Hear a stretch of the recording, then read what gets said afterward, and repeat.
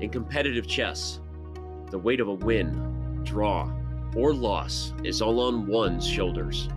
It's easy to feel alone. Those lonely days are over. Oh my goodness! The Pro Chess League is back. Once again, in chess, teammates matter. That's a win for Abhimanyu Mishra, and you see that he is pumped up. Welcome back, PCL. A unique collection of teams, each with their own personality of different colors, shapes, and sizes. There are gnomes and knights, chess bras and bishops, and whatever the heck this is. The PCL is the only place where the best players in the world risk their fate alongside content creators and players from different levels, ages, and perspectives. Oh my gosh! But Rook's the game first? No, it's mate. And look at the smile on Alexei Serrano's face. Entering its 5th season, 16 teams will reboot the PCL legacy with a new format and new schedule. Only one team can be crowned the next PCL champion. Oh no! Jinx! My friends, it's the 2023 Pro Chess League. Which team can rise above the rest? They won't be able to do it alone. Let's go! Let's go, fam!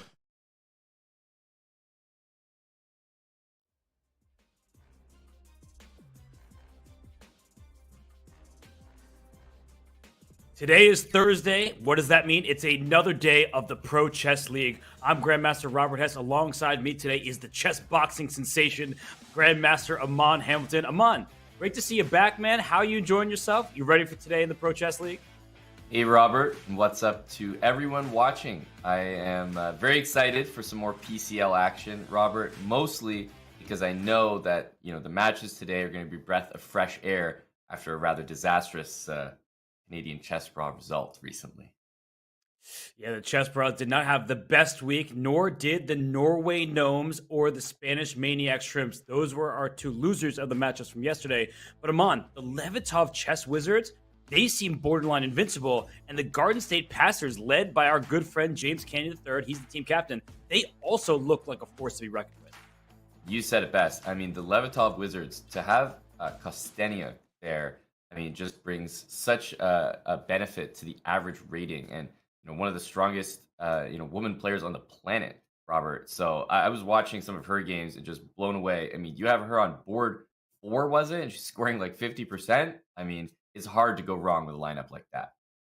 It certainly is. And she beat the board 1 for the opposing team. So did Bela Khotinashvili on the passers. Sam Sevian, he did the heavy lifting. We know Sam I Am, he takes down the Spanish Maniac Shrimps. It was not their best day. And for the Maniac Shrimps, they are one of those teams that's getting closer to elimination. Reminder to everybody, 3 wins and you're into the playoffs. And so 2 teams have secured 2 match victories, the Indian Yogis and the Levitov Chess Wizards. But Aman, the Brazil Capybaras, they also were sporting a new lineup and a new look to that squad.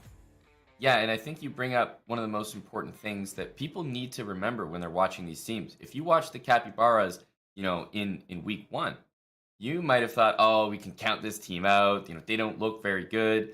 But then all of a sudden, week 2 comes around, and you have to remember, Robert, these rosters that these teams have, they're so deep. They have so many lineups to try. So if you see a lineup that's just not working one week, doesn't mean that you count that team out. I mean, they came back next week. Artemiev up there. I mean, just incredible depth to their roster. And we see the chess pros there at 1-1. And you're mentioning lineup changes. A certain Magnus Carlsen lost the game. Does he need to be removed from the lineup? I mean, 1 loss. I mean, what do we hire this guy for anyway? We're supposed to get perfect scores every week. That was my understanding. But you bring up a good point. We've used the same roster both weeks thus far. And we definitely have some more names that we want to get busy in our lineup as well. Yeah, some teams may need to switch their lineups because with every match that has a winner, there is a team that loses that matchup. And as we look at some of the teams that have struggled, of course, the California Unicorns, the Blitz, they still have their second matchup ahead of them. But down in the bottom of the standings, the Spanish Maniac Shrimps and the Charlotte Cobras, are you surprised at all to see Charlotte, led by Daniel Naroditsky, down at the bottom? Well, it's interesting about these lineups. First of all, the Charlotte team, got to have, one of the bigger fan bases, certainly a very popular team. But one thing about their lineup is they don't have as many like 2750 plus kind of players on their roster that they're able to rotate in. And I'm not saying that those are the lineups that absolutely win, but the way this PCL format works, Robert, you get benefits for having players that are well over 2700. It helps you have that even stronger lineup because a 2800 player counts as a 2700. So that could be one thing with that Charlotte roster, that they just don't have any of those 2750s that they're maximizing. And of the teams that have not won a match yet, which do you see as maybe the biggest player in the league, a team that can make its presence felt and maybe do some destruction come playoff time? Well, definitely, looking at what we see right here on the screen, I think we're about to get into some of the matchups that might feature those teams. For example, like how the heck are the St. Louis Archbishops down there? This is a team that has, storied success in the Pro Chess League, Robert. So I have my eyes on that team in particular to, let's say, not find itself at the bottom of the table for too long. I'm with you. So why don't we jump right into today's matchups? We start with the Shanghai Tigers taking on the Blitz, and then we get the St. Louis Archbishops taking on MGD1. Two surprise teams that have not won their first week match. That's St. Louis and MGD1. But let's put all of our attention to Shanghai and the Blitz. So we have the one name team, the Blitz, led by Alexander Grishuk and Maxime Vachier-Lagrave, captained by Kevin Bordy. And the Shanghai Tigers, I feel like every year we used to have the Chengdu Pandas. Among the teams from China, super strong. Super strong. It also helps that there are, multiple Chinese women who are so strong that they help that average rating. You got Wenjun, who's, worth, 200 points above what she's coming in at, 2350 for the roster purposes. I mean, such value there. Ho Yifan has played in the past as well. So I feel like you're right. They always have those really, really strong lineups. And I think it's because of the women that they're able to play on their teams who are so strong. They often find themselves board 1 and board 2. Mentioning the rosters, the lineups, let's talk about Shanghai first. Zhu Wenjun, she is the women's world champion at 25.55. She only comes against the cap at 23.50. So that's a big win for the Shanghai Tigers. And speaking of big wins, Wei Yi, that 4 out of 4 performance among, he's proving to be a powerhouse. Absolutely. I'm really excited to see if he can keep that up this week. Our very own Magnus Carlsen wasn't able to keep that perfect unbeaten streak alive.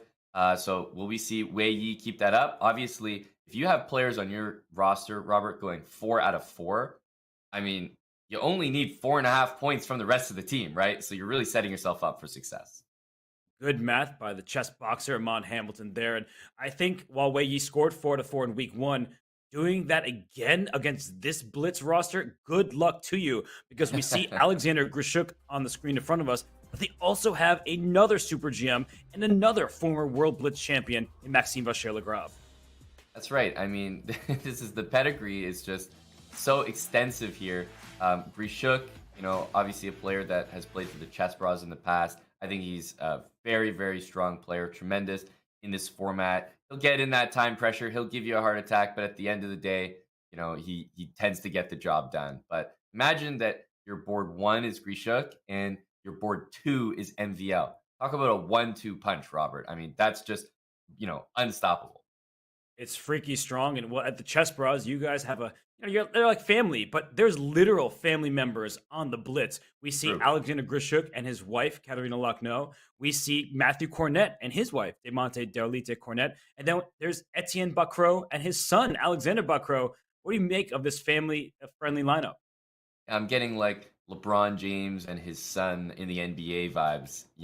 That's got to be, all kidding aside, a pretty special moment to play on the same team as your son. I mean, Alexander will actually be playing today as well. So excited to see him in action at 2,400. But I definitely think that, the Blitz team has one of the strongest, camaraderies, chemistries of probably any team out there. And, we've seen teams in the Chess Olympiad, like Team Armenia, just that, tight-knit community between the team members. I think that helps a lot. So I'm excited to see this Blitz team in action, Robert. Super strong, great people to choose from. But the teams, they have to make certain selections because this league has some rules for the lineups. And it's not just choose all your top players. You have to play with a 2550 average team rating. You have to have at least one woman on your roster, and players over 2,700, they count as 2,700, and players under 2,200 count as 2,200. That is actually an important one that we don't talk about very much. The reason that is there is so you don't have Magnus Carlsen, Anish Giri, and another super GM, and then pick any player that is super low rated, because that is too stacked. And so it forces you to actually balance your lineup. And of course, women over 2,350 count as 2,350. So Aman, you're with the chess bras. You had to use these rules to make your lineups. What do you make of them? Well, I think there's a couple different strategies, and you'll see teams going for a kind of medium lineup. Let's say you could have, all 2550s, right? There's lineups like that. But then there's also lineups where, hey, let me get a couple 2800s, maybe a 2600, and then check a 2200 in there. Basically sending them to the wolves, honestly. If they score half a point or a point, you're over the moon. But ultimately, you might put a board 4 in there that you kind of expect to score 0 points, Robert, hoping that your powerhouse of a lineup might be able to pull it through. So we see all different takes on how to maximize this, and that's why the PCL is so fun. There's not just one correct answer, and every team does it differently. Every team certainly does, and these team captains and managers, they have a tough choice to make. And let's see who the managers have trotted out today in their lineups. We see for the Shanghai Tigers, no surprises with the top 2 boards, Wei Yi and Zhu Wenjun. But we also see a balanced board 3 and 4, Shu Yi and Liu Yiping. While for the Blitz, Alexander Grishuk, Maxime Vacher-Lagrave, these are the super GMs that will try to stop Wei Yi's unbeaten streak.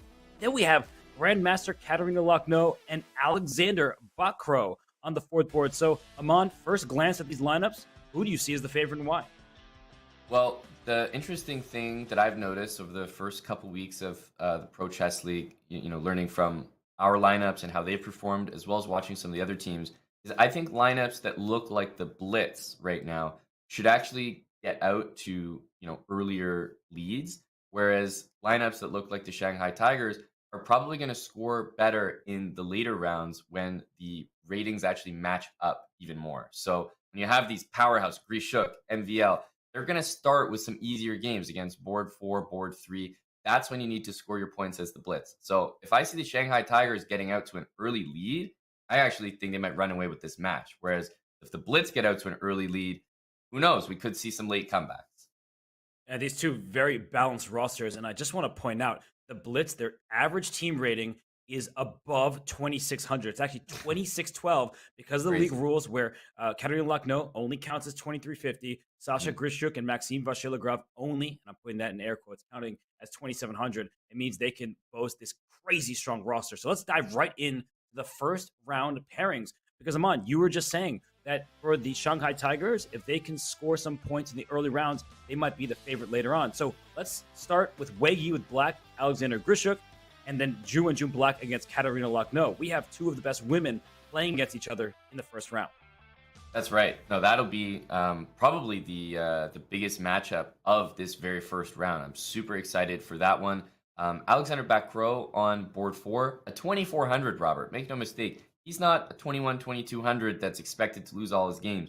2,400 these days should be giving everyone on this roster a tough game. Wei Yi is not walking in here and expecting to get an easy victory to start things off. But if you're on the Blitz side, you are definitely expecting MVL and Grishuk to try to put up some points against these opponents from Shanghai. But with such a balanced roster, I don't think any points are just gimmies here. Sometimes you see board 1 against board 4 on both sides, and you're thinking, okay, we'll win for either side. But here, I think anything could happen. I'm with you. No obvious free points not available to the players. And let's remind everybody, especially if you're new here, of what the format is. Why we're talking board 1 versus board 4. Why don't they just play each other? All boards play the other team's 4 boards. The time control is a rapid one, 10 minutes plus 2 second increment, up to 4 rounds. Why up to? Because some teams demolish their opposition and get to 8.5 points within 3 rounds. But if when all is said and done, we have a tie, 8-8, we will go to tie breaks where the round 4 pairings is board 1 versus board 1, or 2-2, 3-3, 4-4. They will replay with colors reversed. So, Aman, we've already seen some tie breaks, including the Blitz last week. Kevin Bordy, their team captain, called them lucky to have won that week. and it was barely getting through in the tiebreak. Truly, that was one of the most entertaining, and there's been so many entertaining matches, but that's been one of the memorable ones for me. I remember watching that live. Commentary was unreal. I mean, it just must have been crazy to be there to watch that. Obviously, I mean, I'm a fan as well. I want to see some exciting chess, Robert. So I'm not going to complain if we get some tie breaks today, but we'll have to wait and see. Lots of chess to happen before then. For sure. And they say better lucky than good. I say best lucky and great. And that is what the Blitz were last week, where they needed some results to go their way. They did go their way. So they thrived and shown when they needed their players to do just that. And we see two players on our screen. Alexander Bakro. Is that a Botez live? I can't quite see what's on the hoodie, but it looks kind of like one of those Botez hoodies. But Wei Yi It playing does. in the darkness. And he is saying, I'll take these black pieces. And I think he needs to win for the Tigers. Of course, it's not must win. It's the first game of the entire match I'm on, but Yeah. it sets the tone for the rest of the match. Absolutely. I mean, there's nothing better than seeing your board 4 come away with a victory against a board 1. Like, it doesn't matter, even if that matchup is actually kind of a close one and it's not an insane upset. That just instills confidence in the rest of the team, Robert. Oh, we have a closed Sicilian. I grew up playing the closed Sicilian Amon. We might not see a D4 or maybe a delayed D4 after knight f3. But what do you make of this opening choice? There's only 2 moves played by white. Does this, in your mind, show a little bit of, I'm going to play a solid game? Or do you think that Alexander Bakro he's doing his own thing? He doesn't care who his opponent is. I think, when you're playing someone as strong as Wei Yi, there is a little bit gamesmanship that goes into it. You might think to yourself, yeah, oh no, like my open Sicilian is not going to stand up to this 2700 level preparation, especially in a 10-minute game. So he might be maybe going back to something that he's more comfortable with. Players do have rapid repertoires. Really is a thing. They have certain openings that they're only willing to try and rapid, and they're just not ready for classical. But it's also just keeping the game going. It's going to be a longer game this way. It's closed, and hey, the longer the game is, maybe the more chances. And we have seen board 4s take down their enemy team's board 1. We saw Alexandra Kostenyuk and Bela Khotinashvili do just that yesterday. And sometimes when you put the onus on your opponent and say, Wei, if you want to win this game, you're going to have to do something dynamic, maybe something drastic. And we see a very solid start. I mean, look at this. No tension between the pawns. Black saying, Yuffie and Keto, let me do the same. And Right. Will white eventually play for D4 Mon? That's the big question that I have in this kind of opening. Or you play a calmer D3 and F4, then knight out and castle. Just try to use your pawns to your advantage up in advance of the 4th rank. Well, I've seen some systems which are kind of nice. Knight GE2, D4, knight takes, and then you just bring your knight from D4 back to E2, and you just kind of sit there and play it slowly. But I think he's gone and just answered the question for us. We see the move D3. That tells me already we're not seeing D4, because if he wanted D4, he would have just gone and done it right away. Now it would be a waste of time to go D3 and then D4 a couple moves later. Yeah, I just feel like this plays into Wei Yi's hands as a stronger player. He's got to close setups. He's likely to be able to outmaneuver pretty much anybody on the planet, but especially someone he outrates by 300 points. So while Wei Yi sits and thinks, he is going to determine his next plan, whether it's going to be plopping a knight in D4 or stopping D4 altogether. We see that 2 other games have begun. So Amon in the top right, there's a knight on B3. I thought that was on C3 between Katerina Lucknow and Wenjun. So that's already an odd position. And then in the bottom left, we are seeing Xu Yi against Maxime Vachier-Lagrave, a 4 knights scotch with bishop c5. So which game would you prefer to dive into? Well, let's jump into Zhu Wenjun's game, because I actually thought that the thing on D6 was a pawn. Turns out it's a bishop. So we don't even know where the pieces are in that game. So let's head over there and figure that out. Yeah, it looks like Fischer Red will rewind, and this is a matchup between. This could be a women's world championship matchup, right?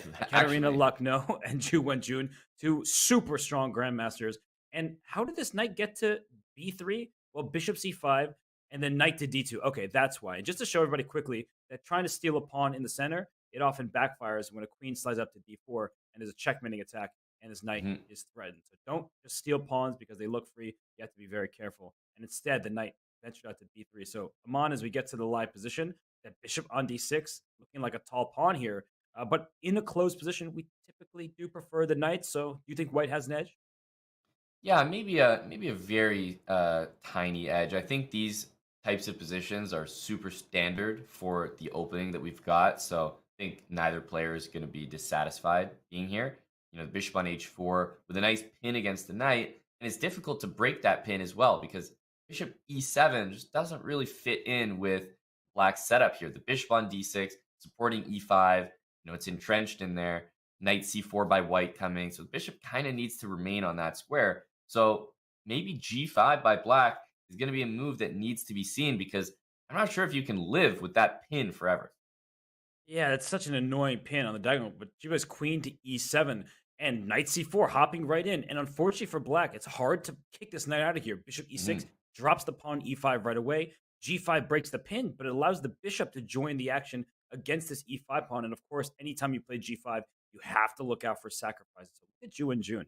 She cleverly slides her queen up to the e6 square and says, I'm out of the pin now. What are you going to do? e5 is defended. What next? Yeah, that's really slick. And, taking advantage of the fact that there's no light squared bishop in white's position. So the e6 square, surprisingly, super safe. Knight on f3 doesn't have any squares to attack it. g5, d4 covered. So in the end, the knight just retreats. But this is definitely a little bit of an achievement here for black, getting out of that pin so early. We might see the knight move so that finally black can re-coordinate. And as for white, would you say maybe an idea is like to try to play f4, but it's going to need some prep. Yeah, f4 and then a timely e5. There could be tactics in this position. And Wenjun developing her bishop the other way, potentially to a6 or c5 is thematic here. Shut down any possibility of white playing d4. So this is a slower approach. This is a game where they're both trying to find the best squares for the pieces. And just one tactic to point out, that knight takes e4 might be available if this knight were to move. So if we play knight b3, that could in fact be a blunder because knight takes e4 removes the guard of this knight on c4. You take what seems like a free knight, down goes your knight on c4. And if you take on d6, this knight can hop back successfully and recapture the knight on d6. Yeah, that's a sweet tactic and definitely easy to miss if you're just not thinking about it. Knight d2, you just kind of play in stride, but I'm wondering if the knights are even going to recycle further, like knight c4 to e3, maybe looking at the f5 square, and then the knight on d2 popping into c4 as a result. That's actually a really good plan, especially if this bishop were to leave the diagonal. Then I would immediately hop back. And now bishop takes f6 is a sort of threat. It doesn't win material, but it does compromise black's pawn structure. So these two players, they're doing a good job. No side has an advantage. We see the bar in the middle. We will come back to this game, but every single game in the Pro Chess League is of equal importance. It does not matter your rating. You contribute to the team's ultimate success. So in the top left, Alexander Bacro, Wei Yi, it's just a close Sicilian. Not a single piece has been traded. On the top right, we were just looking at that one. Why don't we head to the bottom left game between Xu Yi and Maxime Vachier-Lagrave, because that one is looking quite spicy. Agreed. Yeah, we got to take a look. MVL for the Blitz is in a position here with the black pieces, which, it's ready to get really spicy. I see that pawn on d5. When you see this tension, d5 and e4, and you see neither player, willing to bite, it usually means that neither player wants to. Like, it's probably an advantage for the opponent if they were to take it. There's so many tactics to be careful of with that bishop on e3 and the rook on e8 staring down at it. You might see some rook takes e3 lines in the future. Yeah, because I think the natural question is answered by Xu Yi. Can I just take this pawn?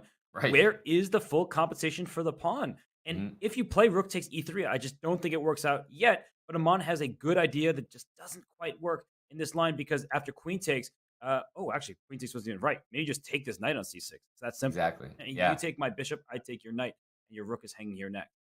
Yeah, this would be painful. And, you kind of, I think when you're playing strong players, you shouldn't be afraid to just ask these questions sometimes. Like, they just leave a pawn loose for a couple moves.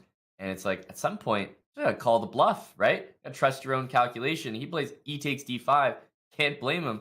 I think at this point, if you're looking at lines like knight takes on d4, moving the knight from c6, then we could see mass trades that I'm not necessarily sure are beneficial for MVL.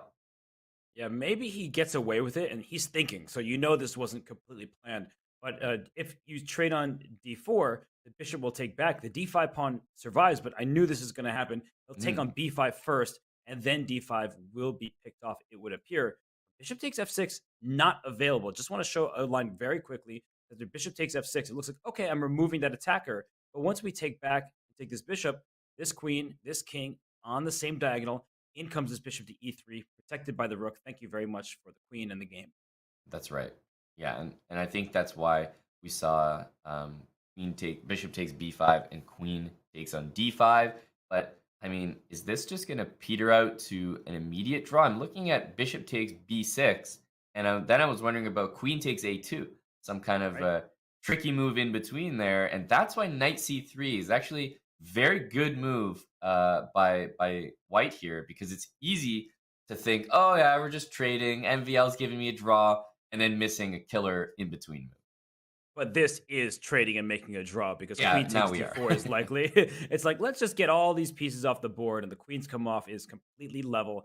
A 2 rook and knight position with 6 pawns per side. So I think this one is as even as it gets. Although Maxime, he brought his queen to f5, so he's clearly playing not for a win necessarily, but he wants to keep peace on the board to give himself chances down the line. So I like his play, but the position is very even.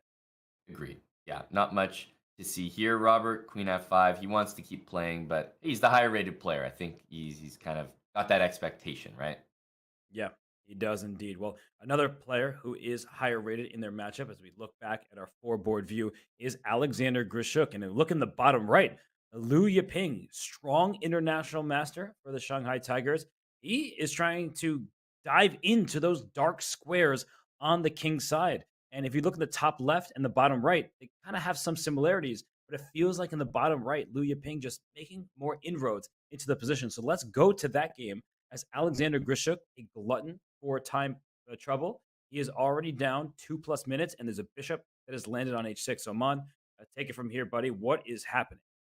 Yeah, the thing is, we've seen bishop h6 in this game before black has castled, which is always an interesting decision. So if black voluntarily castled after bishop h6, white would say thanks very much, and maybe like h4, h5, launch an attack. I mean, that's kind of what white wants.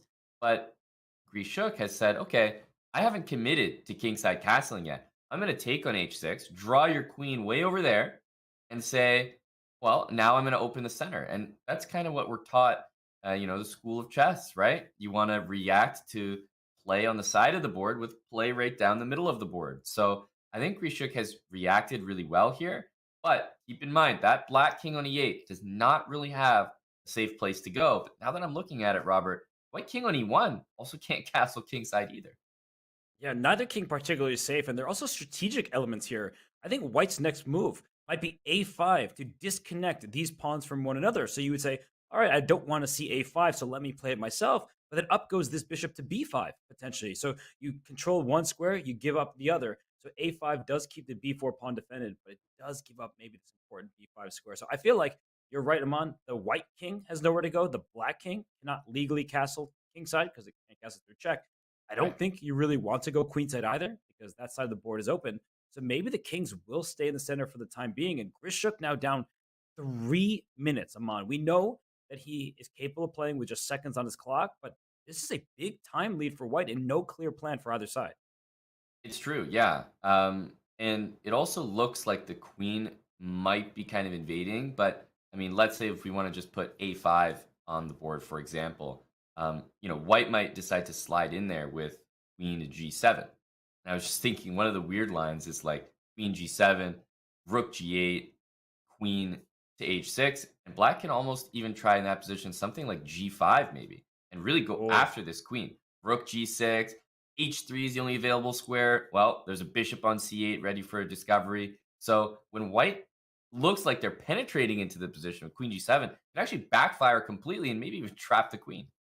It's a really, really good point that a lot of us would just bring our queen to g7 to attack a rook and say, you have to move your rook and can't castle, but black's rook happily will step in front of the queen, and kick it away. So Grishuk's still spending time, and while he does, we're going to zoom out just for a moment. We will keep an eye on all 4 games. But if we look in the various positions here, Amon, in the top right, still very close between Katarina Lucknow and Ju Wenjun. Things Mhm. locked up there.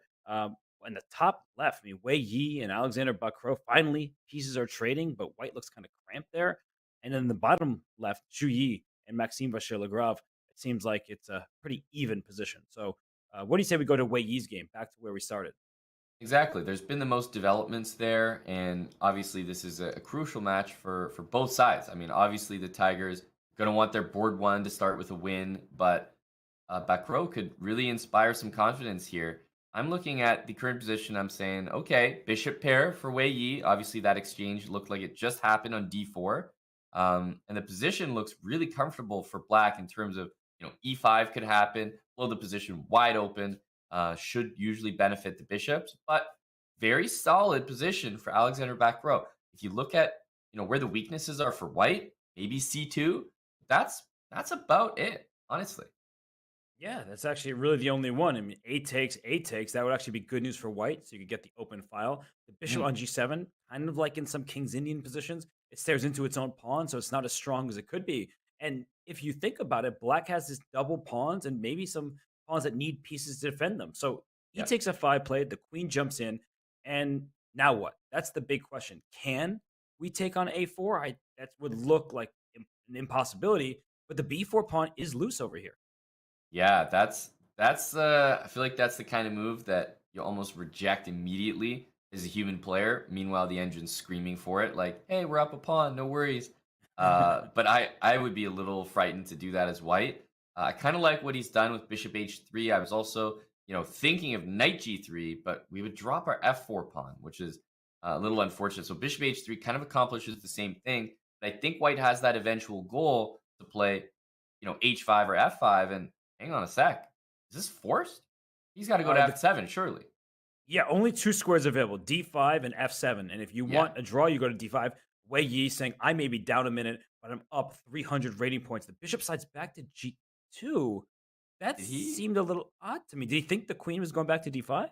That's what it looks like to me because, I mean, the queen's not poorly placed on h3. If anything, I thought it was kind of decent there. And it looks like white has now basically lost time by this little triangulation. So, yeah, that was a weird move, Robert. It looked like he expected queen d5. Yeah, and now all of a sudden, Wei Yi, he can try to trade those light square bishops to go after this king over here. The knight on e2 stuck defending the pawn f4, as you were mentioning. So I feel like white is a little bit tied down, and black has more space thanks to these advanced pawns. And Wei Yi down to a minute and 30 seconds. I am keeping an eye on all four boards. This does appear to be the most interesting game for the moment. But Yeah. Wei Yi has to find a move. He is really using so much of his clock. Yeah, and he goes for the exchange of bishops here. It's just certainly going to make white's king weaker. The other interesting thing is the knight on e2 and queen on d2 are pretty tied down. Like, can't move at all, especially the knight. So for white, you're looking at that knight on f2 as the next most eligible candidate, right? To make the next move. I'm looking at the knight on f2 and wondering where I can put it that does any good. Knight, surprisingly, to h1 to g3. Like, I'm trying to get a knight to g3, Robert, because I want to push f5. Wow. Yeah, maybe there is a knight reroute necessary. But something that was missed in another game, as we zoom out of this one for a second, was the game between Maxime Vachier-Lagrave and Zhu Yi, where it looks like black is on the attack, but he might have missed something a little bit more. So let's see Ooh. where this happened. The king went to h7, the queen came to c5, and I mean already this position is starting to look good for black. Queen Yeah. c5, queen f4, and rook e1 check. That apparently was a mistake. So what was better than that move? I mean, Oh. if not rook e1, I mean, are we looking at queen g1, surprisingly, or knight h5? Oh, brilliant, Amon. Knight h5. It just forks the queen and the pawn, and then queen g1 picks it up. Wow, that's kind of difficult to see. I don't really blame him because f7 would have been hanging and things of that Right. nature. But knight h5 apparently is the best move. If queen takes f7, this queen is actually almost trapped after rook e7. So the queen has to drop all the way back to b3, and then you just go pawn Wow. grabbing on the king side. These split pawns will not see the future. It seems like that will just be a good transition. Yeah, That's queen really difficult. queen f8 is a funny, like, queen loss instead of queen b3. It's like, you're all the way to your opponent's side of the board, and then rook down to e1, you lose your queen down there. That's a crazy variation. Very tough to spot, and it looks like MVL has gone for, kind of a more more anticipated approach here. Yeah, no, this is still looking like anyone's game, and MVL is up on time. He's a former World Blitz champion, so I feel like he is doing quite decently, but it should be a draw. With best play, pieces are getting traded. Shu Yi, strong player in his own right. He has no fear of Maxime Vachier-Lagrave. So I think we could trust these players for now. We'll hop back to it if it gets interesting, but look at the top left of your screen. Things have gone from bad to worse for Alexander Bacro as Black's queen has invaded. There's a good attack going for Wei Yi, so let's go there right now. And Wei Yi down under a minute on the clock, but Aman, he's breaking open this position now along the F-file. I think the problem with back row's position is he appears to have listened to me and played knight h1 to g3. And now he has a terrible position as a result. The engine does not like this. Obviously, time ticking down here, but should be more than enough time. Look at that rook on b7, ready to swing over, Robert. The pieces are just placed so perfectly for this attack. And I feel like white is just handicapped from the queen on d2 and knight on e2 being essentially unable to move the entire game. Yeah, they still have not moved, and already there's a big threat of rook takes rook. Rook has to take back, and you swap everything off that drags this king away. But guess what? The king is needed to protect the knight on g3. Not to mention that if this rook ever leaves, h4 will fall. So, ooh, goodness, there must be some kind of knockout blow here. Queen f3 check is tempting him on. What else? Yeah, knight e6, like to just bring an extra piece into the fray, also looks tempting. Some sort of mix of both of those moves looks tempting. Oh, yeah. Oh, he's just barreling down at this g3 knight. And look at him go. Now he's threatening bishop takes g3, winning a knight on the spot. Look at all these pins. This is insane. And you know what his next move is? I was like, what happens to queen f2, threatening mate? He's going to go rook takes e2. Yeah. Oh. Yeah, that's a nasty move. And then every single pawn that you know and love falls after that. This is sick. Wei Yi went 4-4 last week, and he's showing that definitely was not a fluke. He was the youngest player to ever reach 2,700, and now he is just bullying his opponent, taking this knight, then the next knight, then this pawn, and that pawn. He's winning the house. He is. Yeah, this looks like it's going to be a win for Wei Yi with great conversion. We'll just basically see the conclusion of it here, and they're going for that line, Robert. Wei Yi's played rook takes e2. Temporary, very temporary sacrifice, because look at what he's getting back. Yeah. He's giving all these checks. What is he gaining a little bit? Oh, queen e3. I was wondering why the queen went to h6. He wanted to trade queens on e3, get himself a passed pawn, and bishop c3. Oh my gosh, a perfect game maybe by Wei Yi there. That's insane, yeah. That's dominant, and we don't expect anything else from Wei Yi. Who's still, what is he, 5 for 5 now in the Pro Chess League, Robert? 5 for 5, keeping his perfect streak alive. And there were 2 draws. The games between Wenjun and Katerina Lochno, that was all locked up in the top right. I mean, look at that. That's like checkers over there on 2 different boards. White playing on the light squares, black playing on the dark squares. And then we had a draw between Alexander Grishuk and Liu Yiping. So that's a good result for the Shanghai Tigers, which leaves us with 1 game remaining. And if Maxime Vachier-Lagrave is not winning this game, and he certainly is not winning this position at the moment, that's amazing for the Tigers. Yeah, definitely. It looks like knight d4 check is kind of the next move, right? f3 falls, c6 falls, and then maybe you could go from there. But he's going f6, so a little bit of life in the position. Obviously, mistakes can still happen, Robert, but I would say this looks like we could be getting another draw here, and then the Tigers would eke things out early. It's what you were saying. So maybe you're the prophet after all, Aman. You're saying if the Tigers can hold on those lower boards against the 2,700 plus players in the Blitz, then they should have the upper hand in later rounds. And Wei Yi, he gets the job done. But these super jams for the Blitz, whether it be Maxime Vachier-Lagrave or Alexander Grishuk, not getting the wins in game 1. But maybe let's not count Maxime out. He's up nearly a minute on the clock, under 20 seconds for white. And there is this g4 pawn that has to be dealt with. Like, let's say rook f4 here. How are you dealing with these dual threats? Yeah, that's a great point. Rook f4.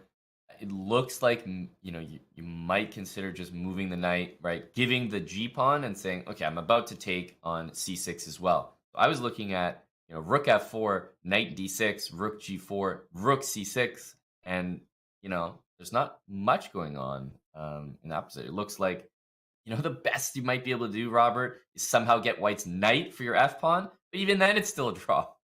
Yeah, even f5, knight takes f5. That's Right. a known theoretical draw, nothing to worry about. So I was looking at the clock. Maybe that was motivating what I was thinking, but we see that this is just completely low. Just take it. You can take it. You don't need to, but there's no way you're going to lose rook and knight versus rook. An easy theoretical draw, but I just don't like that Shu Yi is getting so low on the clock. That's what's worrying me. Mhm. It's funny. It was F5 played, and knight E4. It's like it's almost like a move you play just to show and prove that you can play it.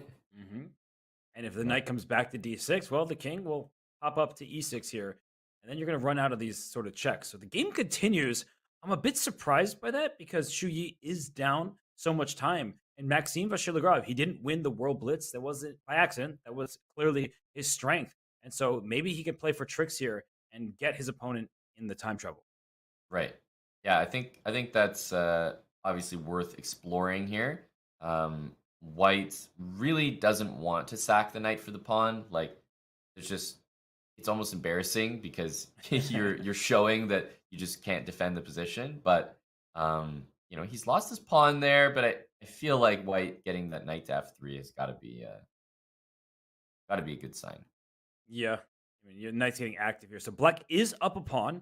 If anyone can win this game, of course, it's black. This rook needs to move. It's under attack, and there would be a fork even if it didn't move. So watch out for like an f4 rook e3 at the right moment. There's still some chances here for Maxime. Right. hmm the knight is really, really strong where it is right now, covering F4. But White needs to make moves, and there's King F1, not the easiest move to make. No. And the rook and the knight just are protective.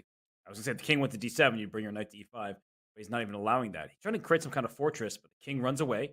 hmm Up to e2. So this should be a hold. We're not denying that. But it's just feeling like a position with 5 seconds, 3 seconds for white. That's Things right. could go wrong. Watch out for forks. He went this way because otherwise knight d2 check with a fork. Exactly. Wait. Knight f2 wins the knight on e5, but you do get this pawn on f4. And I mean, is he going to take that? He is. I mean, look, you can't get much more than what Maxime got here, right? You're kind of doing as well as you can. And it's kind of funny because this position, it says the bar is completely level. Of course, it should be a draw, but mistakes happen, especially without time and against a knight. Knights are tricky pieces. And hey, I've seen and competed in my fair share of Title Tuesdays, Robert. So I feel like I am a world-renowned expert at watching rook and knight. It's one of these things where where's the fork going to happen? You want to keep your rook in line with the knight so the king can't cross. The last thing you want is to allow this king hopping over to d6 and pushing your king to the side of the board. Here comes Maxime's king, at least he hopes. Yep. And usually, you want to create some position where, your rook goes to h8 and just stays on like h5, h4, h6 for white. And even though the white king is getting pushed towards the queen side to the a file, with that rook way over on the king side on the h file, for white, you're usually able to create some boundaries. The king goes back to c2, so making small little progress. Knight comes up to e5, but the issue is whenever the king goes to d4, you give a check on d8. Knights are not good, like bishops are, at blocking checks. Bishops can move just one square on the diagonal and then block a check. The knights have to go so far away to do that. And, it has to be said that Maxime is trying to win. There's no correct formula. There's no way to do it. So he's just trying his best. He's certainly making some progress here. Funny enough, rook to c4, king a5, knight c6 doesn't exist because it's been. But he is kicking the king to the last file over here. So the a file, he doesn't give the check over here. I guess the king could have slid to c5. But now the king is just going to slink up the board to go up here and just run away. But Chat, what do you think? It's on move 94. How many moves is this game going to last? I'm curious what the chat is going to say. Yeah, this is. I mean, he's trying to make it work, but ultimately, I don't think. I don't think Zhu Yi is going to allow it. There's some nasty forks now, though. Mm-hmm. This rook can pin the knight, but then the king would get closer. So he's doing That's a right. great job of keeping the king out of play. Oh, he is trying to slide his king in. Yeah. And usually in these situations, you want to play like rook b3 so that you can kind of block the check with your knight on c3 and then bring the king to c6. Yeah, you could tell that Maxim's trying to find the trickiest variation, and he wanted his knight to c5 when the king was on a5 because it would set up a mating net. That's why the king goes to a3 rather than up to a5, where it probably would have been checkmated. Yep. I wonder if White's going to defend with rook b4 here. Always a tricky decision. Oh, but let's bring up an analysis board. Rook b4 was a blunder. Sorry, Aman. Got to do this to you. Rook a7 check. The king has to go to b2, and then knight d3 would have been it would have won black the game. Oh, it's forced as well. Oh, Yeah. that would be nasty. Like So I said, easy I'm a to overlook. professional observer, not actually playing the position. That's how I feel often about rook and bishop versus rook. Like, okay, when I'm not playing, when there's no stress on me, I know Nice and exactly how to easy. hold. Yeah. Yeah. This is really good defense though by Zhu Yi here. Although I think this is the last move of the game because I see that it's pure zeros. And he makes the 50 move rule. Yeah. This was close. Like knight c4 now, and your king is about to deliver a checkmate. So, that was close, but it didn't quite make it. Did Maxime Vachier-Lagrave a great hold for Zhu Yi, and the Tigers, they get this draw. It'll be 2.5, 1.5. The Tigers hold a 1-point lead on. That's right. And hey, great defense. Even though we like to talk about rook and knight like it's super easy and it should be a draw, you still have to make that draw. And against a player as strong as Maxime, time ticking down, that's no easy task. Your team needs you to perform, and he absolutely did. Hey, the two superstars there, Grishuk and MVL, with draws on their boards. This is what I was calling for before the match. I think the Blitz needed to get out to a bigger start than they have. Shanghai up 2.5 to 1.5, Robert. I think they're very happy with that first round result. For sure, because Wenjun, Zhu Yi, and Liu Yiping, they actually had very solid games, even though they were outrated on each and every board. And then it was Wei Yi who delivered for the Shanghai Tigers. So they are now leading 2.5 to 1.5. So Aman and I will take a very quick break. The games will commence in the second round in just a few minutes. This is the Pro Chess League matchup between the Shanghai Tigers and the Blitz. You will not want to miss the rest of this match. Stay tuned.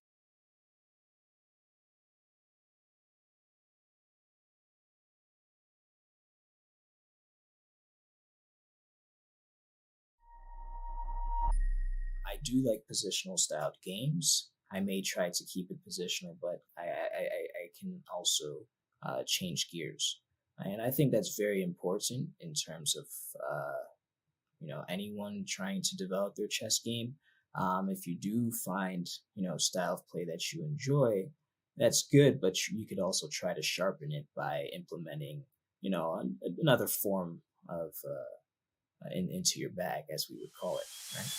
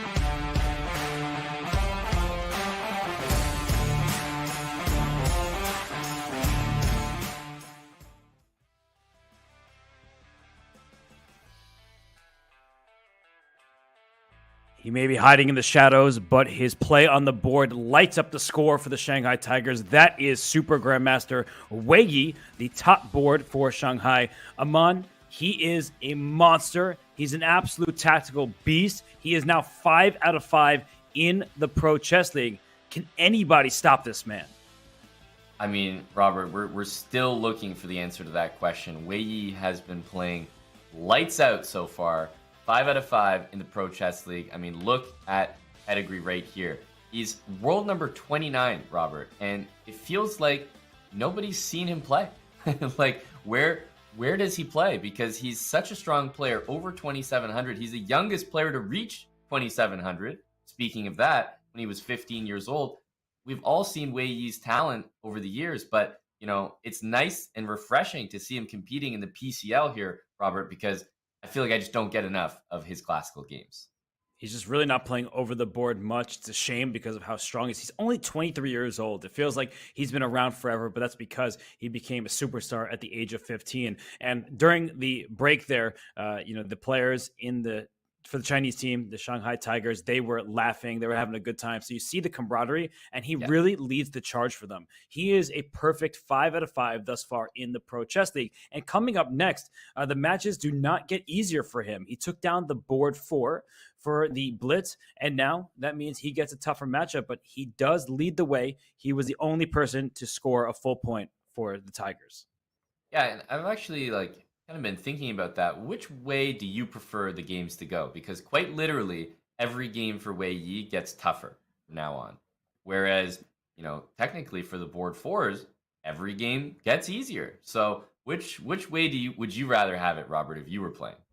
I think starting with black against board 4 is a good thing. And Wei Yi, he took care of business with the black pieces. So I feel like he can build his confidence. When you're having a good day, you want to start piling up those victories. But when you're having a bad day, potentially, and you lose that first game, you're like, why couldn't I have just lost to Alexander Grishuk? So coming up next for Wei Yi, as you said, the matchups do get tougher for the board 1s.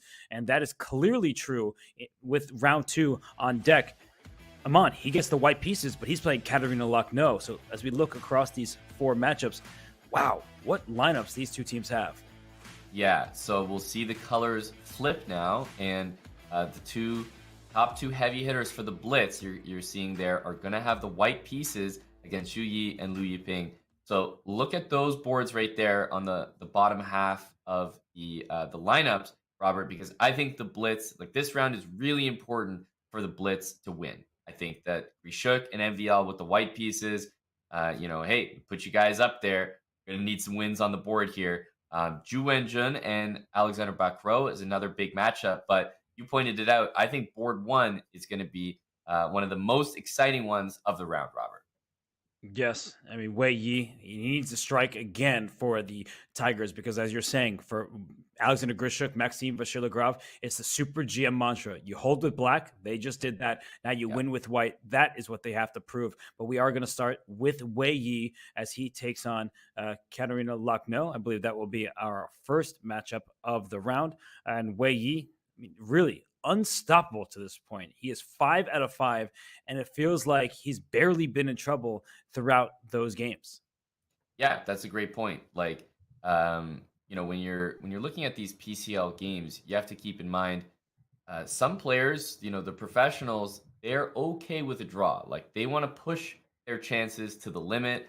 They are obviously looking for a win, but ultimately we saw in the previous round, Grishuk didn't go crazy trying to win his game. He's okay with a draw. MVL the same. He didn't go nuts. He tried a rook and knight endgame. So I think that's absolutely a strategy here. And Robert, what the heck is going on here? We already got H4 on the board. I think the chat's gonna love this one. I mean, I'm using the double exclam. I can do that since I control the board. You see, double exclam H4. Peter Spidler, one of the world's leading experts in the Grunfeld, he has said that this is a tough line to deal with. Sam Shanklin plays it, and we know how well prepared he is. H4 and no response yet from Katerina Lucknow.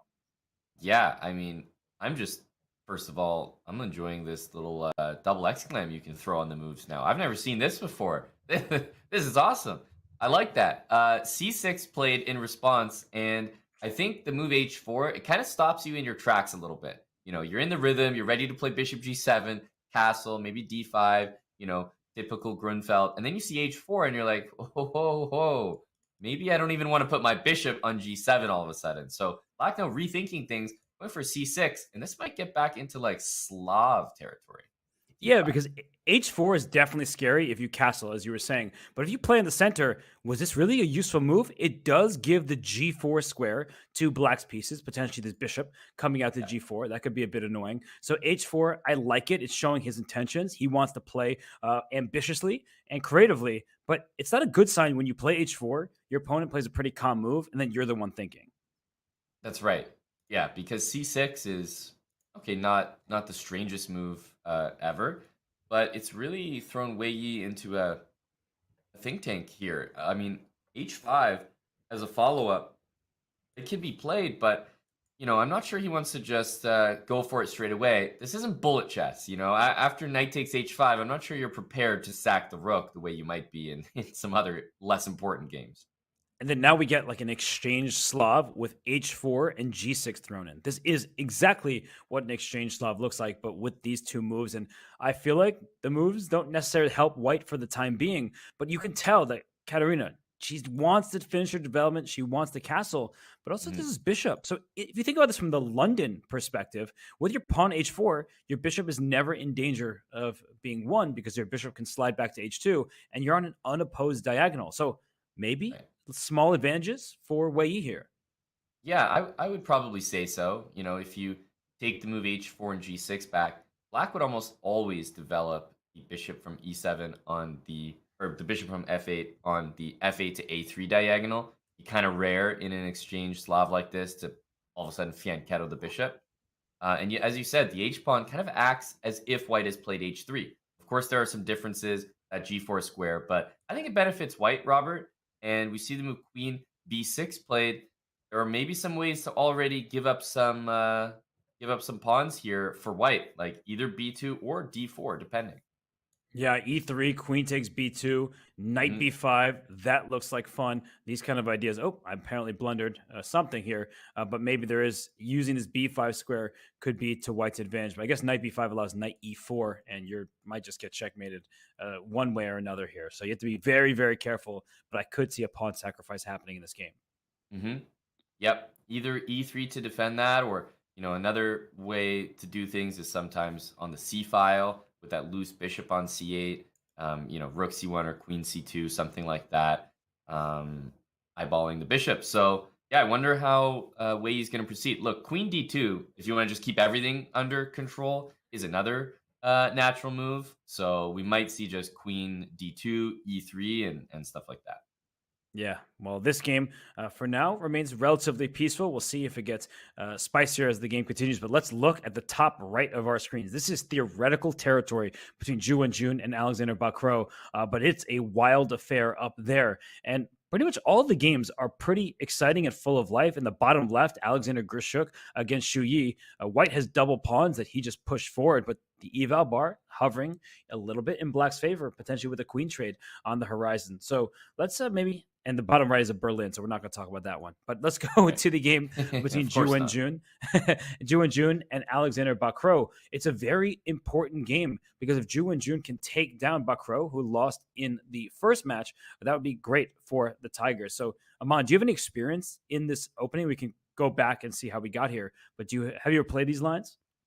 I've definitely played them only a few times and never in classical. So haven't gotten these crazy, and I mean crazy.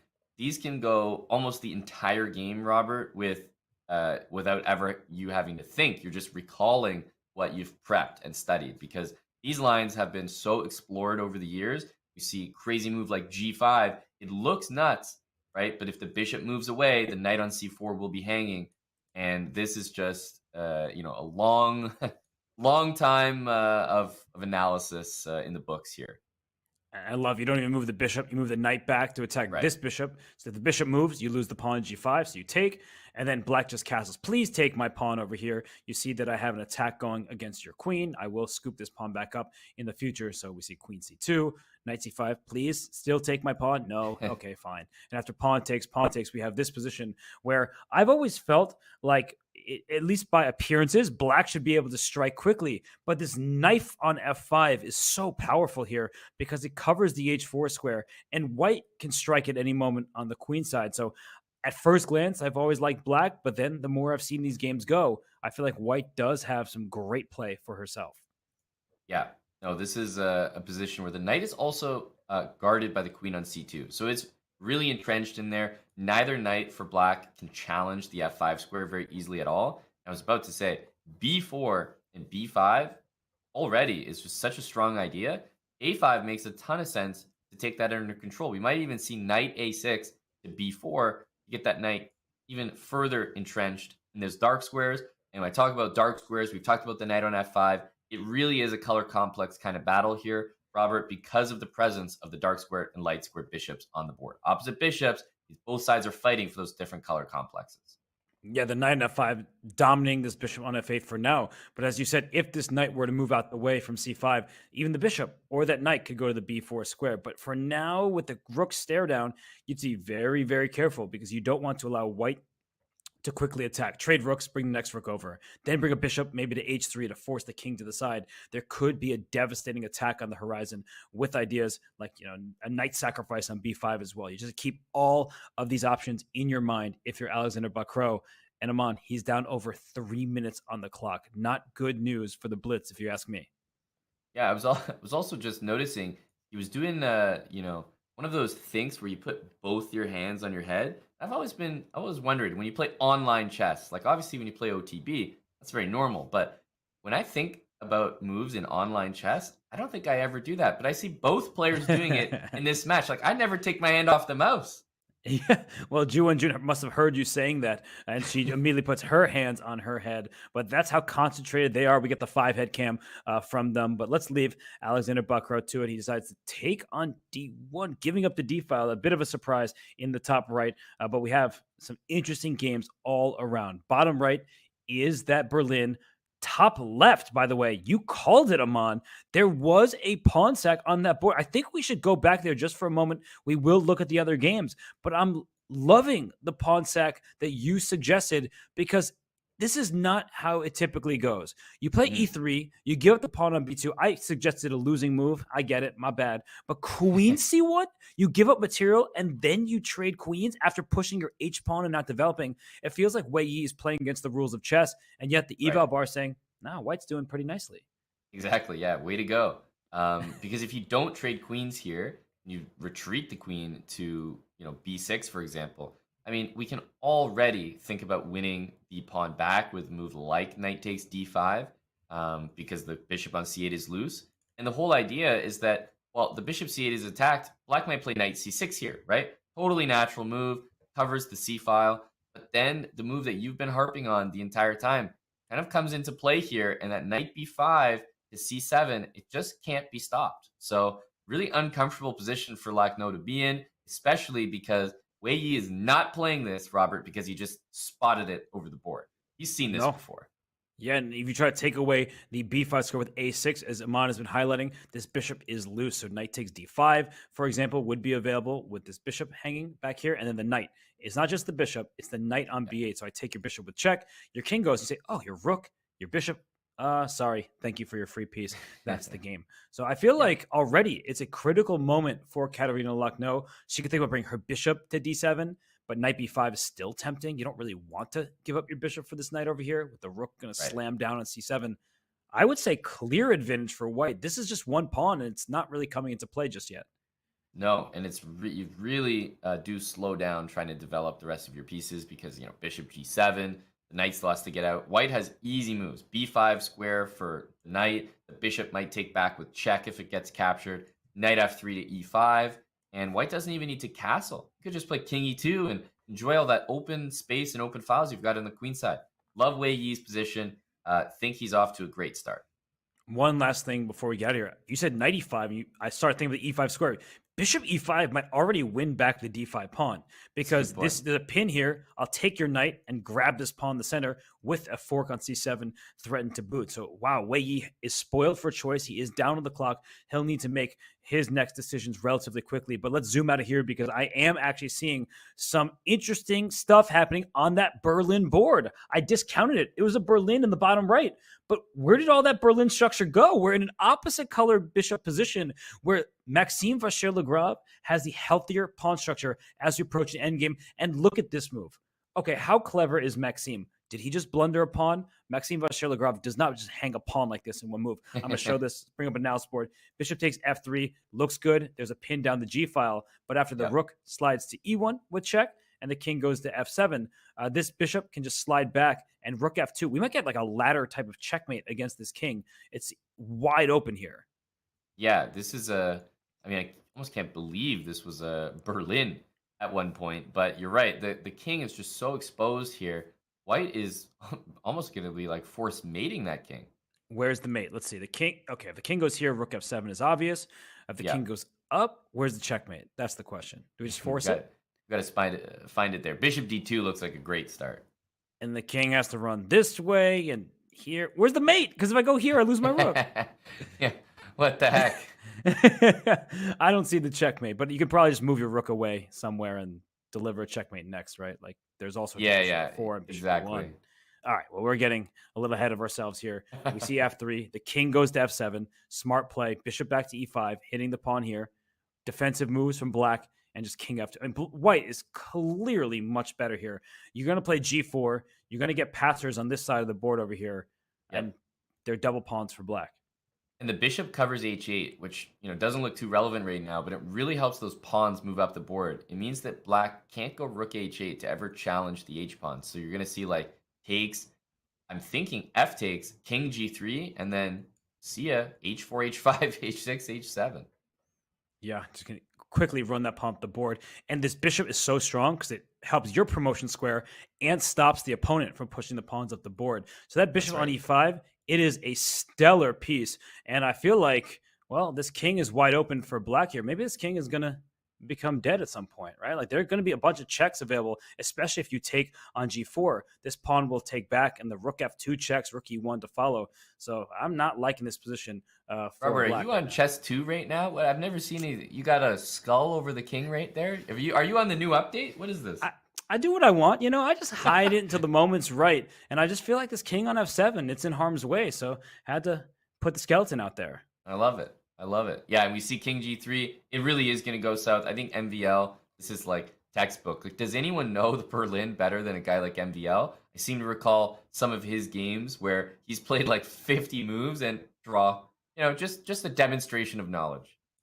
Oh, wow. And by the way, this eval bar went sky high right there. So b5 somehow a mistake, and I'm guessing it's because the c. Yeah, he's just saying, take me. I'll go rook c1. I'll win this pawn. I'll win that pawn. So now white has 2 unopposed passers and black has none. Yeah, the pawns are just not mobile for Liu Yiping here. So I think MVL is looking really comfortable here with the white pieces, Robert. But, looking at all the boards, I'm actually curious if you think that game up in the top left is as decisive as it looks, because Wei Yi, again, with those white pieces, is looking like it could be a convincing advantage here. Wei Yi is a beast. 5 out of 5 in the Pro Chess League. I mean, look at this last move, too. His last bunch of moves. He played queen c1, if we go back in time. He's down a pawn. Let's just trade a queens. That queen's not going back. It's a problem. So we see a trade. Then the knight goes to b5. Black plays knight a6. He just develops. He continues your plan. You called for it, and it happened. Black is moving the same pieces, and the king is still in the center. And look at this, f6. Give me that. King takes, knight c7. That's an unexpected move. Your knight was supposed to cover, but as she captures, in comes the rook, and the king on e6. Speaking of kings that are a problematic piece, I'm going to have to do this again. I'm sorry. This king, it's really in trouble here on e6. There we go. The chat's going to love that one. Perfectly used as well, because, white's down a pawn, but it doesn't even matter. You can take it back if you want. e7's hanging, but it might not be about that anymore. I think you could even just develop. Yeah, and I see that rook takes b7 was in fact played. I was putting too many of those emojis on the board. Thank you for the pawn. This bishop may help in the attack as well. Rook c8. The one idea, let's give this check down here. You just don't allow it. Oh my goodness. Are you kidding me? Bishop to c7. Oh, that's unreal. What? Like, I was thinking, what do I do? I can't move my king here because this pawn, maybe I play f3 to try to boot this knight out of here. He says, not a single ounce of counterplay for you. If you bring your king back, I'll give you a check. So your king is going to have to run away no matter what. This is sick stuff. Jeez. Well, I mean, it's looking great for Wei Yi. Not only are the moves coming in, one after the other, but he just seems to be in a flow, Robert. He is looking so smooth so far in this PCL. MVL is looking fantastic thus far. I mean, I guess we haven't taken a look at that Grishuk game, right? That's the last game for us to check in on, because that's really going to dictate how this round goes. Yeah, because in the top bottom right, we see Maxime Vachier-Lagrave. He's well on his way to victory. In the top left, Wei Yi, similarly in charge. And then that leaves us with the top right game and the bottom left. Both of them have about level positions. Let's go to that Alexander Grishuk game that you are calling for, because Aman, this is an absolute mess. I see that black and white both have 5 pawns, but excuse me, what in the world? This is bowling. I see just a split everywhere. Yeah, this just looks like some of the worst pawns that you could imagine versus some of the worst development you could imagine. So that's why I think this is one of the most misleading 0.00 valuations ever, because I can't believe it's sitting there like nothing's happening, minding its own business. The eval bar doesn't seem to care. Meanwhile, I'm looking at this, I'm seeing, long castle, for example, the bishop's under attack, bishop e6 looks likely, pawn to f4 to kick the knight, but careful, don't want to allow knight to f3. Well, he does a temporary exchange. Like, maybe this is why it was all zeros, because we have an opposite color bishop position. But Aman, let's hold back for a second. Where's this king going? If you go to c7, up goes the rook to d7 with check, and the bishop is tied down to this pawn. If the king goes here, well, you're just in your bishop's path. So I feel like you're right that all zeros is extremely misleading unless there's some obvious draw that I'm missing. I feel like white is in charge. I was looking at bishop d6. I was actually analyzing bishop d6 here. You're a madman. Okay. Let's bring up an analysis board. Aman Madman Hamilton gives up a bishop for free, it seems, but after king e7 with the fork, Aman, that's sick stuff. I'm just saying, if you tell me it's 0.00, I'm gonna find out why. It's a lot easier when I start by knowing the evaluation. But even this doesn't look that clear, right? Like a rook d7 check, king takes. Which pawn do I take? All of them? I guess for black, it's kind of obvious. You're going to play rook f8 and then just start vacuuming on the f file and just see what's left over at the end, because you're going to have a passed e pawn or maybe a passed h pawn. Right, and white will get a passed a pawn very likely. Bishop d6, suggested by you, spotted by Xu Yi. You two are on the same page. It's a different universe. I mean, this is great play by the Chinese Grandmaster. This is why I think rating gaps can be misleading. By the way, Maxime Vachier did officially just win his game. Not surprised by that result. But this is just great stuff from Xu Yi. And I was going to say that 2,500 versus 2,750, of course, in a match, advantage 2,750. But in a single game, there's no reason why Xu Yi cannot handle the Super Grandmaster for the Blitz. So let's get on out of here as Alexander Grishuk ponders his decision, because Wei Yi in immense time trouble against Katerina Lochno. He is better, and he needs to win because Maxime Vachier-Lagrave took down Liu Yiping on the bottom right there. So let's go back to the top left, because in time trouble, mistakes happen, but white is clearly better. That's right. Yeah, and we've been saying so many good things about Wei Yi because there are so many good things to say, but Katerina Lochno has managed to not only stay reasonably level in this position, but find a way to nearly trap that bishop on c7 and get Wei Yi low on the clock so that his decisions are trickier to make. And look at this, opposite color bishops and even material, but not even placement of bishops. Look at this rook. It's going to come over here and go after this pawn. Bishop takes g6 will be a tactical threat after rook h8, but e5. Right. Katerina Lochno strikes in the center. She wants e4 to shut down this bishop. Yeah, and she's defending h7 with the rook from a7. Really nice. Activating along this. But if rook d7, then there's rook a8. So look at Wei Yi go. He's trying to cause problems for the black king. And she goes king e6. 15 seconds for Wei Yi. He's got to move. What's he going to do, Man? Well, at this point, I think he probably knows most of the advantage has been lost. E4 is a bit annoying. Maybe I was gonna say bishop on B3 would be great. So maybe bishop A4 to B3. That's actually really nasty. So 8. Ooh, I don't love that because you're putting your pawn on a light square, but maybe there's no stopping A3 next. Mm-hmm. That's Uh-oh. right. I'm looking at G4. I feel like I like G4, G5. That looks really appealing. And rook A5, she's barely holding everything, and your move comes into play. This bishop might get trapped, Amon. Yeah, strangely enough, like you could definitely see that dark square bishop going down here. Rook H8 is also an idea again. Oh, and then G5 because the rook has to go to A7 defend. You play G5, only safe square is That's right. G7, but that rook will be cut off from the H7 pawn. Wei Yi and Amon Hamilton, they're playing great moves here, but 6 seconds for the Chinese Super Grandmaster and nearly 30 for Black. Oh, he's barely getting his moves off. Yeah, that was a good move. Bishop G7 first in order to prevent Rook H8. So Lackno is up to task here.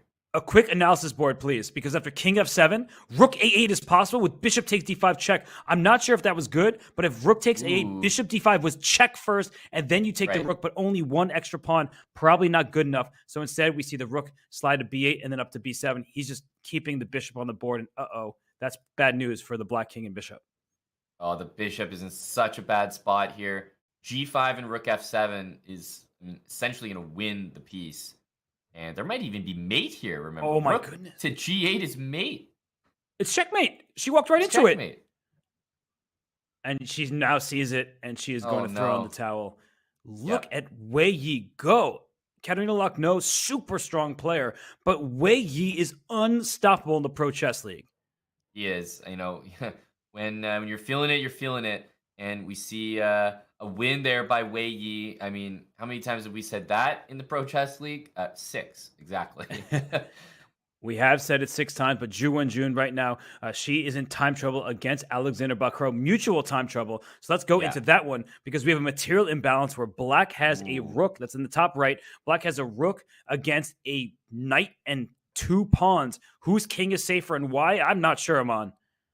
I love White's position. You know, B3. Just stay on the light squares here. I feel like in the long term, this should be a great position for White, but Black could sort things out tactically if we see some blunders. But long term, this should be definitely winning for White. Yeah, you see the queen and bishop lined up, but the open H file with rook D1 check to follow. I mean, this king is forced back. The bishop will be forced back to F1, and neither side has much time. 10 seconds for Black right now. He doesn't know what to do. Bishop F1 is easy, and there's no queen H3 because your bishop is hanging with check, I imagine, and the Black king gets mated. So maybe king A8? Set that up? Just get out of the check? I don't know. F4 was kind of a threat, so the rook comes back to the last rank, and now White's king is feeling safe and sound. That's right, yeah. We might even see G4 get played, but remember, as soon as you start moving these pawns, switch to the H file and try to get something going there. There must be a way to get the queen to B6. That's what I'm looking for. Dream square is queen to B6 and queen A7 checkmate. So how do you get this queen on over there? Yep. No, this is... He goes for the sacrifice here, but that's a little premature. Queen takes C5 even could be played. But simple chess... Can you... No, knight c7, the king would go up to a7, and then you could have taken everything. But this is desperate for Bakro. He's giving away all his pieces, and this knight can even drop back Queen to D4. Where is the easiest knockout? You could even maybe take here at some point. Yeah, exactly. Like, you don't want to do it when the rook's on F8, which is funny, but yeah, she's done a good job here, and now I think the game is in hand. And that's it. You take this knight, check, and you get a queen. It's going to be a win for the women's world champion, Zhu Wenjun. I think you can resign safely after this. You only have a few checks, but queen d5 eliminates any more checks. And we actually are being informed that earlier in this game, Alexander Bakro missed something huge. So he had a big chance that was overlooked. And we'll just let this game conclude. And while it does, on move 24, we're told, she's just checkmated, but on move 24, there was a missed opportunity for Bakro. He went bishop to e7, but Amon, c5, there's just a pin down the d file, and he overlooked that. He only had 5 seconds, I guess. Yeah, the time playing a big factor in this game as well, but dang, that's just a pin, plain and simple, Robert. Yeah, no, that's something you would expect him to see. And unfortunately, in his time trouble, it looks like he did actually had a minute and 20 seconds. So he had plenty of time to spot that, but unfortunately, he missed it. And now all 4 games are done. And it's good news once again for the Shanghai Tigers. Alexander Grishuk held to a draw after that lovely Bishop D6 move that you found for Shu Yi. So that means, as we see here, Board 1, Wei Yi. Board 2, Ju and Jun. They took down their opponents in time trouble. And then Maxime Vachier-Lagrave, the only player for the Blitz to strike. So, Aman, as we look at those 4 matchups, I mean, what do you make of it? Another win for the Tigers. Yeah, I think the Tigers are in. I mean, it seems obvious to say they're ahead in the match, so obviously they're in a great position. But I just think that Grishuk and MVL, when you think about the progression, their opponents are only going to get tougher and tougher. So if you look at their results thus far, they've had a few draws in the first round. Grishuk with another draw here. Those are all points left on the table against weaker opponents. Things should only get tougher for them. And an even lineup like the one that the Shanghai Tigers have with, kind of similarly rated players on most boards, I think that lineup gets better and better as things go on. But, you see this round right here, leading by example, Wei Yi, Ju Wenjun wins on the top boards. Not a bad round for white pieces. Would you say, Robert? Yeah, great round, 3.5 out of 4. And, well, Wei Yi gets it done. Ju and Jun gets it done. So for the Shanghai Tigers, we see they are leading the way. 2 out of 2 for Wei Yi, 1.5 out of 2 for Ju and Jun. She drew Katerina Lucknow and beat the board for Alexander Bakro. And on the other squad, the Blitz, only 1 out of 2 for Grishuk. Not terrible, right? That happens, but you need more from your top board. Definitely. Yeah, you want Grishuk and MVL to be performing a little bit better. Bakro, probably quite expected, unfortunately, to have 0 points out of 2. He played the top 2 players for the Shanghai Tigers. So his games are actually going to get easier. Be exciting to watch him in the next couple rounds. He's going to be playing against the boards 3 and 4, and the same with Lucknow. So, as the rounds go on, Robert, the matchups are going to get even closer. And obviously, there's a lot on the line as we need a comeback from the Blitz here if they're going to have any chance. Yeah, right now we're talking about the Tigers and the Blitz, but I want to make mention of a Bullet event that is coming your way. The February Bullet Brawl Arena is almost here. If you missed last month's Bullet action, don't miss the event on Saturday, February 25th. Your favorite title streamers will be back with 2 hours of action-packed Bullet chess with $2,500 on the line. That's this Saturday, February 25th at 10 a.m. Pacific Standard Time. Use the command Brawl in chat for all the details. Aman, you going to play? Oh, don't mind me. Just going to be marking that one down on my calendar right here. Robert, last Saturday of each month. I played in the last one. It was a lot of fun. I mean, I really like these formats, the arena formats, so like Arena Kings. But hey, now we've got one for Bullet. I think the shorter the time control these days, the better for me, Robert. Okay, well, the shorter the time control, the worse for me. I'm an old man. I got shaky wrists, so I'm going to have to shake off this old body, take a little bit of a break, and when we return, we'll be back for the Pro Chess League matchup between the Shanghai Tigers and the Blitz. Round 3 commences in just a few minutes.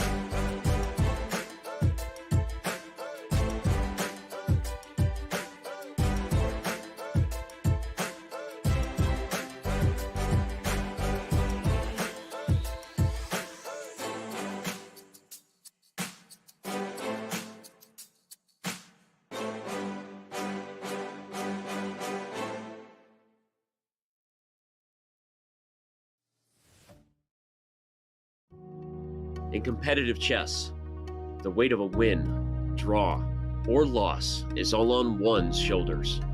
It's easy to feel alone. Those lonely days are over. Oh my goodness! The Pro Chess League is back. Once again, in chess, teammates matter. That's a win for Abi Manumishra, and you see that he is pumped up. Welcome back, PCL. A unique collection of teams, each with their own personality of different colors, shapes, and sizes. There are gnomes and knights, chess bras and bishops, and whatever the heck this is. The PCL is the only place where the best players in the world risk their fate alongside content creators and players from different levels, ages, and perspectives. Oh my gosh! But rook's the game first? No, it's mate. And look at the smile on Alexei Serrano's face.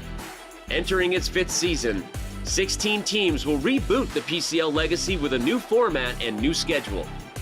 Only one team can be crowned the next PCL champion. Oh no! Jinx! My friends, it's the 2023 Pro Chess League. Which team can rise above the rest? They won't be able to do it alone. Let's go! Let's go, fam!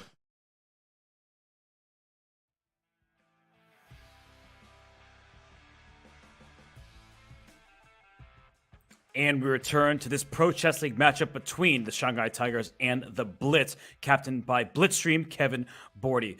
This matchup is very important for the overall standings because in this league, you need 3 wins as a team to make the playoffs. And we have some important dates ahead of us. We are just getting set in the regular season. Only this is our 2nd week.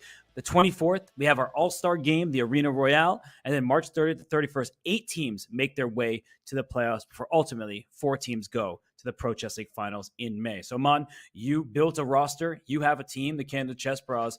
Did you build them for the long haul? You think they can last the full season? Yeah, I mean, obviously the playoffs is exciting, right? Getting to 3 wins. And, I mean, we have the Arena Royale. I think the Chess Bras, of course, are going to be there, Robert, so you can count on that. But PCL Finals, that's what it's all about. And I think this season, as fun as it is, it kind of ends before you know it. So enjoy it while it's here because I can't wait for the playoffs. Playoffs? We're talking about the playoffs. I'm excited for them. And I think the Shanghai Tigers, they're looking ready for the playoffs because in this matchup, after 8 total games have been played, 2 rounds of action, Wei Yi, 2 out of 2, Wenjun, 1.5 out of 2, and the rest of the Shanghai Tigers chipping in. So, Aman, as we head towards the 3rd round here, what do the Blitz need to do differently? Yeah, I mean, I think the Blitz right now are looking at absolute necessity for their top boards to lead by example. I think Rishuk and MVL need to be leaned on here, but look for back row to start stealing some points. Right, he's down there with no points so far, but he's had the toughest games, Robert. So I think that look for back row to try to score 1 out of 2 in these next games. That would be big for the team. And MVL and Grishuk, they need to put some points on the board. And we're about to get some super grandmaster clashes because we keep talking about Wei Yi and his perfect score. Excuse me, Black against Maxime Vacher-Lagrave. That is not exactly an easy pairing, but Wei Yi did take down Leonard Dominguez a week ago with the black pieces. That's right. No, I mean, obviously the colors are relevant here. You have the white pieces, usually an advantage, no matter what, for any player in professional chess sense. But when it comes to a 10-minute plus 2-second increment game, Robert, you're able to create chances for both sides, kind of regardless. That's true. And Alexander Grishuk gets the white pieces. He'll need to make magic happen for the Blitz. But we are going to start, I was going to say with our all board 1 matchup because I keep forgetting that Maxime Vacher-Lagrave is board 2 for the Blitz. That's what happens when you have a 1-2 punch at the Super GM level with Grishuk and Maxime. Maxime's actually the higher rated player in classical chess. His classical rating has dipped to 2736. I'm not used to seeing that, Mana. We're used to seeing him being a 2770. That's right. No, it's extremely unusual, but MVL, of course, donning that Blitz jersey there, which looks pretty slick, by the way. Shout out to Kevin Bordy for those. He's up basically with the white pieces. This is probably one of his biggest games of the round because he's facing someone who's never lost in the Pro Chess League so far, Robert. And Wei Yi's played some tough opposition as well. It's not like he's collecting points out here. He's earning some tough wins. He really is, and he's avoiding the Berlin. So we just saw Maxime Vachier-Lagrave play a great game in the Berlin, and now we see him play a kind of more open Spanish, where this pawn on e4 is not captured early. The queens are still on the board, and there's a lot of tension here in the position from e5 to d4, the e4 pawn, all that stuff. So Aman, Wei Yi playing instantly. He has more time than he started with. We're used to seeing that from MVL. He is one of those lightning quick players, but it seems like Wei Yi well within his preparation. Absolutely. Yeah, I think both of these guys, especially we're dealing with E4, E5, Rui Lopez stuff, both of these guys are well aware of what's going on here. So definitely not surprised to see Wei Yi with some good preparation because it's almost like the onus is on the player with the white pieces, Robert, to sort of make something of the position. If it just, you're both showing your theory and ends up as a draw, you're not totally satisfied. Keep in mind that the situation in the match right now also dictates a little bit what needs to happen.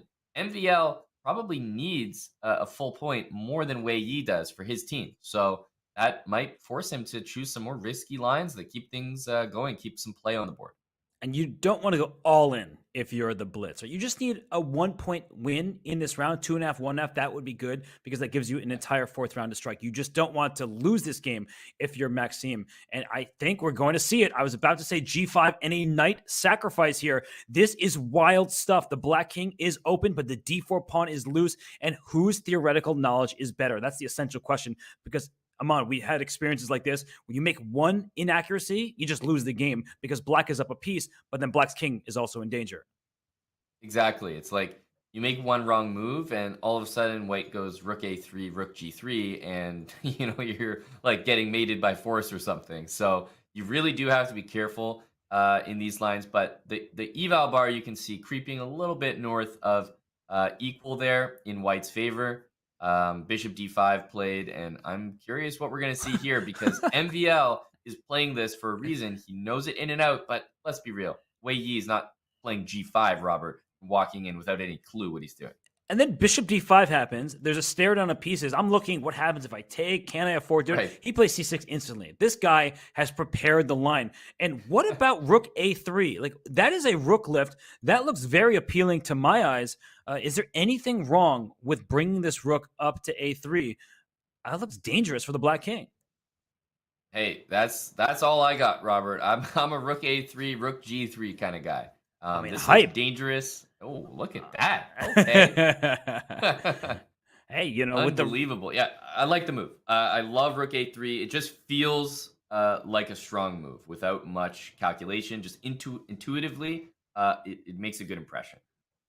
Yeah, if you take this bishop on d5, rook g3, all of a sudden this king is just being hunted down. The knight can't move. Yep. Your queen is behind it. The bishop takes knight is discovery. And if you go to the h-file, I can just take your knight and then bring my queen in. This is a typical ladder checkmate along the G and H files.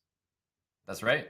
I mean, this game could be over before it starts. What do you play after rook a3?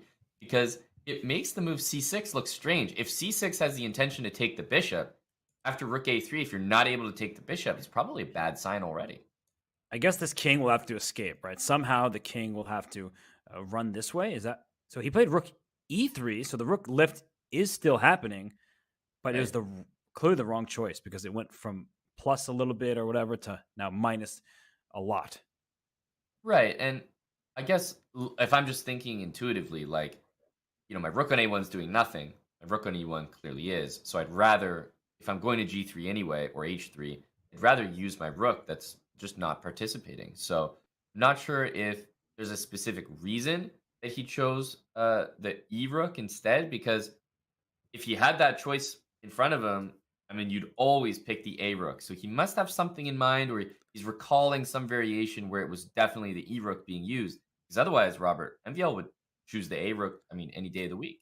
Yeah, just to quickly show something that if the black king is going to escape this way, you want your rook on the e file. So let's say rook a3, rook e8, rook g3. Right. Okay, I'm running with my king, and maybe this is still clearly okay for white. But you want the rook on e1 so that if this Right. capture ever happens, you take back and open the e file to checkmate the king. So that's another reason why bringing your undeveloped rook into the game would have been better, but we will leave Wei Yi to his task. It's better with the eval bar. He may be out of his preparation. He may not be sure. So let's look at the other boards because every single game in this league is of equal importance.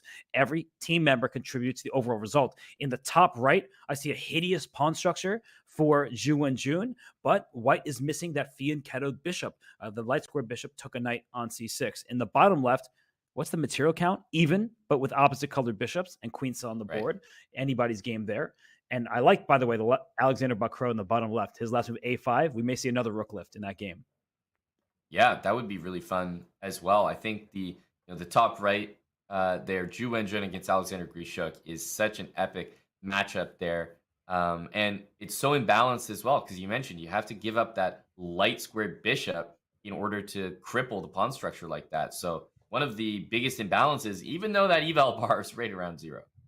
Yeah, what an interesting position they have between Alexander Grishuk and Zhu Wenjun, because it looks like white has done nothing. None of the pieces, except for the queen, have been developed. But it's clear that Grishuk is playing for the long-term pawn structure. Zhu Wenjun has these double isolated c pawns, and that's not good news for her, right? Like that's just a structural, permanent weakness. It's not going anywhere. And by the way, in the top left, Wei Yi just moved his king to g7. So why don't we go back there, because that game is fascinating. And that's it where will the action probably is. Remain the most interesting one for the time being. King g7. He's walking into the fire. What about rook g3? I mean, I'm going to need an explanation. It looks like he wants to move the rook and then prepare king, like almost rook g8, I'm looking at. And, if you go bishop f6 or bishop h6, you just calmly take with the king. Is that what's going on here? Wow, that is actually wildly brilliant stuff. And your point is a good one. If this rook, I'm actually not sure which square to go to, h8 or g8. Maybe g8, just because that way at some point you might be able to bring your rook up or sacrifice it for this bishop. But rook g8, and if bishop takes f6, double check. You'd love to take with your queen, but you have to take with your king. And despite being out in the open, the knight covers f3 checks.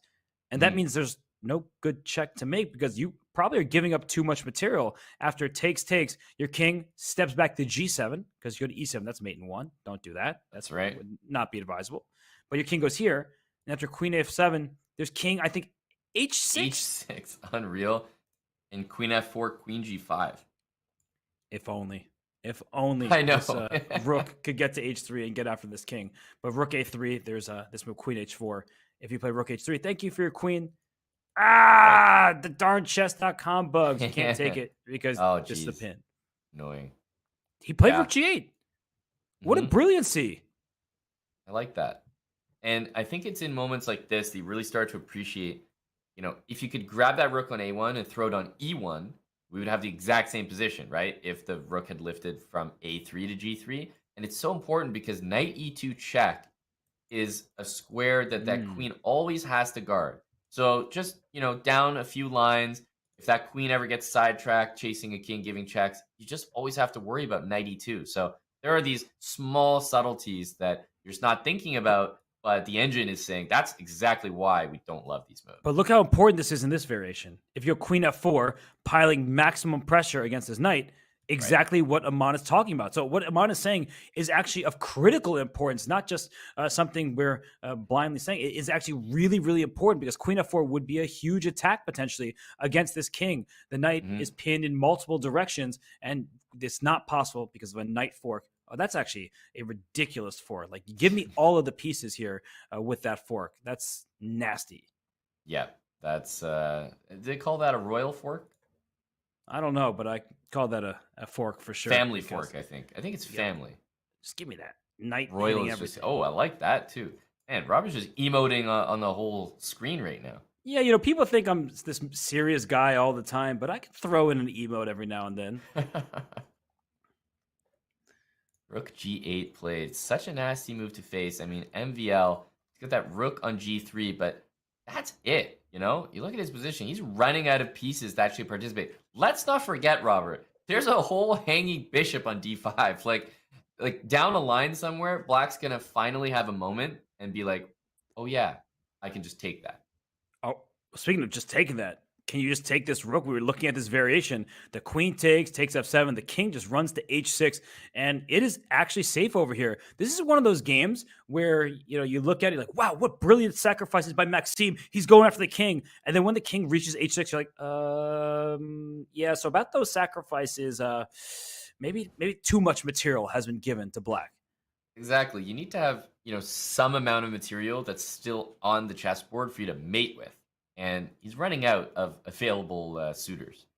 Maybe this would have worked in a blitz game rather than a rapid game, because there's just too much time for Wei Yi to sit here and calculate. And he will take this knight. He will bring his king around to h6, and I think he will win this game. But we will come back here. We should give other games some love, some attention.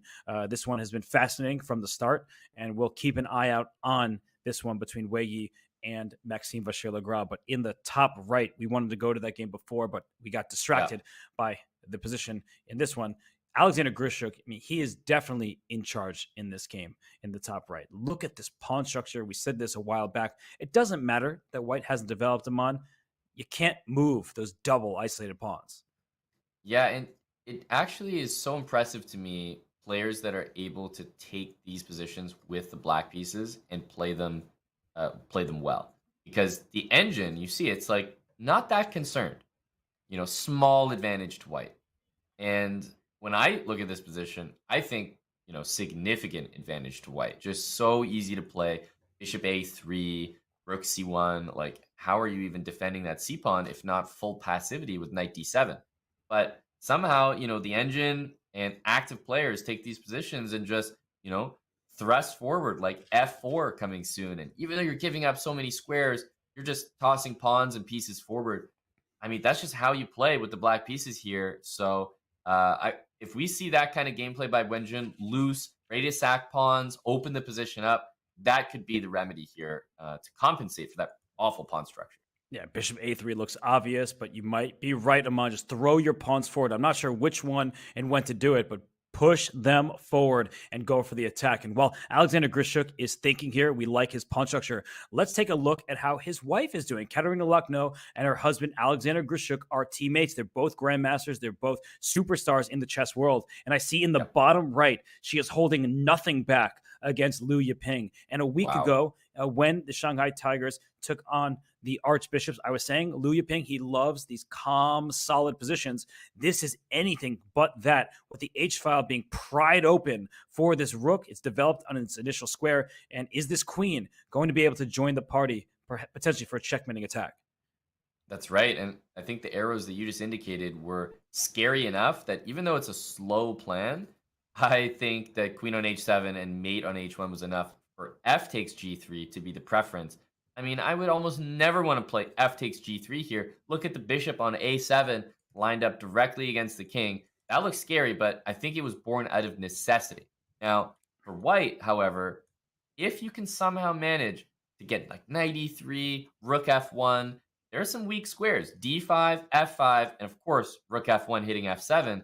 There's some possibilities for white, but it's just not that easy to manage that.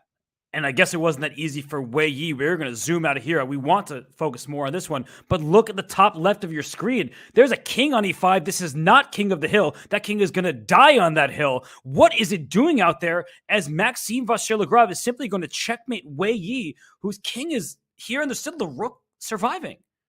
What the heck is going on? I mean, you have to praise the confidence from MVL here. This is insane. Actually, after like queen to g5, which looks like a move, white has a lot of very decent options. I was looking at rook e7. Of course, there's also f4, just picking up the queen. But what the heck did he do? He didn't take the rook, right? He went king to e5, and then after rook takes f7, the queen joined the party over here. I'm surprised. I mean, there's just no way where king e5 That just can't feel like a good move to play. I don't think he played it out of any sort of wishfulness. I think he was upset to have to play it. But I'm wondering, and I, would love to hear eventually what he missed in this variation, because this looks all pretty forced. The queen should take this pawn here. After king h6, there's not a single other check. This one gets blocked here. This one gets blocked with the queen. Right. And, king h8, worst case, is a draw, right? Like, it's nothing like crazy. I think you can still play your queen h4 stuff, right? Yeah, I guess here the rook does finally lift off, and maybe the king is in grave danger. Oh, check on h5 first. Yeah, that's a good point. You know what? It is possible from far away that he missed in this position, that rook a3, that there is a move like queen h4, but maybe there's something else. But it's easy to miss from far away. Much easier when we have the eval bar. We know that. But in the live position, I mean, this king on what just happened here? Rook g5 was played to block the check. Because if the king went back to e6, then you just take this bishop and you threaten this pawn and this checkmate, and vicious. Yeah, that's no good. But you got to admire the, bravado from MVL to just play such enterprising chess. Like, he risked a lot by doing this, and it's paying off for him here. And the Blitz are going to be happy if he can pull out a victory literally from the jaws of defeat there and hand Wei Yi his first defeat in the Pro Chess League.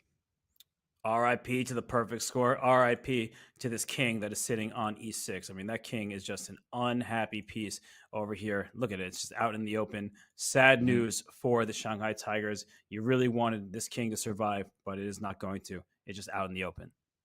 Yeah, I'm looking at that bishop on b6, and it's like you can move the knight literally anywhere. Nice discovered check, but you can't attack anything. It's just it's so sad. And, well, if that goes the Blitz's way, they will cut into their deficit. Alexander Grishuk's slight advantage, but things have turned around in board 4. Suddenly, Liu Yiping, we left that game, and we have to go right back there because he has a huge advantage, it would appear, against Katerina Lacno. So her attack has been pushed back, and White's not even up a single piece, but it says like +3 here. And the weird thing about this position is, like, the knight on h5 is a really bad piece. Like, it can't, unless you're sacking, can't go to g3, f4, knight f6 back. You're just not doing anything. Knight on f1 covers h2. That's the only weakness in White's position at all. So this is kind of what I was hinting at when we were here last, is that I could see this somehow turning around for White, because fundamentally the position is solid. But Black was, threatening some checkmate ideas. Now that the checkmate ideas are essentially non-existent, I see this as, just a great position for White. And I'm already thinking about sacking this knight, Robert. What do you think? Where are you going to sack it? How are you going to get rid of it? I'm going to do nothing. Rook d3, maybe? Oh! You're a sick man. You're just going for checkmate in one. I'm a sly dog. What can I say? Well, yeah, going for rook d8 instead. It looks like knight d3, Robert, was played in the game, and that is a bit of a concession. Mm-hmm. And, well, a5 played quickly by Lucknow. She wants her bishop out to a6. But I told you, he's a very solid player. Like, he can handle tactics when they arise, but he's saying, sorry, you wanted your bishop to go where exactly? Go to a6. I'll grab your g4 pawn, try to trade those queens off. If you castle kingside, that's where your attack was, and now your king is actually open. Liu Yiping up a minute plus on the clock, and according to the engines, about +2 in the position. I don't think it's that simple. I really think there's a lot left in this game, but he can bring his rook to d3 in the future and then just barrel down the d-file. That's right. That's right. And we have some results as well, Robert. In some of the other games, I see a draw there on back row's board against Chu Yi. And Wei Yi, speaking of that game, he has actually lost, in fact, against MVL. So just a very, very slick game. That was super impressive for him to get that win out of that.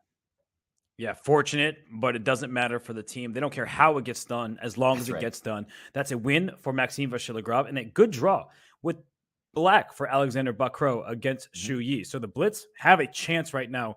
Katerina Lacno in some trouble, but Alexander Grishuk, look at that ending that he has. He is trying to slow play this. He's trying to outplay his opponent, the women's world champion, Wenjun. And I think she knows she's in trouble here because these pawns remain E5 is loose, rook to A1. Let's swap off at least one pair of rooks, and then your resulting endgame is terrible for black. Yeah, and I mean, basically, Grishuk has done the absolute best thing possible, which is trade queens. That is White's goal this entire game. So even though the material looks to still be level, big advantage for Grishuk in a practical sense because rook a1 can happen, looking to trade all the rooks, and even that endgame is no easy task for black to defend. Yeah, black can't attack anything, and white is going to go after those pawns. Don't be surprised if this knight goes to a5 eventually, the king goes up to c4, but f4, you sense a bit of desperation, but I like it. Just trying to get some activity here. And, well, is FG, then the rook slamming down on f2, is that a threat? That's the big question. Yeah, and I think overall it kind of is a threat. Like it's annoying enough for sure. If you play king b1, I think the rooks double.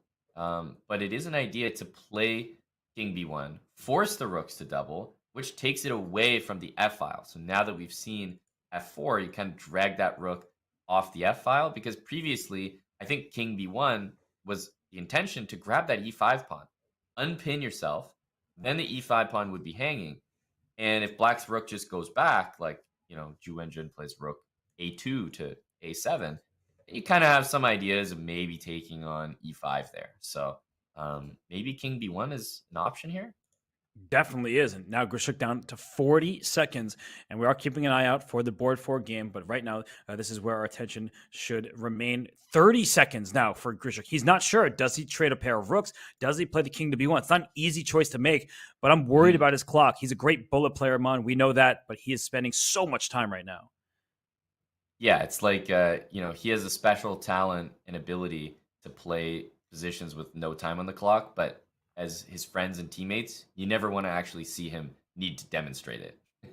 No, and he plays rook f1. He kind of is keeping the status quo. Please take me on g3. I take back. We'll trade a rooks in a different file. e5 remains weak. These remain double and isolated. The rook on a2, it looks impressive, imposing. It's not doing all that much, but I love bishop f6. Watch out for an e4 push at some point. So the rook now goes to a1. A little tricky play from both sides. That's right. Yeah, I like it. Now that there's no rook f2 coming, f takes g3 is not really as big of a threat.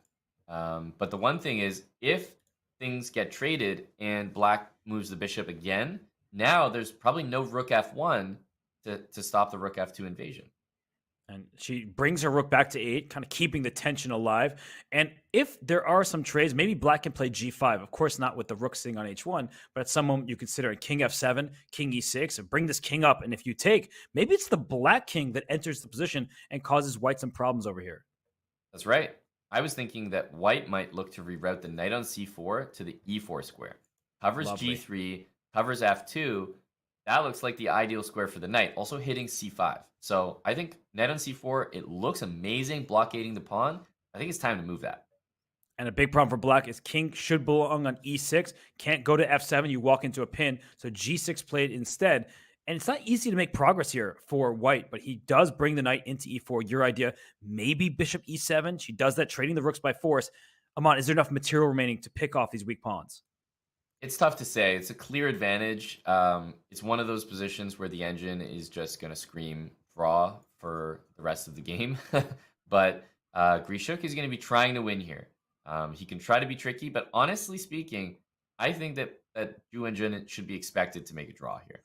And I think they'll go back and forth for a while as the players play in time control. Let's quickly zoom to board 4. We just saw a bishop takes f7 check by Liu Yiping. The king goes to d8 for Katerina in the bottom right. So it is extra material now for the Shanghai Tigers board 4. And you see in the top right, the players, their kings are in opposition. Great play thus far by Wenjun in Alexander Grishuk's time trouble, but he's pushing forward and trying to win. So let's go back into that game just because they do not have much time. And Grishuk's king has won King of the Hill. Yeah, I still think that Wenjun has done a fantastic job here. Like, it looks really bad, but I think it's mostly like just a visual disadvantage. Yeah, she just plays these moves back and forth. There's no stopping that. The knight covers the other pawn. What somehow Grishuk needs is to get a knight towards the king or these pawns, and that's why he's rerouting it, but there's nowhere good to go. That's right. Just thinking for a moment there that bishop, if white could get bishop c7, then I thought that might be an achievement. So there was a moment where she played bishop e7, but still the position is getting better and better. And I think that right now Wenjun is in that mode where she's shuffling. So as Grishuk, you can try to create a position where you get your opponent to just get rhythmic about their moves and all of a sudden hit them with something. What was e4? That was shocking to my eyes because I thought Really he was going was. to bring his king there and maybe bring the bishop around at some point. But he plays e4. That makes the e5 pawn feel safer. But I guess this is what he's aiming for: is can his king run up the entire queenside into b7? Yeah, I mean, that's the only plan left because he needed to play e4 before doing that. Otherwise, black would play king f5, king g4, and call it a day. And here comes that king. First, keeping the knight stuck here. If the king, where's the knight going? To a4, but the bishop can always slide back to d6. So maybe there is no progress to make. But with Wenjun down to 3 seconds, 2 seconds, she's barely, keeping alive on the clock right now. It's scary territory. Yeah, and you can see the king wants to get to c4 with knight a4. That's what I thought we were going to see. I thought so as well. And, well, they continue to go back and forth. Maybe now the king is coming. It is. That's right. And bishop e3, waiting for the right moment. And I wonder if, usually what you'll see is if Grishuk is sort of set on that plan, he might be making some quick moves now because he's not sure about it. He doesn't want to commit to a plan that might liquefy into a draw immediately. So instead, he's moving pieces randomly, and he's using that extra time to keep thinking about that main idea. Right. And his pawn's on e4, so the king couldn't get out. But you would love to be able to push d4 at some opportune moment, especially with the bishop getting on this diagonal. So he removed that as an option. He's going back and forth, back and forth. But Wenjun, she's too strong, too experienced to freak out and make a mistake. She knows that all she needs to do is shuffle, and shuffle she will do. By the way, Katerina Lochno did lose that game. We'll show the final position as soon as this one ends because it was a nasty final position. And, I mean, at some point, I feel like you've got to try king a4 and something to a5. The only other plan is knight to a4 and king c4, which hasn't been tried yet. Uh-oh. Wait a second. Your idea, bishop d8, king a5. Why is he going that way? He's going the wrong way. But also bishop b6 there. Why not king a4, bishop b6? Yeah, the king could have come up the board. Let's just quickly go back in that position, bring up the analysis board there. That was surprising. He brought his king the exact right way. And then after this, he could play bishop d8, king a5, king a6. Bring your king forward. Yeah, it looked like that was risk-free, basically. Yeah, and if we go to the game, the king's now on c4, but there's nowhere for the king to go from here. Knight b6 check. Get the king out of there. Go right back. Right. He had it. He had the exact position he wanted. And you have to be careful with 3-time repetition now. It's not something you can actively try to prevent, but it might happen. I feel like we've been here almost before. Yes, but Wenjun, she's still holding the balance, but it gets scary with the king going to a4 and bishop a5, but he's spending too much time. There might be a 50-move rule before he could take a pawn because we see he has a winning advantage, but maybe if he makes one more mistake and he plays bishop d8, here comes the king, he needs to grab a pawn or move a pawn of his own. The bishop is in the worst spot ever on b8. It's walking into a king on b7. Bishop, why is he not bringing the king up? King a5. Finally, there we go. And the advantage is sky high. He finally figured out that his king can walk in the position, and he needs to grab a pawn. If he does not take a piece by 50 moves, when was the last pawn move? It was so long ago, I can't even scroll up in time, but a piece has been captured, and now he's going to win. Yeah, that bishop is the worst. The only trick is bishop takes g5. Otherwise, this is a walk in the park. Wait a second. Uh-oh. The knight can't get in. And now the king can go back and forth. That's Knights incredible. Cannot lose tempi. And that is the inherent limitation of it. Don't go king d7. King e7. Look at her. Distant opposition. A brilliant save if she can continue holding this for Wenjun. She was lost at that moment. And now you have to take. That's forced. So the good news is her moves are a bit forced here. Right. King d6. And just amazingly, you can't get that pawn. Like king a5, king a6, try to lose time. Oh, distant opposition. Go king. I guess you can go king d7 because king b6, king d6. You want to keep that opposition. Yeah, this is the most studious, right? King e7.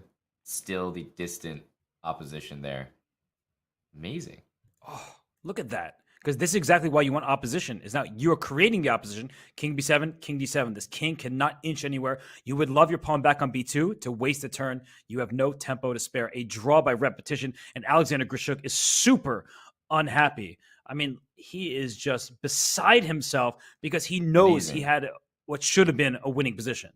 That was so impressive by Wenjun because Grishuk, I'm trying to hand credit to everyone here because that was just an unreal game, Robert.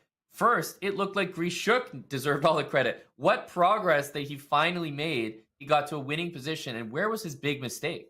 Right here. He needs to be able to take knight d6 and then bring his king here. So after king a6, if the king goes to c7, that looks like the problem. The knight takes the bishop, the king takes back, and then king b6. White creates the opposition. If your king goes back, thank you very much for the pawn. I win the endgame, and you have no other moves. You can jettison the pawn here, but that still will not help the cause. So Aman, he needed to waste a move with king to a6. Very difficult to play when king b7 feels obvious. Because after king a6, bishop c7, the big difference here is now king b7. And where does your bishop go? If you go to d6, I still take you. If you go to d8, I take e5. If your king moves, I take c6. Every move has a drawback. And it should be pointed out, something that we didn't really touch on is like the reason that Grishuk was so upset with this position is because you actually can't move the knight. As soon as you move the knight, bishop a5, bishop e1, bishop takes h4, and guess what? You're going to lose that position for sure. So it means that the knight can't move anywhere but b6, which he tried, but it just wasn't good enough. Wow, what an ending that was. And now we know that this round was tied 2-2 between the Shanghai Tigers and the Blitz. And that is not good news as Maxime Vachier-Lagrave somehow gets that win. This match could have gone entirely the Shanghai Tigers' way if Wei Yi could have scored that victory. But that's right. Liu Yiping scores for the Tigers. Maxime Vachier-Lagrave scores for the Blitz. The other two games were drawn, but that was not for lack of trying. So as we head into the fourth and final round, we know that the top scorers for each squad include Wei Yi and Zhu Wenjun for the Tigers. And for the Blitz, Maxime Vachier-Lagrave, he seems to be leading the charge for the French team. Definitely. And, you look at the Shanghai Tigers and their scores thus far, and it's just so balanced, reflective of the lineup that they've selected, right? All four boards are scoring points, whereas just as the lineup is designed on the Blitz side, it's very top heavy. So going into this last round, Robert, with a score of 7-5, the Shanghai Tigers only need 1.5 points. That means the Blitz need 3-1 if they're going to win this thing. So that's only for tie breaks. 3.5 if they want to win this thing outright. Obviously, a gargantuan task ahead of them. For sure. And for those of us who missed it, you could check out that game between Liu Yiping and Katerina Lacno. He checkmated her king on c5. So that was a brilliant finish for the Shanghai Tigers board 4. But the fourth and final round will be here shortly. So we're going to step aside for a moment. The players will have to shake off whatever unhappy memories they just had and play a whole new game. We'll be right back for the fourth and final round of this matchup between the Shanghai Tigers and the Blitz here in the Pro Chess League.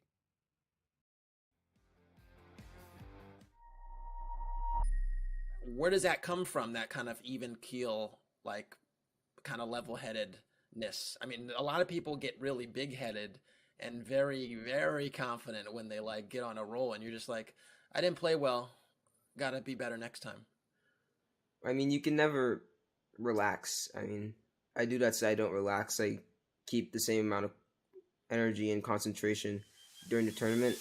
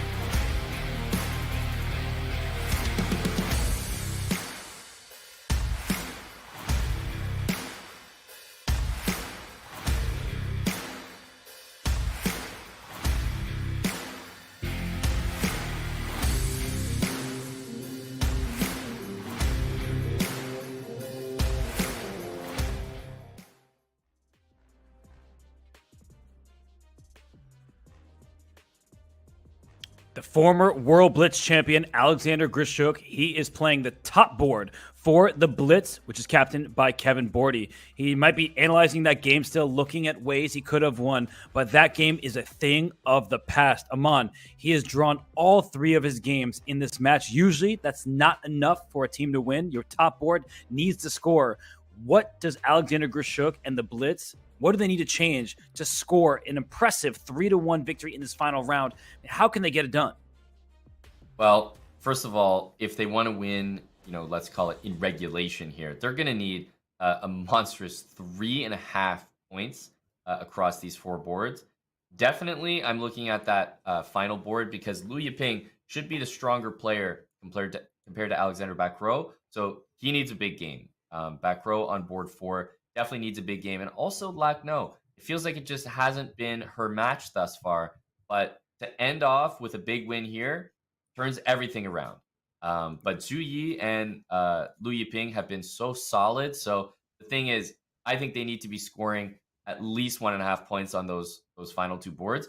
MVL probably with the biggest rating mismatch in this final round. So, a lot is on his shoulders here. And we haven't seen a win from Alexander Grishuk, which sounds insane to say. So the Blitz need an all-around performance because, hey, they need like 3+ points. So it's not just one player that needs to get it done. It has to be a team effort. It will certainly need to be a team effort for the Blitz as we look at the round 4 matchups, because now it's board 1 versus board 1, all the way through to 4 versus 4. So Wei Yi and Zhu Wenjun get the white pieces against their super grandmaster opponents, Alexander Grishuk and Maxime Vachier-Lagrave. And then Katerina Lacno and Alexander Bacro, they have not scored too much, 1 point between the 2 of them, but they get white against Zhu Yi and Liu Yiping. So Aman, question for you. If you're the Blitz, are you happy to have black on the top 2 and white in the bottom 2, or would you prefer a little bit of a switcheroo? I would say maybe at this point, yes. Just because I think Grishuk and MVL are strong enough players that they can create winning chances with the black pieces. Whereas, if you have your board 4 with the black pieces, a stronger player might be able to just kind of force them into drawish territory too easily. So I think this is the ideal setup for the Blitz in terms of the color matchups. It's as much as you can hope for. For sure. Well, we know that for Alexander Grishuk, it was frustration a round ago. Now he takes on Wei Yi, and Wei Yi himself must be pretty upset because he knew his opening preparation. He must have known he had an advantage. And then immediately after the preparation ended, he took a wrong turn and he lost that game. So with the white pieces, do you expect him to kind of try to force a draw against Alexander Grishuk? Or do you think Grishuk himself will play a modern or something offbeat to avoid any sort of forcing lines? I was going to say, modern Sicilian, something like that might be the case from Grishuk. We have an interesting matchup between 2 players that didn't really have a good time last round. We see Grishuk not even at the board. Yeah, it helps to actually be there. He left as soon as his match was starting, and now he plays the French defense. So 2 bad things from Alexander Grishuk. He lost some time, and then he played the French. And I think that one might be a product of the other, just going into tilt. But hey, he's playing the French. He's representing the French lineup here. So hopefully some good vibes for his team. But Wei Yi, last game almost feels like such an anomaly when it comes to his performance because he even had that game in the bag, it looked like, just second-guessed himself. And as you mentioned, may have misremembered some prep. And if I am the Blitz, I don't mind Alexander Grishuk holding a draw here because Maxime Vachier-Lagrave, much higher rated than Zhu Wenjun, even though she's having a good performance today and is a super strong player. You might have to rely on Maxime to win with black, and then your bottom 2 boards, both of them have white. So you need to cut this 2-point gap immediately. I think you trust your players with the white pieces and trust Maxime with black. Do not take the risk against Wei Yi. And I think that's why the French was chosen. And right now, a solid start for Alexander Grishuk with the black pieces. He's also up on time, which is a rarity. That's right. And I think if you're looking at the overall board situation, it's tough to get 3.5 points. Basically at that point, everybody just has to have an amazing game, amazing round. But when you get into 3-1 territory, all of a sudden you look at the games and you might be like, okay, MVL gets a win, maybe Lacno gets a win and draws on the other 2 boards, and that gets it done. So you bring up a good point that Grishuk in this game doesn't need to go all out and do anything crazy. You're up against one of the highest performing players in the PCL right now. Might not be the best time to pick a fight with the black pieces. Well, speaking of people trying not to pick too big of a fight, if we go to our bird's eye view, as this game just is exiting the opening stage, we see some openings that look a bit more peaceful than others. In the bottom left, Xu Yi, playing Grandmaster Katerina Lucknow, chose a Petrov, and we know how solid that opening is. Many of the Chinese players, they essay that opening because look at it, the symmetrical pawn structure in the bottom left, it's calm territory. But Katerina Lucknow, she's going to try to get some wiggle room, make some small improvements, but that's going to be a long battle. And in the top right, Aman, I have to say, even though Ju Wenjun, has a slight pull after the opening, for now, I think it's a good choice by Maxime Vachier-Lagrave. Keep the tension alive. Don't let any sort of liquidation happen. Play for the long game. That's right. Yeah, he's definitely. I mean, someone on the Blitz is going to have to take risks here. You can't just play perfect chess and make a draw. You might have to take some chances, offer some chances to your opponent. If they don't spot them, don't capitalize, or play accurately, then you get more chances yourself. So I think when your team is down 7-5, everyone on the team has to know that, hey, things might get a little loose. We might have to take some risks here, risk a loss in order to get a win. And Katerina Lucknow using the Linear Dominguez method in the bottom left, H4. He played this exact opening against Shanghai a week ago. And the bottom right, the game between Alexander Bakro and Liu Yiping, that has started. And I just want to give another shout out to Liu Yiping, who beat Katerina Lucknow with a nasty checkmate. We're going to send that to you in the chat right now. You can click on it and see the final position for yourself. It was a king out in the open. So, Aman, I think we should go to Maxime Vachier-Lagrave's game just because I see pawns pushing d5 and f5, and it's an awkward pawn structure, but it's clear he's playing for a decisive game. He is. He's trying to make something happen. There's no doubt in my mind that Ju Wenjun has a great position here, but you see that pawn push to f5, the first thing I think of is, danger to the white king, maybe some aggressive play against the king. But then you start to look at the pieces, and there's no rook on f8 to play rook f6. There's no bishop on d6 to, hit h2. It's actually kind of an empty attack to me. So when I see f5, no attack, white still possesses dark square bishop. All of this leads me, Robert, to really enjoy Ju Wenjun's position. So I think she started out fantastically. Next idea, other than just bringing the rooks into play, would be to maybe move that knight on f3, potentially try f3 yourself, kick that knight on e4 out. And she plays b4. I mean, I really believe that the Blitz team strategy is to win on this board and then pick up a game with one of your two players with the white pieces. So I like Ju Wenjun's position. I think Maxime is just trying to pick an opening that makes this a fight. But the worst part for him is Ju Wenjun seems unfazed. She's actually up over a minute on the clock. She's playing all the excellent moves you could ask of her. And she has a pair of bishops. And if you ever take, that gets rid of Black's best piece. This knight is clogging the center, and you do not want to take this bishop, which isn't doing all that much. Yeah, and there's an option here to play moves like b5, c5, just get so much space. The knight is going to drop to d8, probably make its way to f7, where it takes control of the e5 square, and maybe MVL is going to start getting freaky with g5, g4, Robert, because, hey, what else do you have to do?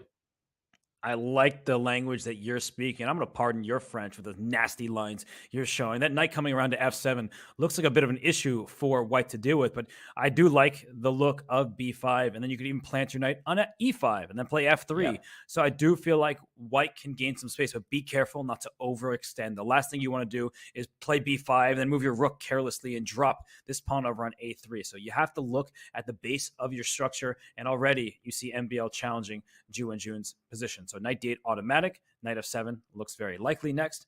And yeah, I do like white's position, but I feel like there's still winning chances for black. That's all you could hope for against such a strong player like Ju Wenjun. Yep. Love the position for white here. I'm even now seeing that she's kept bishop, which means pawn takes d5, knight e5, and even if that gets traded by a knight from f7, got the bishop supporting that e5 pawn from b2. I think Ju Wenjun has a significant advantage here. I'm with you. So let's leave her to it as her lead on the clock remains and her positional edge is also there. And in the bottom left, I mean, Xu Yi, with the black pieces holding his own against Katarina Locke. No, that H pawn is going up the board, and then she goes first on the flank, then towards the center, and Shu Yi cannot be bothered. He brings his bishop in contact with hers, the one on H2, offering a trade here. Aman, I'm just not seeing that much life in this position. White is doing just fine, but you need to win this game. That's right. And, you kind of start the pregame strategy with expectations like, oh, maybe a win on this board with the white pieces. Lacno is a stronger player than back row on board 4. And maybe a win with MVL. He has the biggest rating.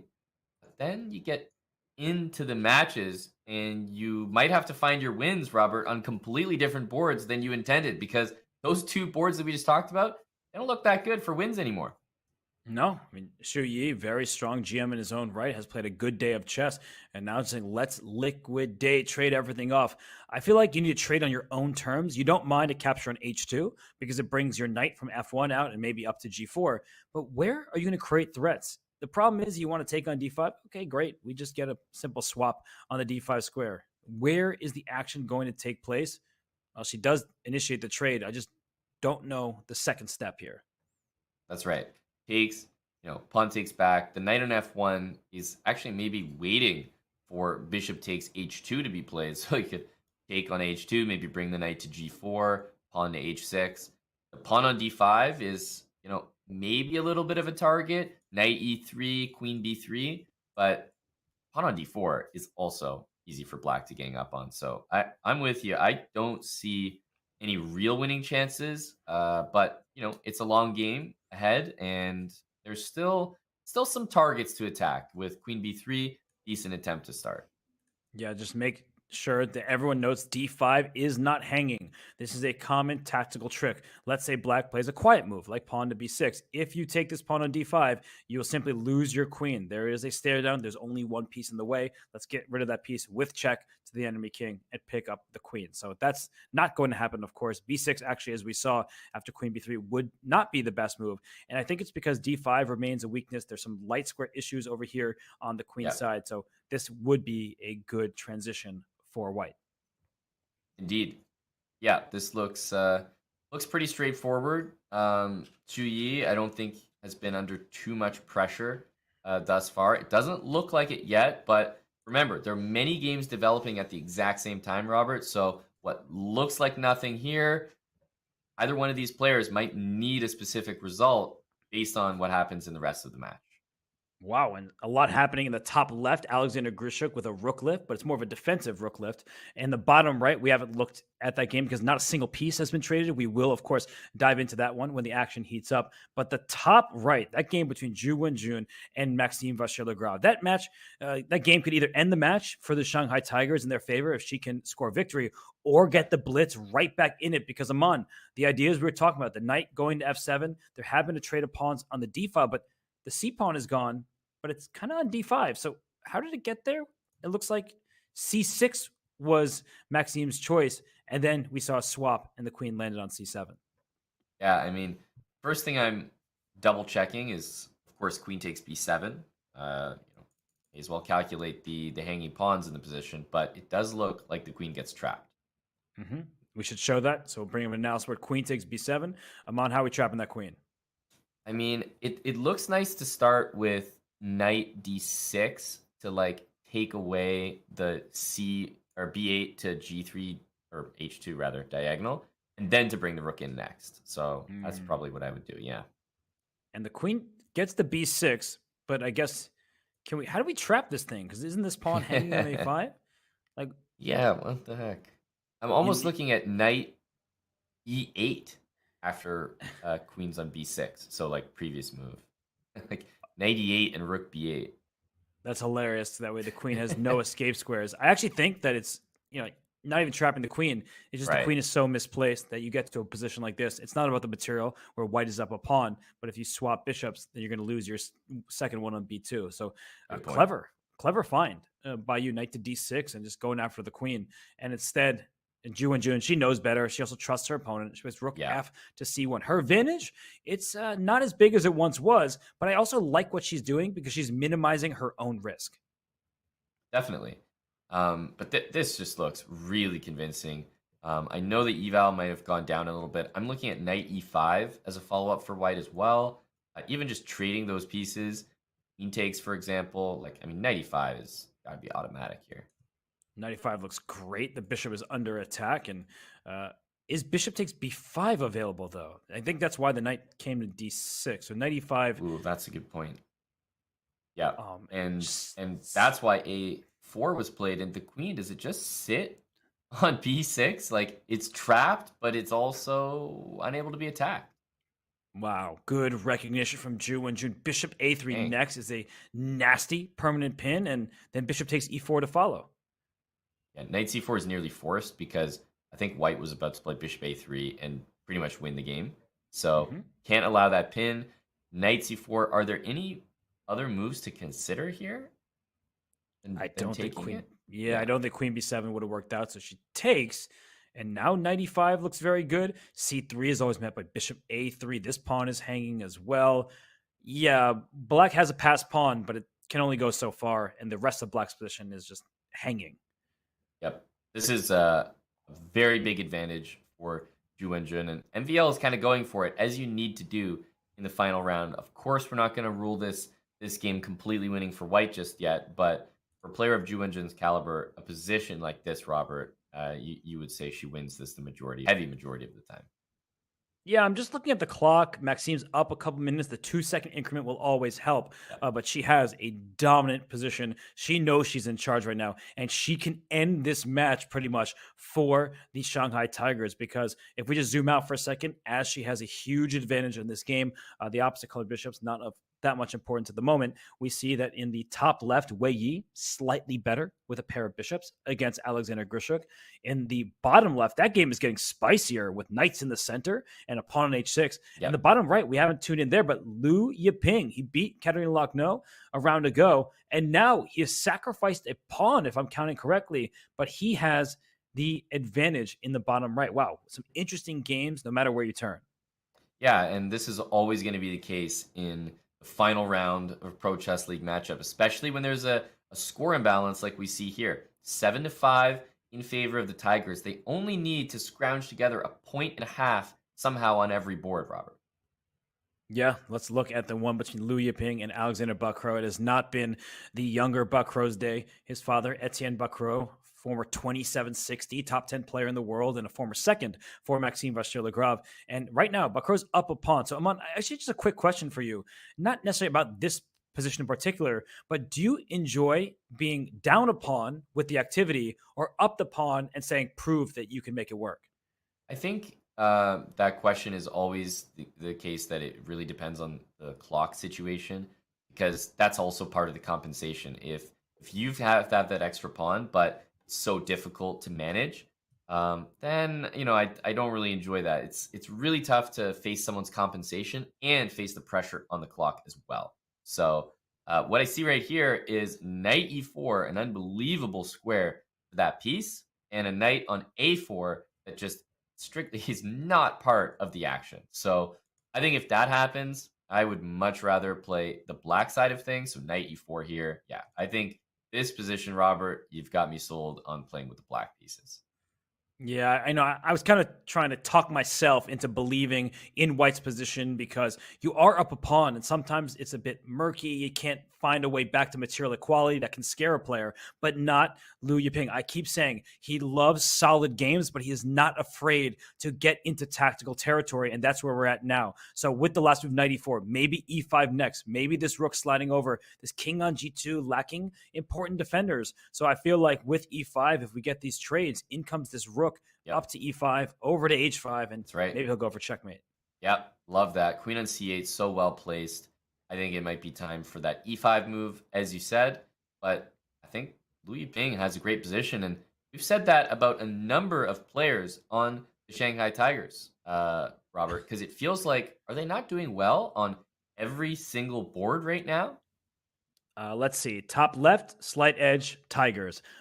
Top right, maybe crushing position. This is just what the doctor ordered for the Shanghai Tigers. Let's go to that game, because the advantage is growing and growing. And now I think Wenjun is winning a piece. After her last move, queen takes b7. That's a rook under attack. That's a knight on e4 that is threatened as well. And f takes e3. I think the attack is just an illusion. I believe she can safely take this rook on c8. Pawn takes f2. The king slides to f1. And that's actually... Yeah, even f3 is it's just clinical. Nasty she says, you're not touching this. And she just attacks the knight, saves the pawn, and the rook is still hanging. No knight d6 because bishop takes knight. Just winning. Yeah, this looks like a stone cold win. If Wenjun doesn't win this, that's a huge disappointment for her and the team.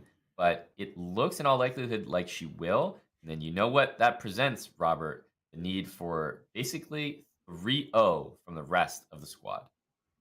Wenjun, the board 2 for the Shanghai Tigers. They kind of use this balanced lineup on boards 2 through 4 and then have Wei Yi as a monster at the top. And it's working to perfection for the team from Shanghai. This one's completely over. I mean, Maxime knows it. You see it on his face. He is simply going to lose a piece. If he protects his rook, the knight is going to be captured. If you move the knight, well, the rook is under attack. So you can't do anything. There is no attack for black. This one is as good as done. You see Maxime, he's just gesticulating. He knows it's over. Yeah, there's no tricks to be had here. I mentioned this before the match, Robert, but it's kind of coming to fruition. Those even balanced lineups usually have a strong round 4. That's what those lineups are made for. Because when it comes down to it, they're going to give good games to board 1 and 2, and they're probably going to have rating advantages on boards 3 and 4. So they're made for this. They were out to the early lead, and it looks like, as you're highlighting, I mean, picking up that piece is pretty much it. You have a pass pawn. If you need it, you're up a piece. Your king can't even be attacked. Where's this queen going? How is it going to get to f2? It's not. That's the answer. So I feel like we can trust Wenjun, who played a nice strategic game, saw the tactics when she needed to, brought her queen up to c7 and back to b6. A nice performance from the board 2 for Shanghai. So let's leave these two to it, because with this presumed victory, that means that you need wins on all 3 other boards for the Blitz. And it's just not happening. I mean, you look at the top left, Alexander Grishuk, I think if I'm calculating right, he's down a pawn against Wei Yi. So he might even be in trouble there. Yeah, no, this looks like Tigers' victory imminent, as we're seeing every single board looks like it's almost in their favor here, minus Lack No's position, which is kind of turning around.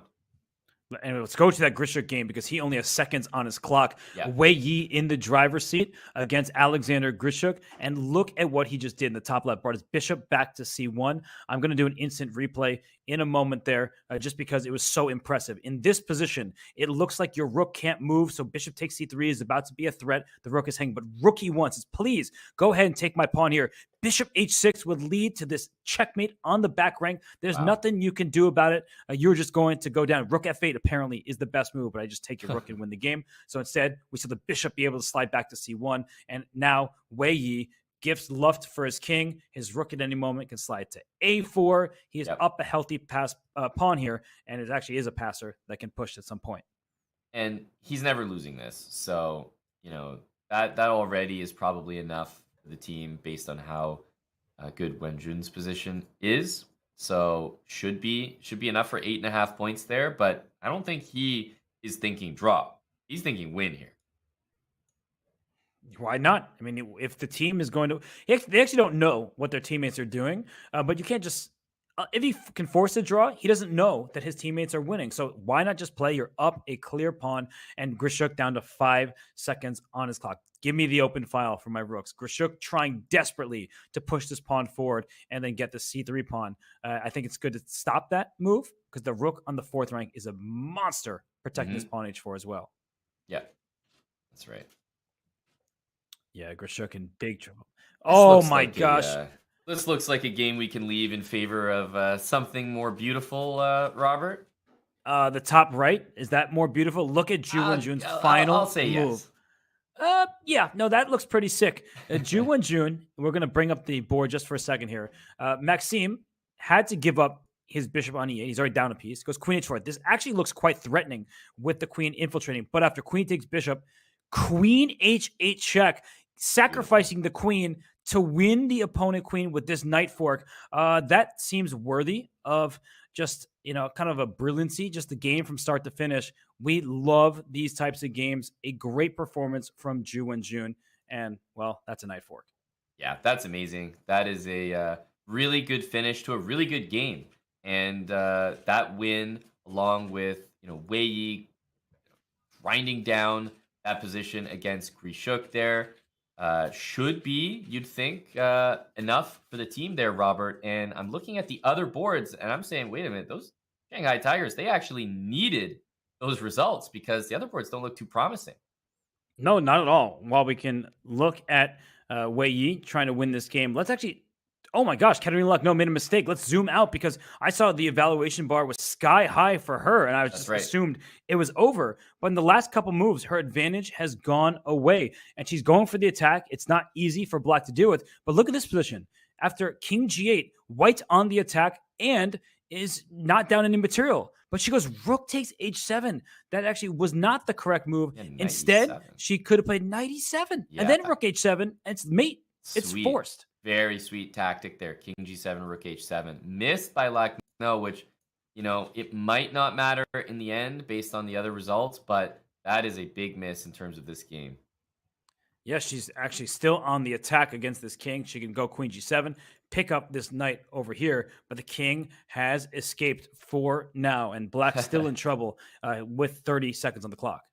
I mean, this still feels like White is totally winning, but Rook D4. Look at that move. If Rook E1, you give a counter check to the White King on G1 and you win the game. That is sick recognition from Shu Yi. I feel like he's done a great job defending all day. And if Knight takes, Queen takes, we'll immediately see a draw by repetition. Rook F2, Queen D1, back and forth. That's right. Okay. I mean, you can maybe play on, but I'm not sure you want to at this point. And look at the top left. Rook A5 by Wei Yi, trading off the rooks. No trade for you, but down goes A4. 2 extra pawns for the Chinese superstar. We see a draw in the bottom left that secures match victory for the Shanghai Tigers, and they're going to have room to spare because Wei Yi is dominating Grishuk up a couple pawns.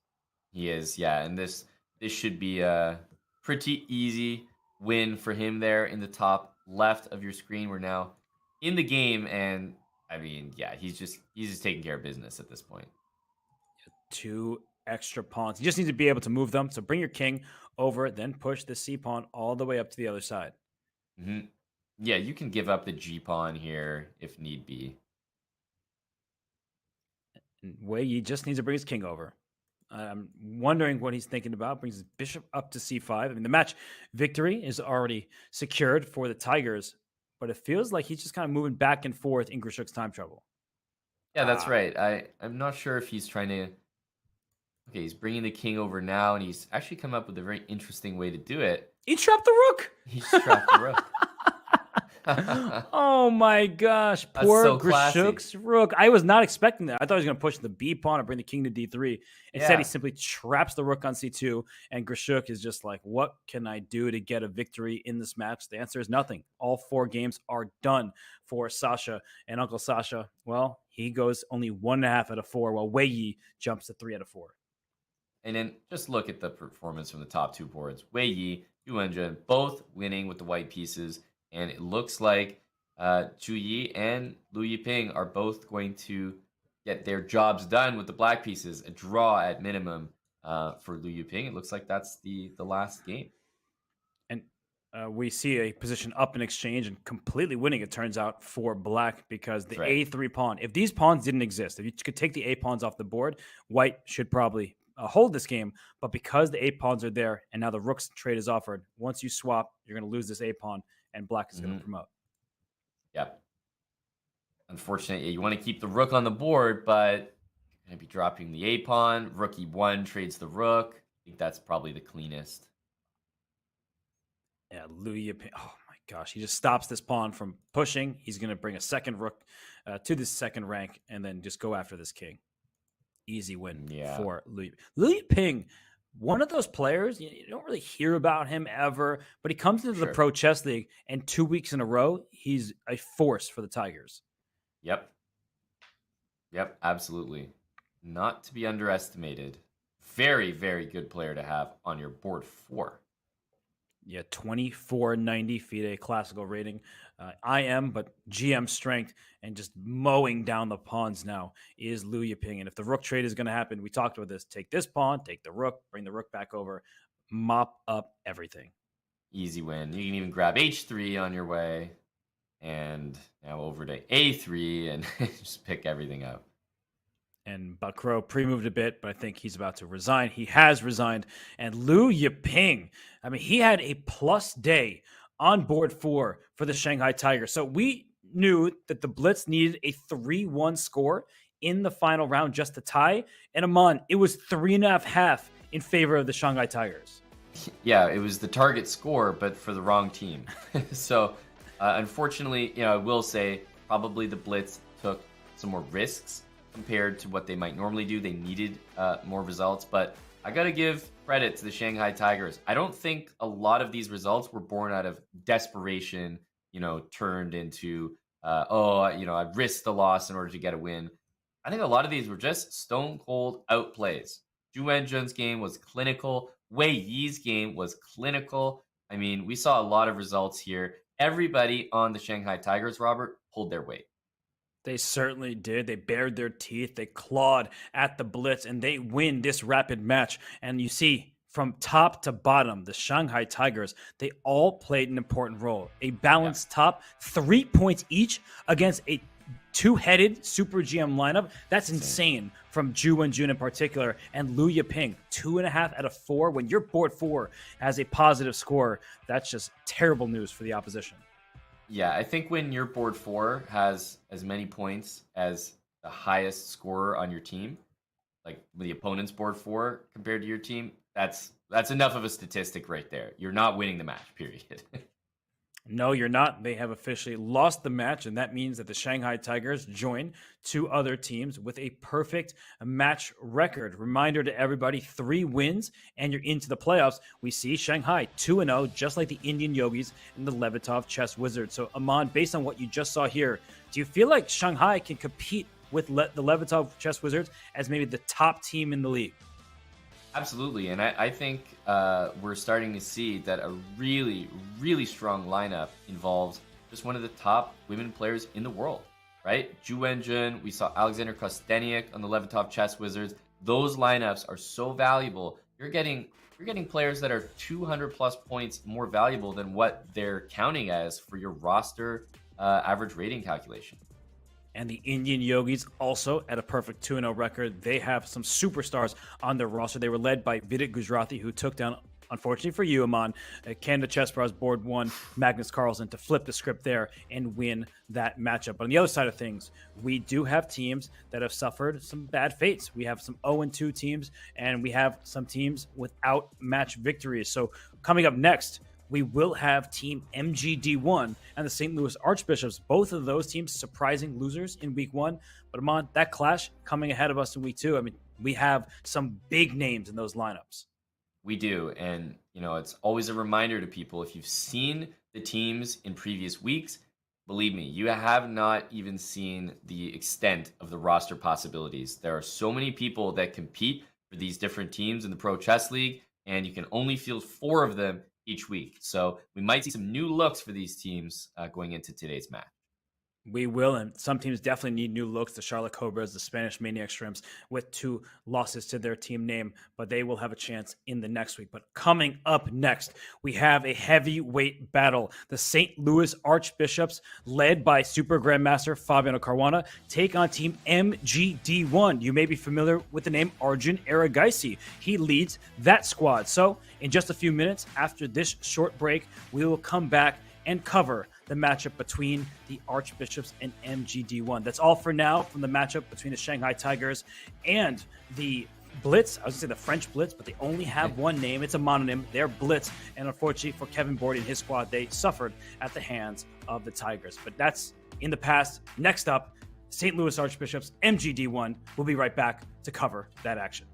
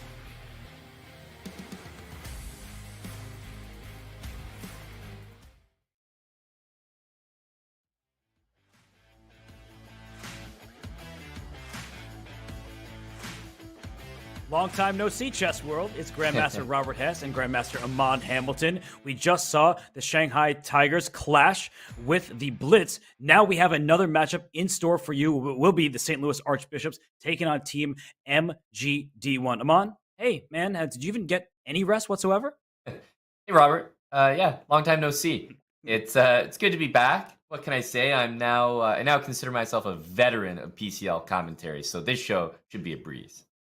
It certainly will be a lot of fun. No breezes for any team in this league. We look at the standings that have happened thus far because several teams have a perfect score. Most of the rest of the league do not. Shanghai Tigers, they joined the Indian Yogis and the Levitov Chess Wizards with a perfect 2-0 score. The Blitz dropped to 1-1. But toward the bottom of the standings, which is where we are going to focus our attention for now, St. Louis Archbishops, Team MGD1. We started discussing it on the last show, but Amon, I mean, these are surprising teams to see with losses to their name. Absolutely. And you know what's even more surprising is that one of these two teams is going to have 2 losses to their name. Can't even believe I'm saying that. We're going to see a lot of the depth of these rosters today in action, some change-ups on both sides. So very excited to see what these new look lineups have to offer for both teams because, look, they saw that what happened with the last week's lineup. They need to get a win here. You don't want to find yourself, Robert, too close to the bottom of the standings table. Yeah, and speaking of new looks, we saw Fabiano Caruana sport a new haircut at Tata Steel, and he returns in the Pro Chess League. He makes a season debut for the St. Louis Archbishops. They have such a strong lineup from top to bottom. Amon, fan favorite was Alice Lee last week. She's a teenager. She is nearly 2,300, and she's only on the rise. That's right. And I feel like, in the U.S., there's so many of those talented juniors, boys and girls. And the St. Louis Archbishops lineup has got a lot of them on this list here of, you can see the roster in front of you. So, look, it's not just Alice Lee. You've got Rochelle Wu as well. A lot of talented juniors. And those are the future for a reason, Robert. Yes, for sure. And, well, of course, they will rely on Fabiano Caruana as he makes his debut for this season. But somebody making his debut for an entire team for Team MGD1 is Amin Tabatabai, the Iranian superstar. He is nearly 2,700 himself. He is gaining rating. And look at that photo. He scares me. I do not want to play him. I know. And he's, on a Team MGD1, pretty much a full Indian lineup. He's the only player who's not from India that they even have on their roster. But I mean, I think with his skill level, he's going to fit in just fine, Robert. I think that this team is just insane to imagine that it's not going to be a close match because look at those even ratings across the board. I mean, every match is going to be tough. There's just no gimmies. Yeah, and Amin Tabatabai, he's not from India, but we have seen Brazil bringing Artemiev, a lot of teams bringing in these free agents. And let's look at the actual matchups for today because we're talking about Fabiano Caruana, we're talking about Amin Tabatabai. As we look at the respective boards for each team, Amon, I mean, these are super strong lineups, but the biggest differential, board 4. Rochelle Wu, she's very strong, but Aditya Mittal outrates her by nearly 200 points. Yeah, no, this lineup that we see here, obviously you're looking at the mismatches, right? Rochelle Wu is definitely going to have her work cut out for her because you see that's the St. Louis lineup is going for that typical thing that we've seen from some other teams where they're kind of stacking the lineups on the top. Obviously, Fabio on board 1 is super strong. They've also got a 3 GM lineup. We see that's kind of matched on both sides. Team MGD1 a little bit more balanced, I would say, and certainly expects to have the upper hand in the board 4 matchup. That's right, because the St. Louis Archbishops, they have a 2,300 on board 4 compared to nearly 2,500 for Team MGD1. But how does this work? If you are new here, what were you doing earlier today? Because we just had a great match between Shanghai and the Blitz. But just to remind everybody, it is an all-play-all format. So if you're board 4 for one team, you still play all the way through to board 1 for the other. The time control, 10 minutes plus 2-second increment rapid chess. We have up to 4 rounds. Why up to? The first team to 8.5 points wins the match. That can happen in 3 rounds. It has happened earlier this week with the Brazil Capybaras taking down the Charlotte Cobras in just 3. And if it's tied 8-8, we will replay round 4 action. That is far way away because we'll start with these round 1 pairings, where top board is the bottom board for the other team. You'll get to Fabiano Caruana in a second. But Aman, as you look at these matchups with Varuj Nakobian, Rochelle Wu getting the white pieces against Amin Tabatabai and Arjun Aragaisi, what do you make of those matchups? Yeah, I mean, I think it goes back to what I was mentioning in our first matchup here, where you have very different team dynamics, right? Rochelle Wu, clearly the lower rated player, and she's going to have her work cut out for it, especially in round 1. You know, you send your board 4 in there. She is making this lineup happen, Robert, right? If you want to have all those strong players on your team, you need someone at her rating in order to make the averages work. But that means that your poor board 4 is kind of getting sent to the chopping block early. So any result that she's able to score in these first couple rounds would be absolutely massive for the team morale. And there is no more difficult opponent in the world than the likes of a Fabiano Caruana or a Arjun Aragaisi. But we are going to start with Fabiano Caruana's matchup here in the first round. He gets Aditya Mittal. That is not going to be an easy pairing because Aditya Mittal, birth year, I believe 2006. So a youngster, someone who's on the rise and doesn't have the G next to his M in his title, but that will be there very soon.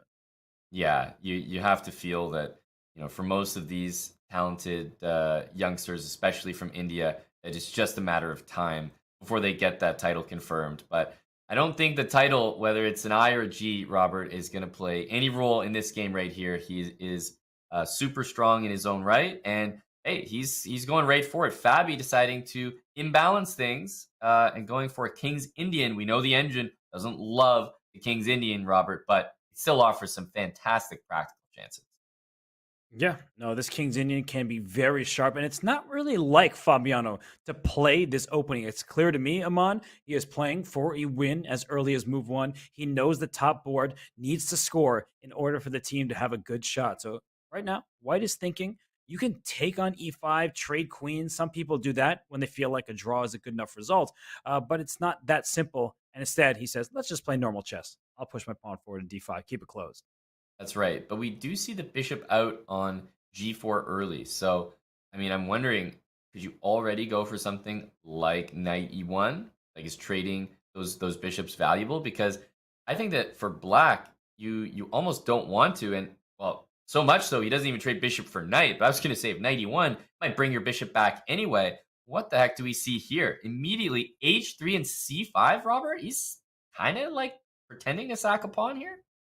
Yeah, you take on c5, the knight will take on e5. So instead, we see a swap of pawns on the d6 square, and that gives black maybe some of these dark squares on the queen side, but white has control over the b5 square. It does feel like there is going to be a strategic battle on that flank. Now, the King's Indian, we know it very well. Black attacks on the king side, white attacks, air quotes, on the queen side, but there is no attack for black. And whoa, I mean, I say that, and he plays b5. I think he heard you and he was seriously offended, Robert. He said, no attack? You got to be kidding me. b5 immediately played. I mean, the b2 pawn getting hit by the x-ray on the b file, but it's more about that pawn in the center, Robert. e4 is just going to be hanging if the knight vacates to the c3 square, and there's no way to win b5 without doing that. I mean, what about, I'm looking at b4 here, but starting to realize the knight on a6 lined up with the rook on a1, bishop on e2, could be some issues there. That's right. B4 pawn push has to be timed correctly. The knight on a6 is a bit loose, so if you ever play b4 and you try to swap pawns, the knight hangs there. It still might be possible, Aman, because the e4 pawn will drop at the end of the line. But instead, Fabi first brings his queen to b8. He's ultra well prepared, and now it's Aditya Mittal on the clock, faced with a b4, maybe a rook c8 and a rook sacrifice for this knight over here, giving up the exchange for the center. And Aditya plays queen d3. So far, they're jockeying for position, but all 4 games are underway. So why don't we hop away from this one for now and just look at their teammates' action, because it's not just about a single board. Just because Fabiano has played for a world championship does not mean it's all about him. And Aman, which of these boards is catching your eye right now? Well, I'm looking at the way the games are developing here, and I'm definitely drawn a little bit to that top right there. We got Nicholas Theodoru and Grandmaster Harika Dronavali as well. So I'm looking at that game, especially because the last move, Bishop E6, looks kind of interesting. So should we hop there? Okay, why don't we go on over to the game between Harika and Nicholas Theodoru. Theodoru from Greece. Harika, she's a mainstay for the Indian team. And she actually recently had a baby at the Olympiad in Chennai. She was pregnant at the time and still playing for the Indian women's squad. And now Wow. with the white pieces, we see some tension in the center right now. Of course, you can't take this pawn without losing your queen. So what do you think, Amon? What does white do here as black has not developed at all? Yeah, and it's such a weird, like the last move was Bishop E6, Bishop takes E6, Queen takes E6, and it's always so unusual to put a bishop on that square or any piece really when you've got the bishop on F8 that still needs developing. So a little unorthodox, but obviously the next couple moves should be E6, Bishop E7, and Castle for Nicholas, and it's really about what can White drum up in the meantime because that's 2-3 moves before Black's really comfortable. Can we do anything in the meantime before that happens? Otherwise, I think Black is totally fine. And well, the good news for white is in the event of a pawn capture, you don't necessarily have to take with your pawn and have an isolated queen pawn. After pawn takes, you can take with your knight, start trading some of the pieces. And if you could land a bishop on d4, when all is said and done, that's a very active piece. Looks good for white. So I do think Harika can continue her development with knight b to d2. We are at early stages of this game, but black will eventually castle kingside. That's right. Yeah. Now maybe you could make the case that takes on c5 is possible. So, bishop e7, you could grab that pawn. Black could also take on d4 and then go bishop e7 as well. I think both are okay. Yeah, for sure. So this one, early stages, will of course come back to all of our games as we see the action unfold. Let's go back to our bird's eye view because I think Arjun Erigaisi, Fabiano Caruana, they have the same exact ideas in mind. Look at the bottom right. Arjun Erigaisi playing a King's Indian defense against Rochelle Wu. So the super grandmasters taking on their very strong but not grandmaster opponents. They want the fight from as early as the opening. Yeah, it makes total sense. We have Rochelle, the board 4, up against Arjun, and yeah, going for a really similar position to what we saw in the top left there from Fabi. But Bishop E2, I mean, usually when F5 happens, you go for this this capture and maybe try to take over the E4 square because Bishop E2 lined up against that knight on H5. If you go and you take back G takes F5, you might have to be a little careful about the knight. Yes, and if you do nothing, black is about ready to strike with f4 in some positions, but this white bishop can't take this knight on c5. So I'm already thinking, do I want to part with the bishop pair? I don't really want to, if I'm being honest, but it does hurt black's pawn structure. And as you're indicating, the e4 square ultra well defended by white's pieces, and you want to clog that square because the King's Indian, this bishop is behind its own pawn. You do not want to see this pawn go off the board because as soon as that pawn is gone, whoop, the bishop becomes super strong. You've been commentating with Dania too much. The whoops are coming out. Hey, whoops, there it is. And yeah, you would love to get this bishop active. And well, speaking of Dania, he would love to have this position from the black side. Yeah. No, love this move F5 from Arjun. And if I recall the last match, I mean, Arjun was just playing like an absolute beast. So really excited to see him back in action here in this match. And yeah, even though the eval bar is not saying anything too special thus far, I feel like this is the normal evaluation for King's Indian, Robert. So let's just call it equal. Yeah, it's equal, but the clock is not. Right now, Arjun well ahead on time. And so that leads me to believe that Rochelle not feeling super comfortable. It's not fun when you're the low-rated player to face such a strong player like Arjun Erigaisi, who has beaten the likes of Magnus Carlsen. And we see Rochelle castle queenside, getting her king to the other side of the board. It's what we typically see. You go after this king on g8, but big questions for black right now. F4 would be a huge strategic blunder. Right. Do not play that move. I'm just going to show it very quickly. That bishop takes knight, pawn takes here. You see that now the position is locked up and the eval bar goes sky high because white plays g4 and kicks the knight back. And not only is e5 hanging, which you probably don't want to take, you just want to make sure that the position is closed and then you can operate on the king side. Yeah, that's right. I think there's a stigma, and probably for good reason, that you don't want to give away your dark square bishop as white in the King's Indian. But there are some instances where bishop takes c5 is actually a really good move. That's a good example. Right now, however, I think the threat is kind of being renewed. If we saw like, the exact same line that you just proposed, it wouldn't need to be d takes c5. Now b takes c5 is possible. Maybe that position is a little better for black to play than previous. Makes all the difference opening up the b file. The rook can join the attack. So f4 is not going to be played without serious calculation, because I think it would have been a huge strategic mistake, a possibly losing choice already for black. Not to push that pawn. You need to keep the tension. Same deal for white. I wouldn't go about and take this pawn, at least not yet. The bishop can hop out with tempo against this queen. The knight is perfectly placed. So it's going to be a battle on opposite sides of the board. I think that team MGD1 has to be kind of happy. Ooh, as soon as I say that, the knight came out to h4. Hey, you said they should be kind of happy, maybe happier after knight to h4. Immediately, I'm definitely thinking about f4 just because it looks the most forcing, hitting the bishop. And if you take on f4, of course, your knight on h4 is losing its support. So that's the first move I'm thinking of after the knight move there, Robert. Yeah, I'm looking at that as well. I think it looks very promising because bishop takes. You may even throw in pawn takes g3 because the knight loses its defender. But whoa, knight f4 played in a perfect time to bring in the team captain for the St. Louis Archbishops. Hey, Nemo, how you doing? Hello, Robert. I'm doing well. How are you guys? We're doing pretty well, but we're not the team captain. We're not nervous about the results. Come on, how are you really feeling watching your team play? Honestly, I was feeling really good about the Archbishops coming into this, into this entire tournament, into this entire event. We have some really strong players like Fabiano Caruana, Nicolas Theodoro, but it turns out every other team also has extremely strong players on their teams. I mean, the previous team we play fielded Wenjun as their female player, who is just 2550 and a world-class grandmaster. So there's lots of tough competition out there. Yeah, obviously you're totally right. That's why the PCL is so stacked. Nemo, can you tell us about the lineup this week? It looks a little different from the week 1 St. Louis lineup we remember.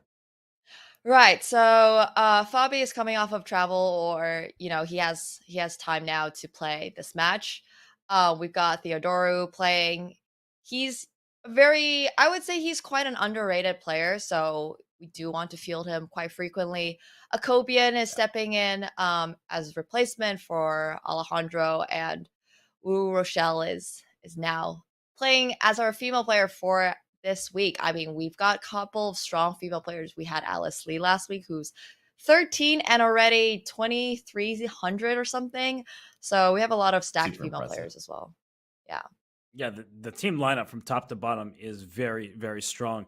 And well, Nemo, are you involved with that decision making because you're talking about the lineup? It sounds like you're very invested into your squad there. So, what's that process like? First of bringing the players to the team. It shouldn't be too difficult. St. Louis, they have all the players, but choosing the lineup each and every week. Are players saying "Come on, coach, put me in"? I do not choose the lineup. I feel like that would be way too much pressure on me. So that is all up to the team manager, Mike. But I am happy to be cheering on the team, doing content with them, and just giving them support from over here. Yeah, I think that's the good way to do it, Robert. Nemo understands if you can offload the responsibility, it's a lot easier. That's why I've gone into commentary. I'm not responsible for these calculations we put on the board. Well, we all must calculate. That's our role. And Nemo being a huge streamer. If you don't already follow Nemo's channel, I don't know what's wrong with you, but go follow right now. We'll put her stream in the chat. But let's go to our 4-board view, just because every single game. This is what I love about the Pro Chess League. I keep saying it over and over again. I'm a broken record. Every game is of equal importance. So, Nemo, as you look from the top left all the way down through the bottom right, what's catching your eye as a team captain, but also just as a chess player? I'm actually kind of glad the games are all equal so far. Nothing crazy has happened, but I would say that Nicholas's game against Harika is the one I currently have pulled up, and that one was just kind of interesting because I thought something exciting might happen, but it looks like it's going to a fairly equal end game now. Yeah, I think for a that moment, just brief tends to moment, middle happen game. in these Yeah. games. It can just peter out like nothing ever happened. You think there's an advantage, and Queen E2 gets played, and wow, this is this is really liquidated since we last saw This it. is yeah. But I did hear you guys were talking about Rochelle's game against Arigasi, and I did want to point out she's playing against somebody who is, 500 points higher rated. I think that game is also super interesting. It's still currently sort of equal, but it's a nice kind of, I would call it like dynamic. Well, I Yeah, think when no, you I play mean, those Kings Indians, right? You're always Oh, gonna get these wild positions no matter what. yeah. yeah, Yes, it seems like things absolutely. now are spinning a little bit out of control for her. But as you said, this is what tends to happen in the pro chess. Like in the bottom right, we see that Arjun's pieces are infiltrating. There's a pin towards that rook Ooh. in the corner. So it does look like Arjun Erigaisi is taking charge, but he's beaten Magnus Carlsen before. He just beat him in the Air Things Masters. So, it's hard to ask Rochelle in the first game to take down Arjun. But on the flip side of things, your board one, Fabiano Caruana, we don't want to put pressure on him to win every single game he plays. But if we tune in there for a second, Yeah. it looks like it's going to be a straightforward draw at this point with the Queen's trade being offered. Yeah. Yeah. I'm not sure if he can make something of this. Avoid. Nemo, do you think Fabi is gonna like really work for a result here, or he's not gonna go all out and he's kind of okay making a draw, even though it's a board one versus board four match? I think since this is his first game in the Pro Chess League, he didn't play last week. I would say a draw is probably okay, but as we can tell, maybe Fabi is playing for that win with bishop to b3. He does not want to swap off the queens. He might decide that he has a little more to play for. So, there's a lot of possibility over here. But at the end of the day, it is an completely symmetrical pawn structure. You both have pair Yeah. bishops. It's probably going to be very difficult to squeeze an edge out of this endgame. Yeah, I Yeah. would probably agree, Robert. That's the thing. I mean, this board four for MGD1, it's an international master. It's no pushover pairings in the PCL. No, none at all. I mean, this is a very even game. It's against a strong player. So we can't rely on Fabiano to win every single game he plays, but your team at some point might need him to strike. So, Nemo, I know you're streaming on your channel, so we want to let you get back to your audience. We say hi to them. Of course, we show our support always, but we'll talk to you later, I'm sure, and good luck to the squad. Yeah, thank you so much, Robert and Amon. Take care, Yeah, guys. thanks, Have Nemo. fun.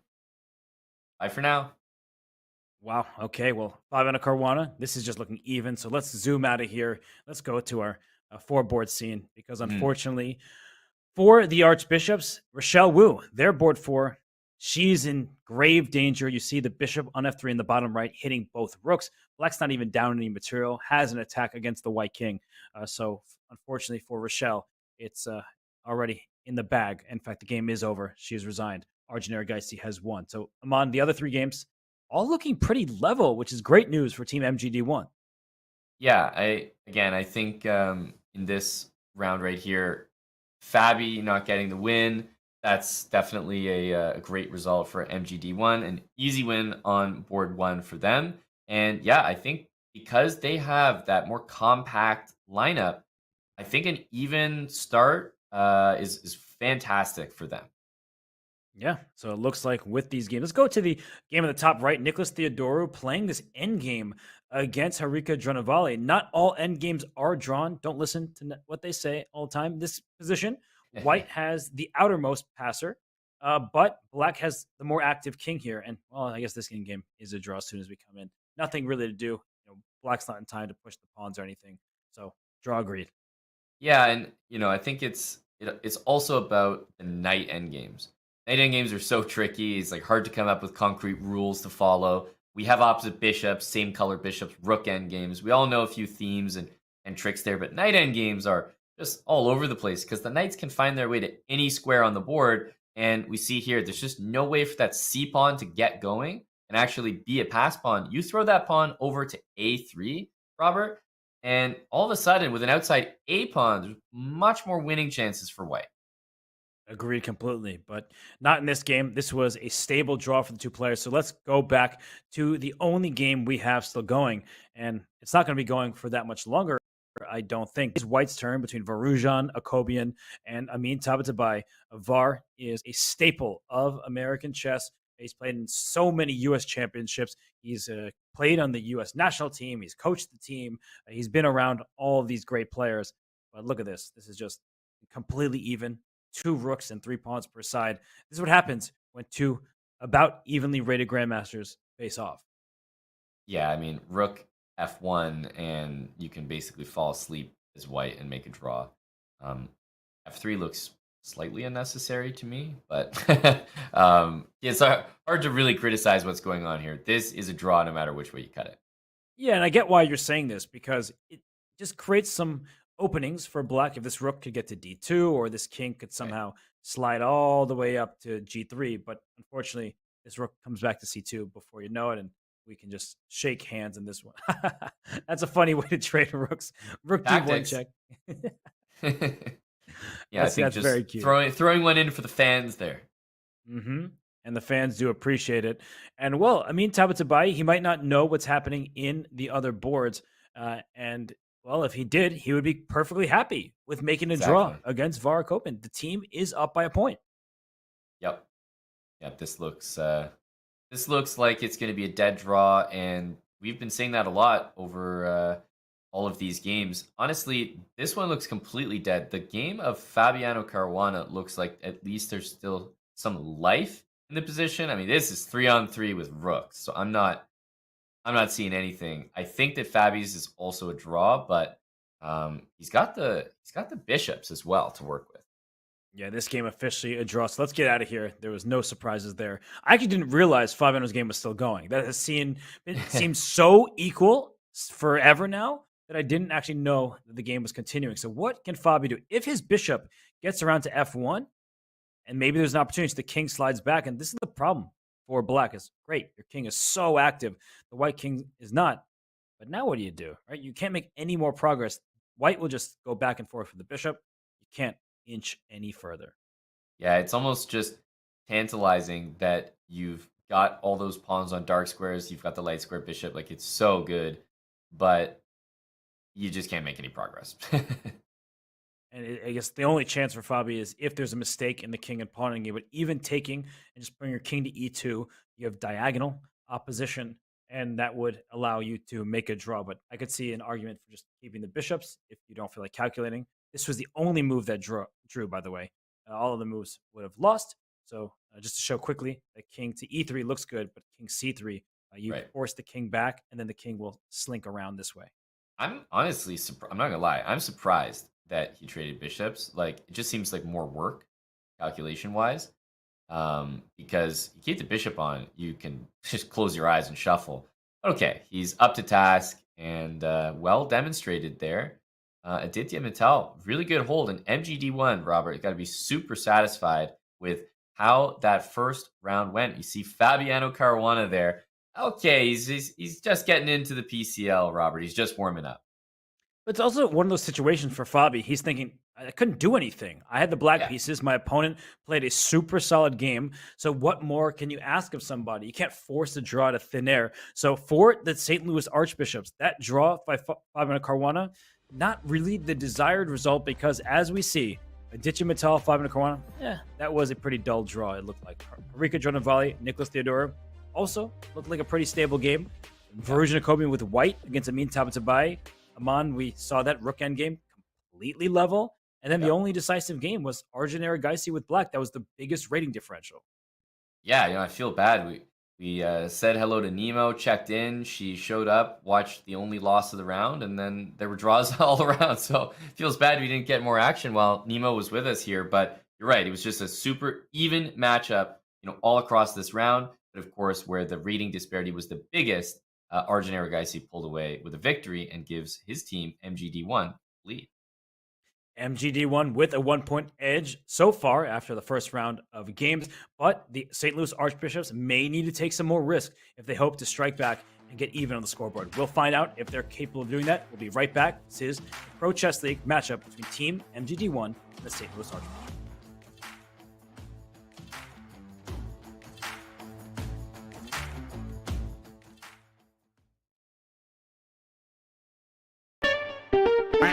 what is this? This is duck chess, you guys. This is a new variant. It's called duck chess. Chess, but with a duck.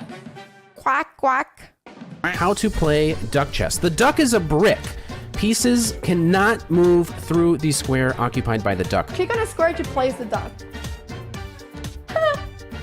Oh, you put the duck to prevent moves of opponent, not yourself. Yeah, so basically you do this, and this cannot move. I'm gonna go knight f6, and I'm gonna put the duck in the most inconvenient place for my opponent to move. No bishop, no queen, so no Londons can permanently stop the London. Capture the opponent's king to win. Oh, wow. Oh, there's no stalemate. Wait, there is stalemate. But the stalemated player wins. Ooh, if only that was real chess. I think I'm getting the hang of this game now. I think I actually am getting the hang of it. I think this works. Oh, that's a horrible blunder. Oh my god, I just blundered. I have to move something else first, then duck, and knight will take my king. This is the best way to lose the duck chess.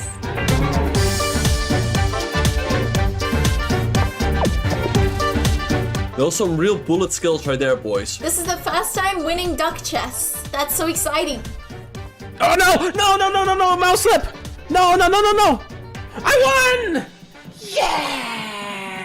Duck chess champion. Give me those points, baby.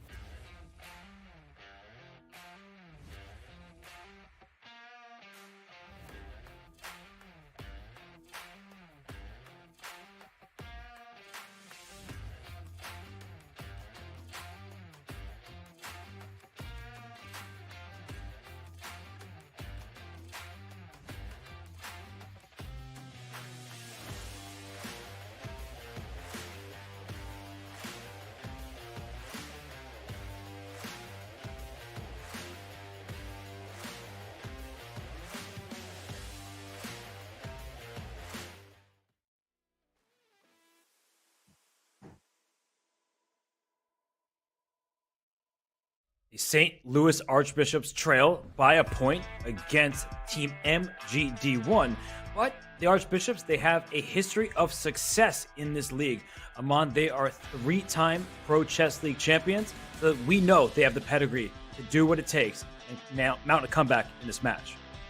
Yeah, you said it best, Robert. The St. Louis Archbishops have been around since the inception of the Pro Chess League, and I say that with certainty because I've been around since the beginning as well. And the Chess Bros have taken their fair share of losses to the Archbishops in championship, playoff, and you name it, matches over the many years. So such a powerhouse team, and absolutely a 2.5, 1.5 first round, Robert, is not going to scare anyone. No, powerhouse team for sure. And familiar name, Fabiano Caruana, has been on the St. Louis Archbishops in 2 of their league titles. And he is playing in this week's matchup.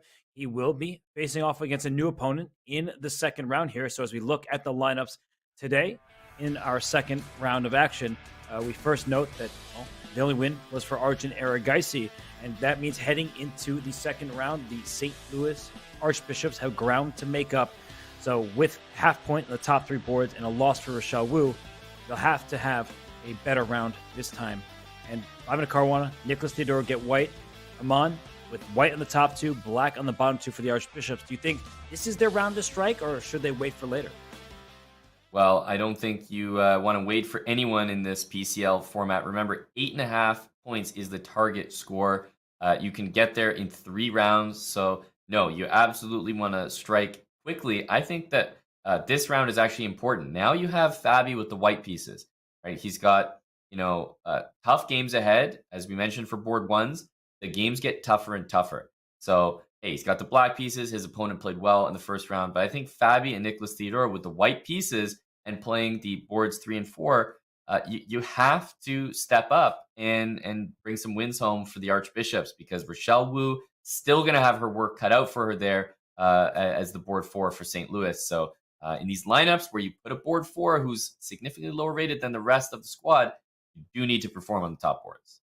Yes, and Fabiano Caruana being the top board for the St. Louis Archbishops, he gets the white pieces in the second round. He is going to face off against Harika Dranavali. That's a big rating gap between the two, but Harika is such an experienced grandmaster. She is not going to be afraid of playing against Fabi, and he gets the white pieces. He's going to need to come up with some kind of opening that causes her problems. That's right. Fabi with the white pieces has gone for just knight f3.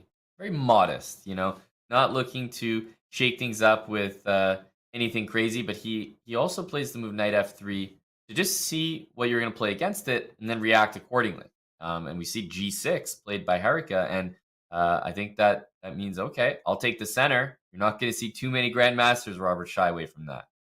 No, white has these 2 imposing pawns in the center. Black trying to use the pieces. This is exactly what Danya did against Jose Martinez. And in that game, the white pawn went up to d5. But here you see Fabi saying, I am going to shut down your bishop. It kind of resembles the King's Indian. If we get an e5, d5 situation with c4 to follow, this is exactly a King's Indian structure. That's right. And I'm trying to think about the tempi, but after d5, black moves the knight, I'm always worried that you would be a move down on a regular position. So it could be a little bit weird, but I think for the most part, white kind of wants to keep that pawn on d4 if they can.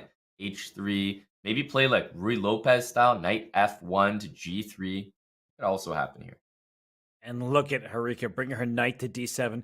Please play d5, because f5 is much less effective when white can, instead of playing d5, gets to take and open up the position. So she's hoping for Fabi to press forward with d5, but he seems like he does not want any part of that. And I'd be very surprised if we don't see some kind of a4 reaction. Bishop g5, well, color me surprised, Robert. I thought we were going to see a4 automatic.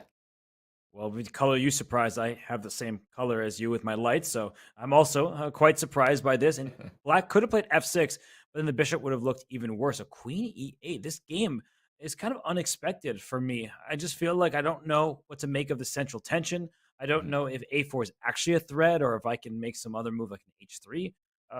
Amon, is a4 and maybe a3 something that white actually needs to look out for? Well, according to me, yes. According to Fabiano, no. Curious what the engine thinks as well, because look, a4 for white just shuts down any advance on the queen side for black. It means that b3 knight stays stationed on b3, which covers the d4 pawn. And that d4 pawn, I've been mentioning earlier, I think it wants to stay on d4, because as soon as you play d5, you open things up for black. And well, in order to keep it there, I thought a4 was necessary. Fabi says no. I mean, look at this, Robert. That pawn made it all the way to a3. Yeah, and the evaluation bar is dipping in Black's favor, but it's a tough position to play. Knight of 6, not approved of. I wonder what it is. I'm just going to take us a step back quickly. Maybe it was this f5 move, which is really difficult when there's a rook staring down a queen on the e-file. But f5 was in the spirit of the position. f4 was threatening to trap this bishop. So I think f5 was indeed the correct choice. But I don't blame Harika for her That's knight amazing. f6. Yeah, what a ridiculous thing that was. Knight g4 can trap this bishop anyway, get a trade. So why don't we leave these two to their strategic struggle as their teammates have all started their games among. We see in the top right, look at that's one of the most closed positions I've ever seen in my life between Nicholas Theodoru and Aditya Mittal. And then the rest of the games are just getting underway. Yeah, I'm wondering in that game in the top right, maybe we want to head there. I was curious if this was a Benko because it kind of feels like it could have started as a Benko gambit, and that's a surprising opening to see make an entrance. Let's go back to the beginning and we'll quickly play through the moves. This was not a Benko gambit, at least not initially. We saw c4 and then b4 for white, just trying to take away this option. And Black says, take it away. I'll go for it anyway, because if you take, Black will quickly be able to recapture the pawn. It's a reverse Benko. I was 50% right. I didn't give you the credit that you deserved, but Aman, these positions locked up, no trades just yet. And as we get to the game, I actually really didn't like the move a5. Closing this flank seems wrong to me. You should play for a pawn break, because now let's look what happened. White castles queenside and closes everywhere. The center is closed now. You know what that means? h3, g4, maybe the knight will move, and then white will play for f4. I feel like this was a very bad decision from Aditya Mittal, because the side that controls the pawn breaks is often the side with the advantage. It's only white who could storm pawns forward in this position. Yeah, agreed. This is probably quite comfortable for white, and the main reason is that normally e4, hey, it looks like a great move, but normally Black would play d takes e3 en passant. And right now, because the king is castled the other way, it's not possible. g5 is the move that he went for, but I think that was born out of fear, necessity. Call it what you want, Robert. g5 surprising.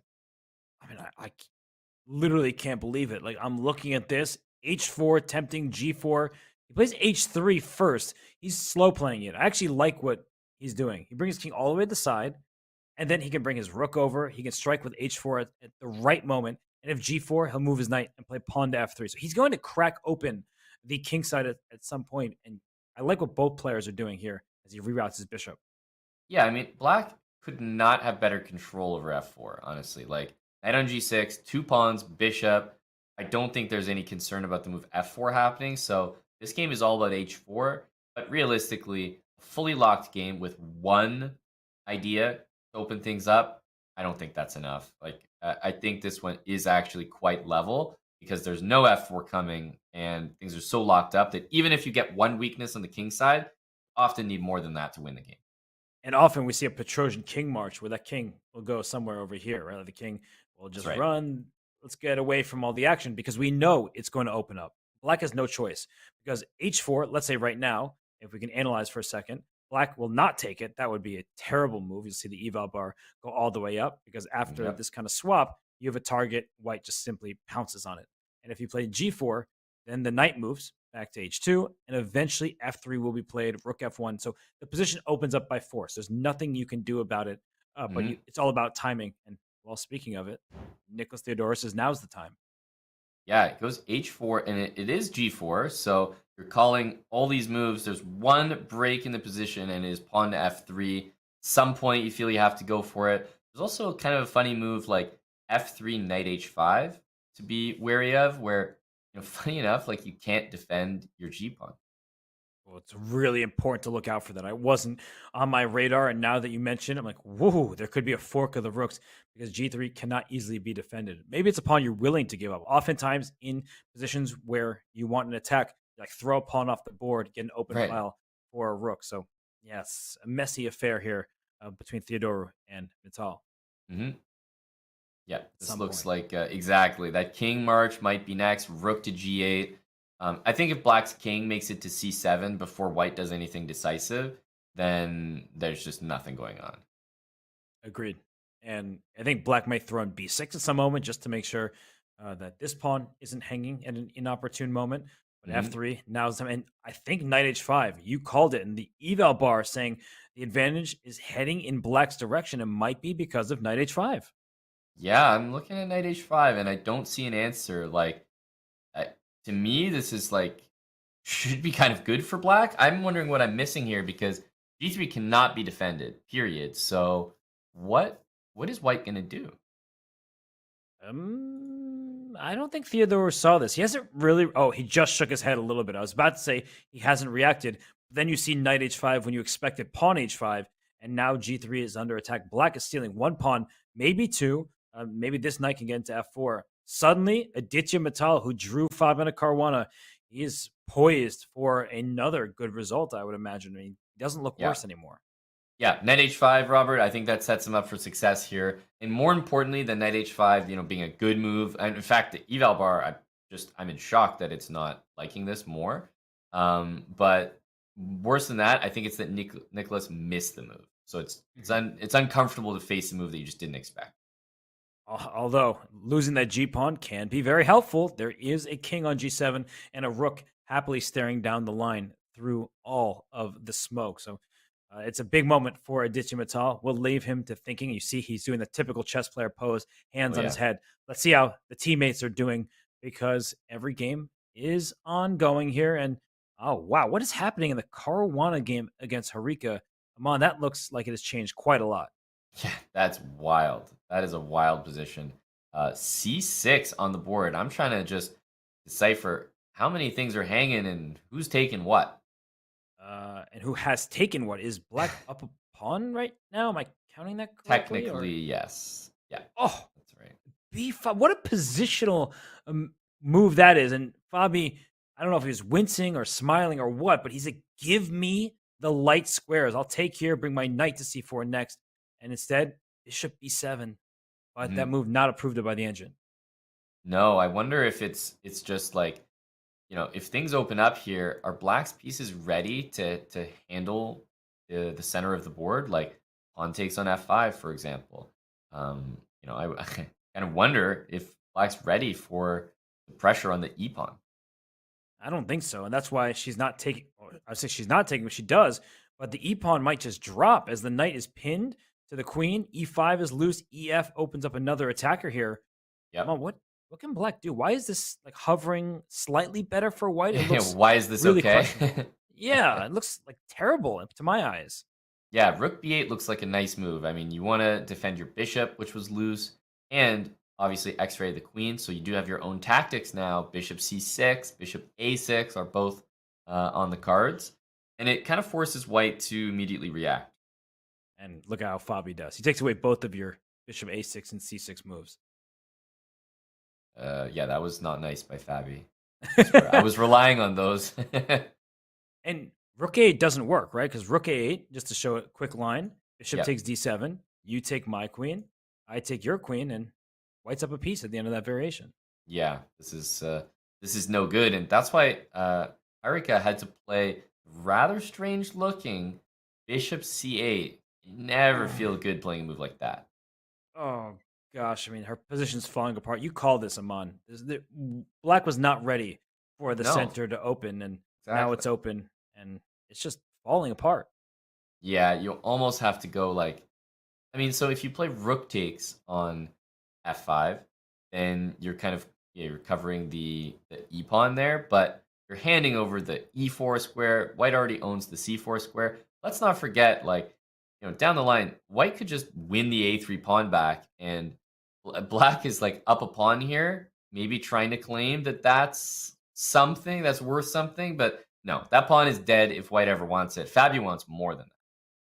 He certainly does. I wonder what his response is going to be, because bishop d3, we can go to a new diagonal and go after this king. That looks very pleasant. You mentioned knight c4, knight e4. I think for now, I just am a little scared about rook takes f3 if this knight were to move.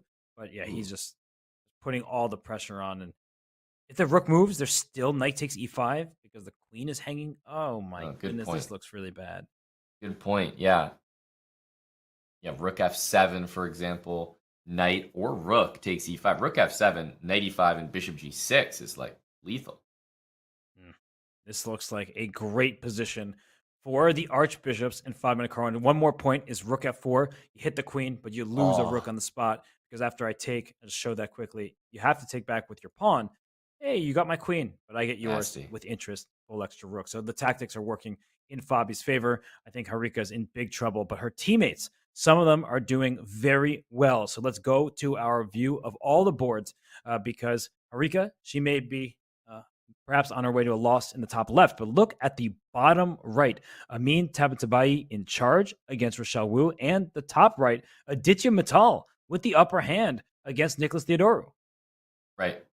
Yeah, no, this is what you need from Amin. He's coming in, he's playing against the board 4. That's obviously a matchup that you want to capitalize on. I think that game is one that we should jump into, Robert, because we haven't visited it yet, and clear advantage for Amin with the white pieces. We tell you that we love bishops with an open board, and look at these two. Wow. This bishop hits all the way down to b7, can stop on e4 or d5. The knight's not coordinated very well. If your knight tries to come back in the game, your rook probably just gets trapped in the spot. So it's white's turn after all that is said. And I feel like you can play d4 to open up this, not there, this diagonal for your bishop as well. Oof, unpleasant. Yep. Yeah, there's so many options here. And, queen g4 has been the move tried. I think there are actually so many moves that you could play as white, and they'd all be okay. Simple development, d4, even just going for the a file with bishop e3 and rook a1, nice and simple. Knight on d8 is just tethered to a defensive duty on a b7. Yeah, black's pieces can't move. The knight on h7 wanted to go to f6. There's a rook in its path. Knight f8 doesn't really help. As you said, rook a1, take over the a file, and this is really, really bad for Rochelle. So she's had two very tough pairings. She played against Arjun Argaisi. Now she plays against the nearly 2,700 Amin Tabatabai. He's fully focused. He wants to score this victory for the team MGD1. So, yeah, I think she's going to try her best just to muddy the waters a little bit, but this seems very simple. Your move, rook a1, looks very powerful. You want to bring your rook to the other side. Yep, I like that. It looks like it should get the job done. Rook down to a8 can even be followed by, I'm looking at queen c8. A lot of ways to infiltrate with every piece. No, this looks overwhelmingly good for white. So let's leave these two at it while Amin Tabatabai considers his next move. It could just be rook over to a1. We'll tune into the other teammates because in the top left, Fabiano Caruana is still in charge, controlling all of the light squares. But look at the top right. I don't know what has happened in that game.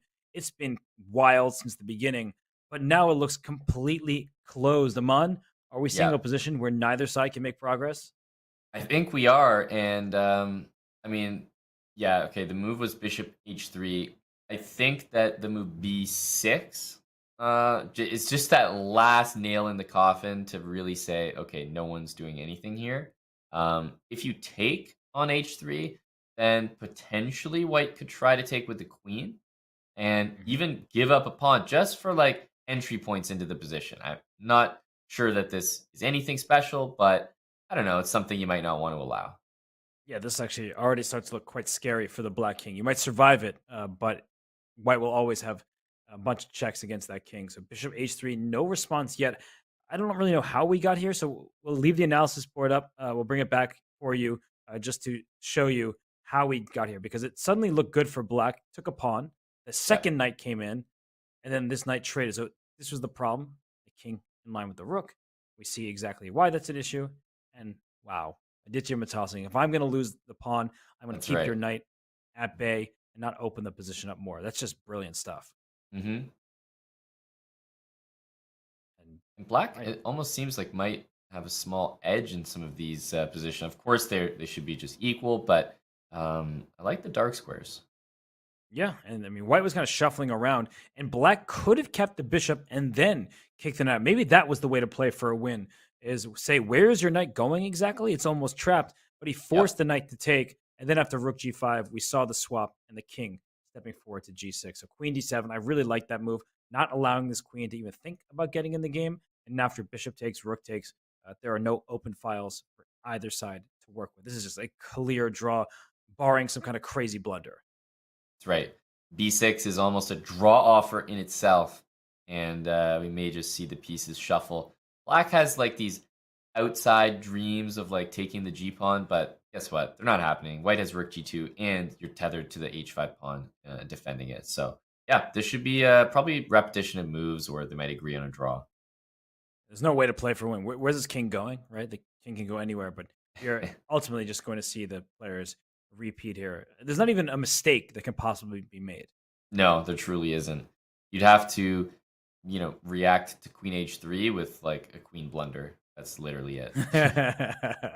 So this one is locked up. I think the draw will be in the bag. Aditya Mittal. That means he will have drawn Fabiano Caruana and then Nicholas Theodore with the black pieces. A great start for the board 4 of Team MGD1. So let's zoom out of here. Yep. We can trust the players to split this point.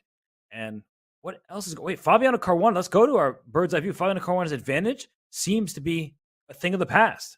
And you know what? It looks to be off the back of a move that you highlighted, which is so interesting. Rook takes on f3 has clearly happened in this game.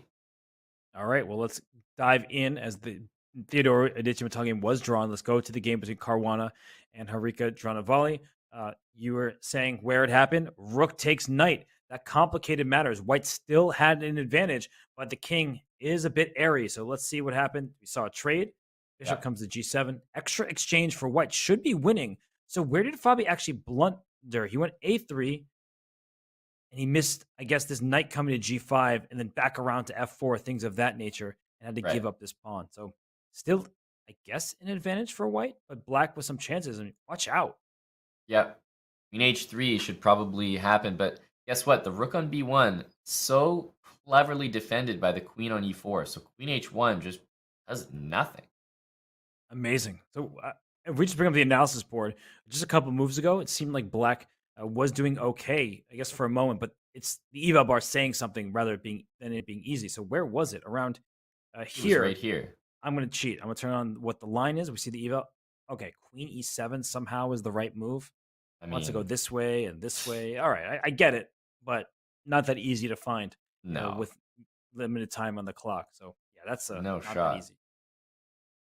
Yeah, this looks like the more natural way because, black wants to play bishop h6. The problem is there might be a check like rook b7. I think that's the plan, though. If c7, you got f2 hanging, there's no check coming, and bishop h6 is nearby. Rook b7 just says no. Great calculation by Fabi. Giving up f2 with check. The king is running. Knight e2 is another check, but the king keeps going to b4, and black quickly runs out of useful checks as the king will just hide. Maybe even eventually up to the other side of the board. Your pawn will seriously promote. Careful of queen e5. Knight d4, queen e5, knight c6 is obviously a serious pitfall there. Don't play king b5. There's knight c3. Speaking of a pitfall, wait, where's this king going? If you give another, you can block with your queen. That's super annoying. Yeah, you could even just keep trucking up the board there, king d6. But yeah. The bishop is pinned. That's what's key. Bishop f8 would change everything. Bishop f8 would win for black. Yeah, might win. Yeah. Unfortunately, pinned. So queen g1. I think queen e3 is the simplest move. You have no more checks for black after queen to e3. The threat is c7. Maybe in some variations. Nope. I can't draw my arrows right now. But queen takes e5 is also hanging with this pin. Yeah. I think queen e5 is maybe the more dangerous move because it threatens to just simplify everything, if not mate on the spot. Whereas c7 blocks the pin from the rook, so I could just see some random bishop f8 coming. Oh, that's actually a good point. There could be almost a mate. So he takes that bishop, takes the pawn with check, then we'll play the pawn to c7, and that is bad news for black. Yeah, queen d7, probably worth trying. Because queen takes e2, queen takes c7. You harbor some hopes of a draw there. Yeah, that's actually pretty good chances to draw, but I think queen d7 is by knight b6, hitting the queen and allowing. Oh, look at this. That's clever too. A little check just to get things perfect, and I think you could probably make your queen here. And the king, where can go anywhere? Like, is it that easy? The king just chooses. It square might and be split? able to, yeah. Well, watch out. Knight b4. Don't play king here because then knight d5 is a fork. So watch out for the fork. He does. And now the king attacks the knight. The queens are going to win the day for Fabi. Yep. That should do it. There are too many queens on the board for Fabiano Caruana. So he gets it done in round 2. It means the score temporarily tied 3-3. But if we look at the bottom right of our screen, it is all Amin Tabatabai. We don't need to look at that game as he just is going to go on mop-up duty, winning the black pawns, and he has a passed B pawn in the making. So let's go to our game maybe between Arjun Erigaisi and Varujan Akobian, because we haven't looked at that at all. And Var right. down to just about 11 seconds with the black pieces. And for Arjun, he's up on time, but this position, even though it's better for white, not that clear cut. Yeah, because you have knight f6 and knight takes e8, but the result of that line is your a pawn probably drops. So while white's position looks fantastic, the pawn on a4 is loose. And it's key that the d6 pawn is loose as well, but he's not taking it right away because oftentimes with these trades happening, the rook will come to e1, c1, kick that knight out of there and get... Whoa! Okay, he goes for it, but I thought the rook was going to just go over here and kick this knight away. Yeah, I guess the thing is there was no breaking through that position because the knight on c3 was just tethered to the a pawn the entire time, so may as well at some point start the simplification process. But knight d5, rook takes c4, is that the move, or knight a4 first? I think you can choose your own adventure. Oh, I'm wondering, like, is there some kind of c5 push at some moment? I don't think so, because the rook can just take. But what is the winning idea for Arjun? This is starting to look like it should be a draw. Yeah, it does. I mean, I think he's got to just... Yeah, that's true. G5 was really rough. He just simply blundered, and he gives away the h6 pawn, and now Arjun clearly has the upper hand. Knight is covering c4, and the knight on a4 is just stuck. Can't move, right? Rook takes b6. We were just asking, what can white do? The answer had been nothing until the pawn went to g5 because the knight had a square to jump to on f5. But rook a6 now, that should be able to corral this pawn here, and white's pawn doesn't look so stoppable. Yeah, and knight takes c4, rook c6 still works. That's a nasty pin to make use of. And okay, if you take on c4, I guess there was... oh my gosh, I'll show it after the game, but that was another sick tactic by Arjun Erigaisi. Nice. He sees everything. Just to show that quickly, Var can't believe it. He's beside himself. But rook c4, there's rook a8 check. Your king can't step up to e7. Has to go to d7 and knight b6 with a fork. Dang. Arjun Erigaisi sees all the tactics, no matter how big or small. Yeah, that's a super nice tactic there. B6 check, closes it off. But you'll notice that with these really strong players, they'll close games with casual tactics. Like, moves don't even... Not even everything that gets played is what's actually being calculated. So many things flying under the radar.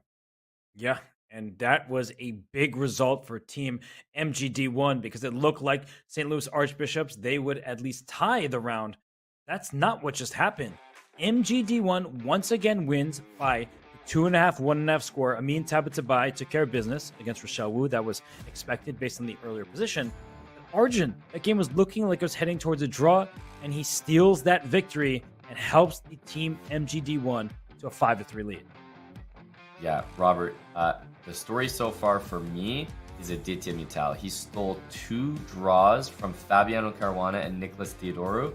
And we talk about board 4. Their games only get easier. So Aditya Mittal is, doing extremely well from the board 4 position. He's got a point. He hasn't lost yet. I think he's been playing tremendously. So I think he's the MVP of the match thus far. He's the MVP of the match for Team MGD1. And, well, since we're on the topic of MVP candidates, we have to talk about Luka Doncic, the NBA All-Star.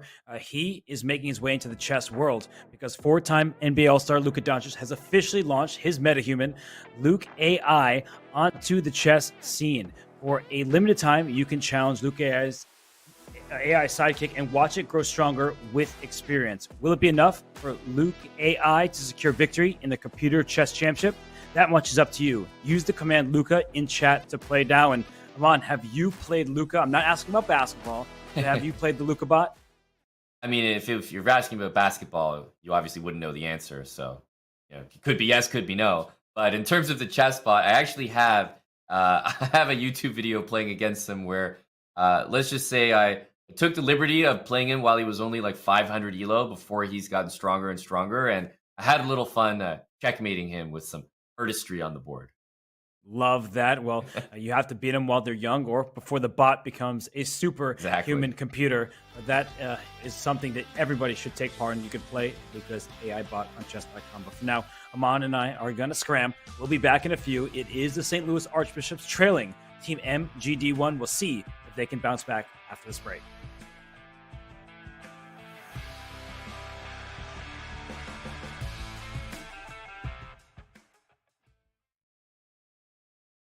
Do you wish playing a chess game with a friend was as easy as sending them a text? Well, good news. Now it is. With Chess.com's new iMessage app, you can start and play a game directly in iMessage. Your friend doesn't even need a Chess.com account. It's just tap and play. Head over to go.chess.com/iMessage or use the command iMessage in chat to learn more.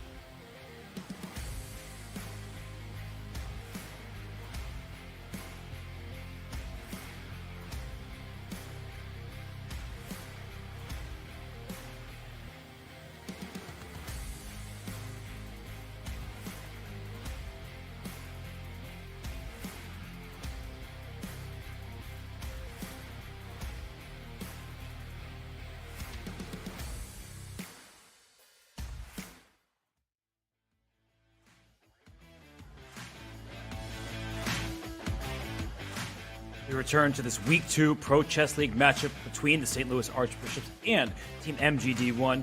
MGD1 is in the lead by 2 full points at the moment. They are led by Arjun Aragaisi as their top board, but they brought in a free agent signing. Amin Hambleton. Wow. Amin Tabatabai has been a superstar thus far. Hey, the first names are pretty close. I missed out on buying the right vowel for a better ELO rating, unfortunately, but he's been a great signing. I mean, what can we say? Started out well. I'm definitely interested to see how these next 2 rounds go because it's one thing to say that Aragaisi, Tabatabai, they've started out well, but they've been playing the lower rated boards for St. Louis. So now we get to see them play against the higher rated boards. I think that is where you can really measure the impact of these players. And they have made a huge impact thus far. A great 1-2 punch on the top 2 boards for Team MGD1. And we can just compare them directly to the board 1 and board 2 for the Archbishops. Half a point in favor of Team MGD1 as Arjun is 2 to 1.5 for Fabi.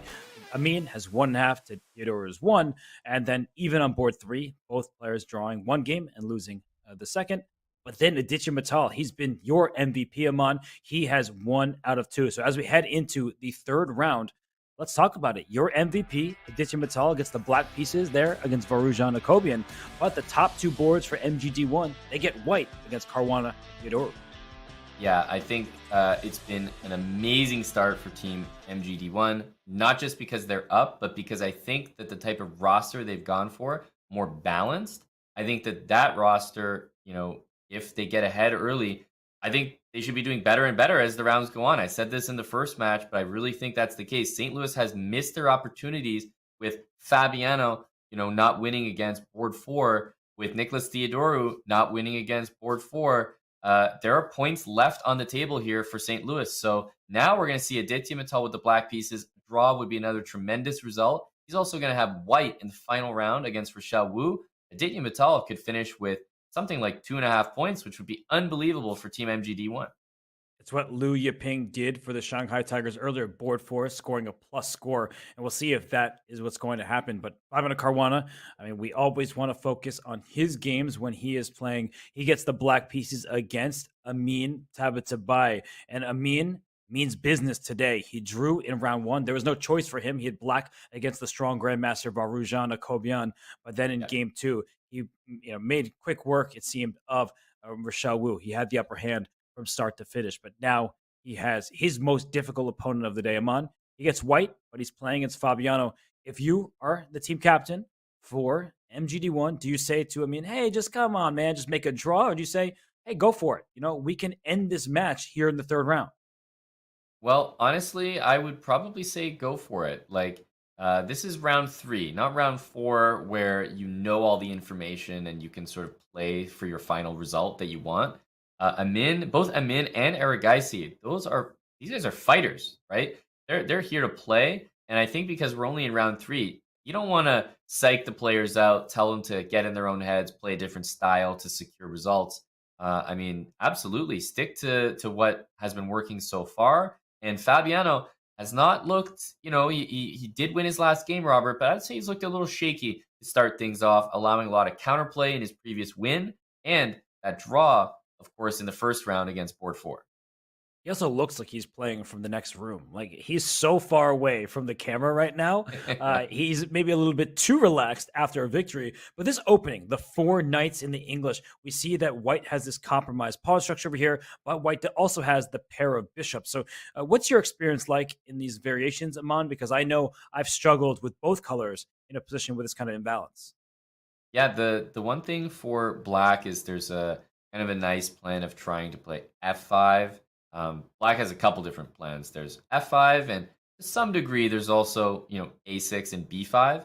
But I find the a6, b5 plan to undermine that pawn works a lot better when, the pawn from d2 is on b3. And that would happen if maybe you played d takes c3. We've seen bc3 by white in the opening. So I'm looking for black to maybe move that knight, try for f5. If the bishop gets to f5, you're certainly happy to see that. So that's one of the main plans for black here. The other one, which is harder to achieve based on the pieces, Robert, is maybe c6, d5, but that just looks like so many moves to achieve that. Yeah, too far away. And he's not going to push his pawn to d4 unless it's the proper moment. Because now the knight went to e7, I'm a little bit more tempted. But what I was going to say is, as soon as you push the pawn to d4, c4 becomes an easier target. But this knight now is on the king side. You're not so worried. The knight would go to a5, pawn b6, bishop a6. And you see that in the Nimzo Indian. Black just piling up pressure against that pawn. But instead, Bobby going to the king side. And Aman, it's hard to crack through Black's structure right now. It absolutely is. The knights are also sort of eyeballing a potential f4 square visit. Knight h5, always have to be cautious of knight takes e5 tricks with the knight hanging. But in general, if you could get that knight into f4, Black wants to play knight f4, queen to f6, and really launch some nice play against White's king here. So I imagine that's what Fabi's looking to do. As for White, Robert, these double pawns, are you in a rush to get rid of them? Are you looking at like c5 kind of stuff, or are you just going to get developed? I feel like c5 is one of those moves you make. You're like, I need to get rid of the double pawns. But if we quickly bring up an analysis board, it doesn't solve all of your problems. Because if you play c5, and I'm just going to make a random move like rook e8, just to get this swap of pawns here, now you actually have this backwards pawn on c3. So your pawn structure seemingly improved because you no longer have double pawns, but you actually have a more approachable pawn to the black pieces with the bishop moving and the rook coming to c8, and maybe a queen to c7. Yeah, good point. Good point there. You're not really solving any problems, actually creating some, because in this position, it's kind of hard to attack the c pawns without an open file. So, it's hilarious. We might see the exact position. I was not expecting this to happen. I was just throwing out moves, and it looks like Fabiano Caruana, he is a longtime buddy of mine, and he's just playing like I'm speaking it. So he loved your random move. The Hess random move apparently is one of the best, co-signed by Fabiano Caruana. What a chat, by the way. I think this matchup might be the most vowels against each other. I didn't think about that, but Fabiano Caruana against Amin Tabatabai, they're a pick a vowel. it's in there. Wow, this exact variation just happened. We may see some problem for White on the c3 square, but we'll come back to this game for sure because all 4 games are in progress right now. And in these matchups, you need to score somewhere. If you are the Archbishops, you're down by 2 points. I'm looking at that game in the top right, Aman, between Arjun Aragaisi and Nicholas Theodoru. And I feel like Arjun's just trying to take it to the Archbishops. He already has 2 wins under his belt here, and he wants to take a third. Yeah, I agree. That game looks really exciting to take a look at. It seems as though in the last couple moves, he's made his intentions very clear, right? Queen c2, absolutely no queen trade. You do want to keep the queens on the board. The g file is open. The d5 square is screaming for a knight to be planted there. This looks great for White. Yeah, the d5 square is ultra juicy, and this is what happens when there's a bishop against a knight. It kind of reminds me of a Najdorf. It's not the same structure, of course not, but in the Najdorf, you get these positions sometimes where Black has a dark square bishop that can't do anything, and White has a knight that hops around the light squares, in particular d5. The good news compared to a Najdorf is your pawn's not on d6. It can go up to c6. Get that knight out of there. That's right. And bishop d8 was just played. It might look a little unorthodox, but I feel like if the bishop went to d6 or another kind of normal looking square, then all of a sudden comes rook g1, and you're actually threatening checkmate in 2. Threatening knight f6 check and queen h7 mate. Yeah, that is actually looking spicy. So the bishop covering the f6 square is important. Look at this move. c6 is not good anymore. The knight hops back to an odd square to b4. Look at this. I'm just going to put this on the board. Your now pawn is under attack. You play c5, you're just strategically lost. You might be tactically lost as well, but you can just resign strategically. If I put my knight on d5 or to c6, give me all the light squares. That's right. Yeah, that would be just the worst possible configuration. But if we can't do that, what are we? Do we want to play almost a5? The pawn is hanging. I want to play a5 and then c6, but way too slow. There's threats happening. h5, queen takes e5, rook g1. We don't have time for all that. I forgot the e5 pawn was hanging. I wasn't even looking at that pawn. It's hanging I forgot right on the spot. Rook e8 played. So now maybe there's c6 because you can bring your rook up to e6 afterwards, but it's True. is looking just like a shaky defense for Theodoro here. I really don't envy this task. I love that knight on d5. It's a stallion. It is. It is. I'm also thinking, if the move f4 happens, that black might have f5, quite possibly. Wow. Decides to just start with that. He says, give me the light squares. That knight can go to c6. There are also tactics available for white. But what do you make of this, Aman? I really feel like white is better, even though the eval bar says black is doing just fine.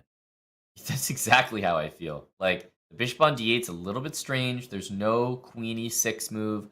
Funny enough, the rook on a8 would be hanging. And if you play f5, you're always facing queen d5 check. Seems like a nice centralizing move. Knight on c6 looks annoying because you can't play rook e6 to challenge that. And I'm just kind of wondering what moves you're supposed to do. So I agree with you. I like white's position, but the engine is saying they're just unfazed. How? Why? I just love the look of a knight landing on c6, but somehow the engine is unbothered. But it's just a great square. Like, that's your dream square. It's a target square. Truly. You just want to bring the knight up over to the c6 square. Give me that square. Yeah, honestly, knight c6 looks like a good move here. I'm looking at queen e6 after. Maybe. Yeah, maybe, right? That's how we feel. We're like, okay, maybe the e5 pawn might be loose, but also there are going to be tactics with the rook in line with the queen. So I guess for now, black is holding on. I would prefer white, maybe even just h5 at some moment. Knight c6 first. I like saving the knight, then trying to push this pawn up and use it as a battering ram. So we'll see if Arjun Erigaisi can break down the defenses of Nicholas Theodorou. But for now, let's look how the teammates are doing, just because this one seems like Arjun's slightly better. But what's happening in the other boards? 5 minute Caruana, slightly better, according to the engine in the top left. In the bottom left, Varakobian, maybe slightly better for the archbishops, still early stages there. What's going on in the bottom right? Rochelle Wu is going after Harika's pawn structure, but the eval bar is saying, nah, Harika's doing just fine. Yeah, I like the look at that game. That looks very spicy, especially with the imbalance that's clearly present. 2 bishops for black in that position, but we see this interesting situation where the knight was just making a ton of threats, but once they just got defended, the knight's also trapped. Whoa. And f4, throwing the pawn forward. You were right, the knight was about to be trapped, but now it can hop back to f2. So are these pawns total terrible weaknesses? Oftentimes, black will try to push pawns on the queen side at some moment. e3 is not really a target just because the e-file doesn't have a rook on it just yet. But Aman, this is hard to evaluate. I see the evaluation, so I know that black is better objectively, but I'm still trying to ignore that and use my chess player brain. And I feel like this just is messy and both sides have their chances. I think you lost the chat as soon as you said, not look at the bar and use your brain. I think you lost everyone there, Robert. But I agree. It's kind of a misleading evaluation, I feel like, because you look at that pawn structure and you can definitely appreciate black's king is weak here. And if white moves that knight, for example, like queen d2 or rook f3, followed by the knight moving and maybe g4, f5, you could start to really push some pieces around. Yeah, rook f3 is a great move. That rook may also slide to h3. This pawn on h6 is a bit of a target, so I don't really like the look of it there. Yeah, I don't know. I'm worried about that pawn on h6. I feel like there's a rook sliding, and you can bring your knight back, as you said, push this g pawn up. Black is still better, though. I'm trying to wrap my head around that. Black is objectively better, but I kind of want to have the white pieces. Exactly.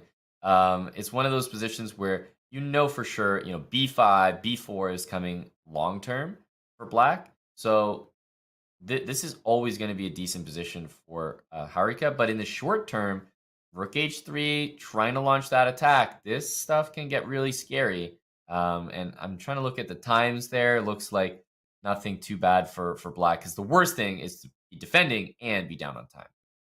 That's right. And the h6 pawn now is a clear target with a knight on f5, kind of doing the heavy lifting for black, protecting that pawn. Maybe it's time to try to bring a queen on over to the king side, but the knight covers all of these squares.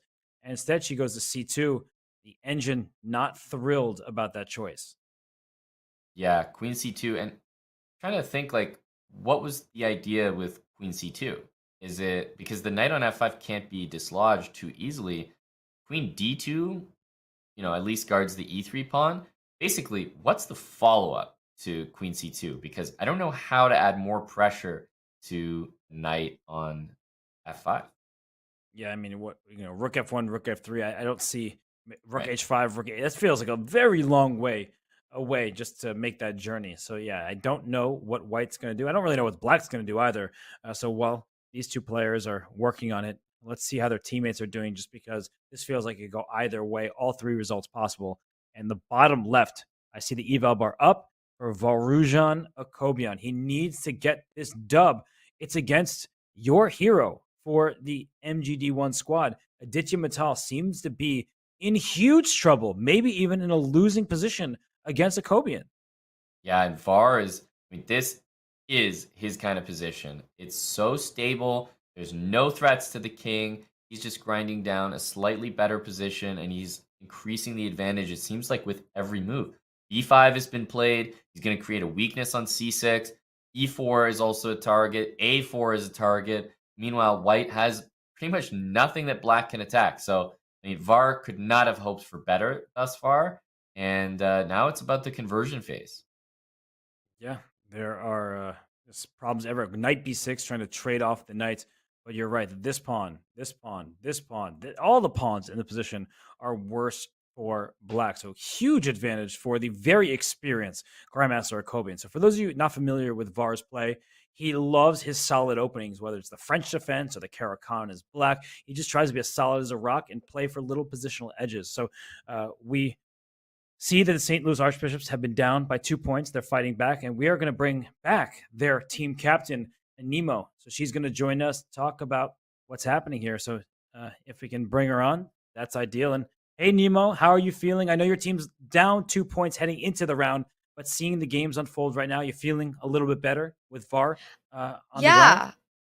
Absolutely. I really like Akobian's position. I actually just heard you guys talking about it and talking about how he likes his really positional sound openings.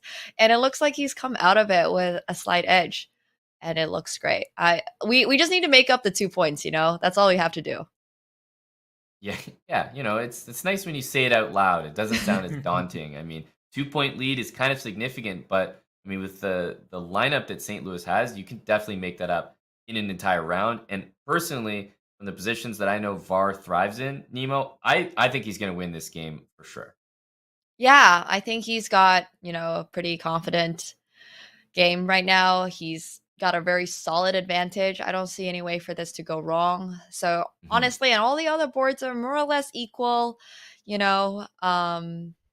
Maybe Nicholas has to do a little defense, but other than that, I think it's going pretty well. So I'm looking forward to the results here. Totally with you. This is just clean play. White's pawn structure super healthy. This is a great pawn chain. A pawn chain is as strong as his base pawn. Good luck getting to f2, whereas black's pawn's all out in the open. So while VAR and Aditya, they don't have moves going, let's kind of zoom out for a second because you mentioned how Nicholas might have a little bit of defensive task. What about Fabiano on the top left? His position looks very healthy, and he has nearly a 5-minute lead on the clock. Honestly, I like the 5-minute lead. I care about the 5-minute lead a lot more than I care about the, equal position.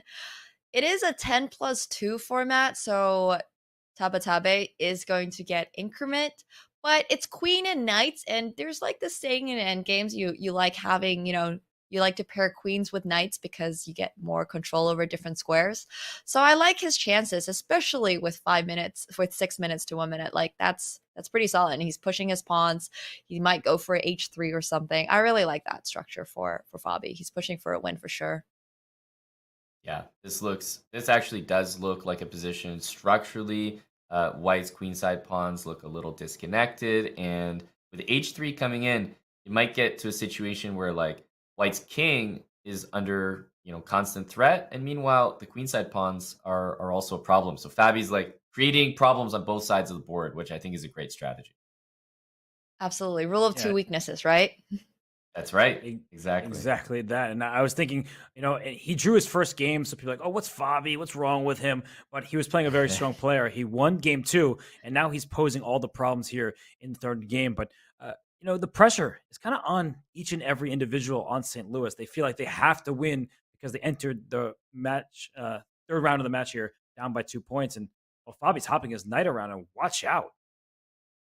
Yeah. A lot of attacks are coming. Mm-hmm. It's looking good for Fabi. You like to see these weaknesses. Suddenly the f4 square, maybe even throwing the pawn to h3. I think if the knight moves from e3, we might even see a sack on g4. Anything up. I really like the knight coming to f4. White just has to play so carefully now, and with such little time on the clock, I think it's very, very likely that Fabi is able to pull off a win in this game. Yeah, if king f2, you can play queen d3, try to get a queen trade because there are forks everywhere. That's why the king stepped here. So this is the only piece not in the game. This knight and f6. Like if you could bring this knight somewhere, you would feel great about it. But I was just say I don't want to give the d5 square. I forgot about the other knight. It's covering it. Well, maybe there's like some knight h7, knight g5 ideas just coming for the f pawn, coming for the h3 square as well. A lot of things are definitely happening. Yeah, maybe queen c6, queen takes c3, set up a few cheapos. Those are the things that sometimes work when you're low on time. And, Fabi is going to be so good, I think, at using his time advantage to create these little problems that are tough to navigate. Absolutely. To be fair, Tabatabe is 26.55, so, I don't know if the cheapo might work, but you can always go for it. I forgot I wasn't back on my stream doing Sub Sunday with the chat. Sorry, I got carried away there. Well, Fabi's in great shape here in this game, but let's zoom out for a second because every single point is important for the squads. Wow, I mean, Amin is living on the increment. But look at the bar; it actually dipped in that game as soon as we left it from Fabi, and we'll go right back. It looks like the king quickly went to f2. I mentioned queen d3 as one option. I actually don't know what white does after queen d3 because your threat is simple: take and then fork on d3. Yeah, it looks really uncomfortable, honestly. That's a powerful fork. I mean, after queen d3, I assume you just have to play queen to d2. But black just looks like he has so many options in this position. White can hardly move. He can pose so many threats. It's the Nemo. It's the Nemo line. I like it. It's a great choice. Yeah. Activating just all the pieces. Just want to activate, Yeah. Just gotta go for that. White can hardly move. I mean, okay, you get one pawn push. You can pin this knight over here. Maybe we'll see a queen try to go to d8, but I don't think Fabi's going to blunder us going to back rank checkmate or anything like that. Yeah, no back rank checkmate. But if queen c5, queen d2, knight g5, queen d8 actually wins that knight, might not win the game because there might be like a knight d3 to follow, but just kind of a weird fork there. There's knight h3 though, right? Because you have the fork. You can just win the queen back. Oh, that's nasty. So maybe a cheapo, knight g5. I think that you're wondering it. No, he didn't play knight g5. What is this, Fabi? We were just planning out Tabatabe's loss. We mapped out the whole blunder. He's too strategic. He's saying, you played c4. Let me get my knight into d4. Come on, Fabi. We want tactics, not strategy right now. He's too strong. he's too That's good. the problem right now. Yes, he would have won this game a lot faster if he just cheapoed. I actually think that is true. Like, no joke. I think he would have won on the spot if he had played knight g5. But this is also domination. Bishop a3. Okay, the queen can just move, pick a square anywhere. Maybe c6 or c8. I don't know. Pick one. Yeah. There's just no way for white to really break through. I mean, I like queen c8 because maybe after queen at b4, there's some queen f8 idea. So you're just preemptively stopping that. And then you just go for knight takes f3 with no worries at all. So I like that idea a lot. Yeah. But every move looks more or less. Yeah. I think Fabi's done well when he listens to you. Exactly. Every move looks more or less like your moves. That's what I was about to say. This is the job of the captain, I'm feeding him brainwaves. Very nice. Oh, look at this move. Knight b5. Knight b5. This is an amazing game. Just take this, take that, play h3, and go checkmate this king. That's so extravagant. Beautiful. Yeah, that's so... Yeah, that's some Fabi style right there. That's great. I feel like there's got to be a mate somewhere with Queen E2. Let's go right for this king. Exactly. Yeah. Yeah. Queen E2, King H3, and just sit there for a sec. He's G5. definitely just calculating. He's just thinking right now. Yeah, Queen E2. G5. Hey, One. at least I got one. Finally, after all my blunders. G5. Wow, what a win for Fabi there. Gorgeous. Yeah. So, Nemo, you feeling a little bit better now after that victory? Absolutely. I mean, that game was beautiful. There's just G5 finishing off the game. You're threatening Queen F1. The only way White can defend is Queen C1, and then you can just take on F3 with checkmate. I mean, that's a really nice tactic to spot, and the whole setup leading up to that moment was great. So, we're now only down 1 point, and as far as the other games go, I'm feeling pretty good about the match overall. Akobian still, winning in his Rook end game. I'm sure with as much experience as he does have, he can win this Rook end game. I wouldn't be so confident, in myself, but I think he's got this one down. I mean, I'm confident in your play. You just told Fabi what to do. He did everything. He won the game. So it's a clean extra pawn for Vara Kobian. We did see that Rochelle Wu is probably about to lose her game to Harika Dronovalli. It's what happens when board 4 for one team is lower rated than the rest. But right now, we see that Vara Kobian up a minute, up a pawn, and it's a healthy passer. And Amon, that was your hero. That was Aditya Mittal. He was the one who was upsetting the Archbishops, but not in this round.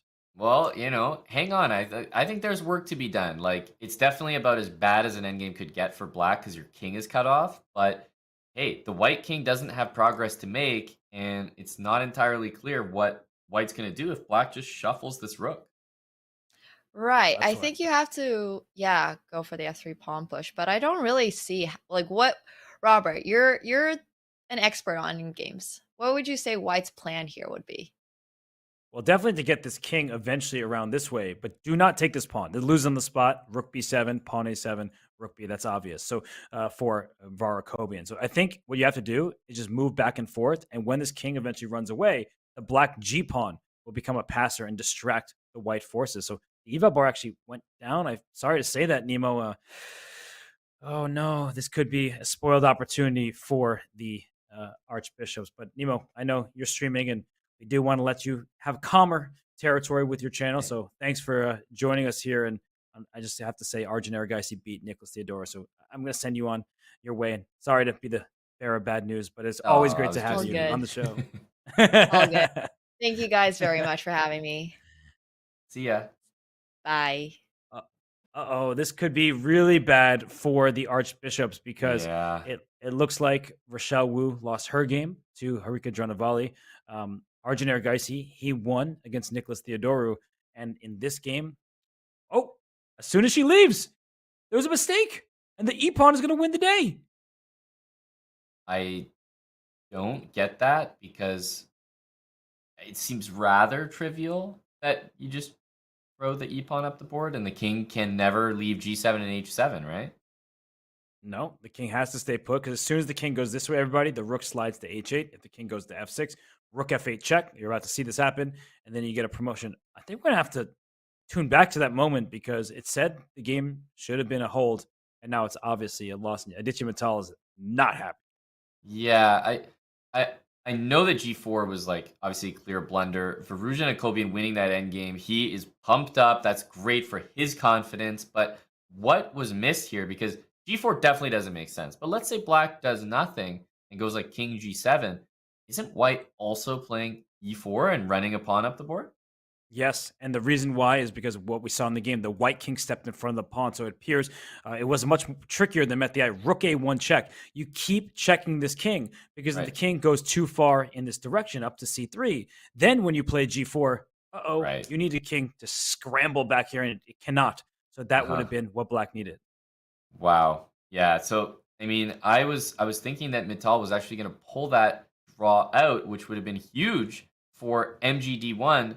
But Var is playing a little bit of a hero here, especially considering the other results in this round, Robert. It was not looking good for St. Louis. No, it was not. We see the results on screen. It was a win for Fabiano Caruana and Arjun Erigaisi. Even that one up on the board 1. Then board 3 for each side took down board 4. So it was board 1s and board 3. The higher rated players did win for each team. And now that this round is over, Amon, this brings us to a 7-5 lead for Team MGD1. We know that 1.5 points for Team MGD1 wins the match. What do the Archbishops need to do to fight back? Well, Robert, it's going to sound dire because it is. But honestly, Aditya Mittal, I think, has a big advantage on board 4. So Rochelle needs at least a half a point. I think that's where it starts because GMs on all other boards for the Archbishops, any of those results could swing either way, but you need Rochelle to get on the board here, not necessarily with a win, but just a draw. Because I think, losing all your games, I mean, she's been playing up every round is so tough for her, but without every other player on her team overperforming, she's going to need to put some points up. Otherwise, this win is just too far out of reach. So with 7-5 here, Robert, I think it starts at the bottom with Rochelle. If she can make a draw, then moving up the rankings, obviously everyone on the St. Louis roster can win these matchups, even though they'll be super tough games. You heard it from Amon Hamilton. Started from the bottom, then they get there, it would appear. But Rochelle Wu, well, she will have a tough matchup. And Fabiano Caruana and Arjun Erigaisi, they're scoring big points for their respective squads. We're going to step aside, take a quick break. When we return, it's the 4th and final round of action here in the Pro Chess League matchup between the St. Louis Archbishops and Team MGD1. You won't want to miss it because we'll see if the Archbishops can mount a comeback. Stay tuned, everybody. Be right back.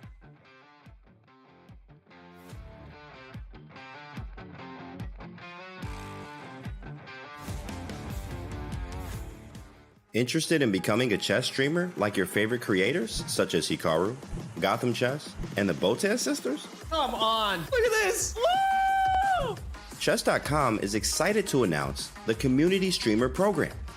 Whether you're just getting started with streaming or already established and looking to expand your audience, you can now connect your account to Chess.com and have your stream promoted on the game's largest platform.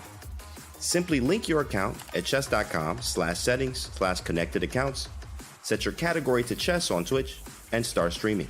You'll get an ad-free experience on chess.com. You will pop up on our list of live streamers. Your chess.com profile will feature your Twitch stream, and your stream will be linked to your games on our Play server. Type Command Community Streamer in chat and start growing your stream today.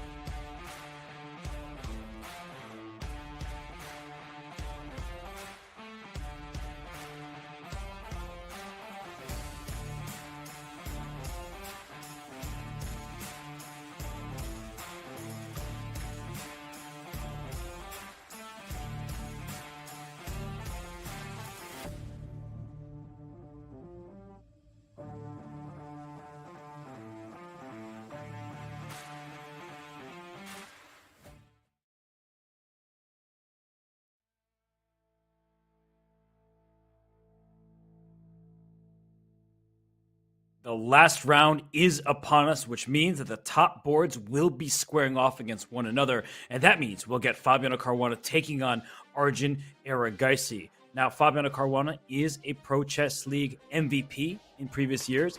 And look at this, Aman. Number 8 player in the world. We used to see him at number 2. He has lost some rating points, but the reigning U.S. champion, and has just thrived in the PCL environment. Absolutely. I mean, Fabiano Caruana has been representing St. Louis Archbishops every single year.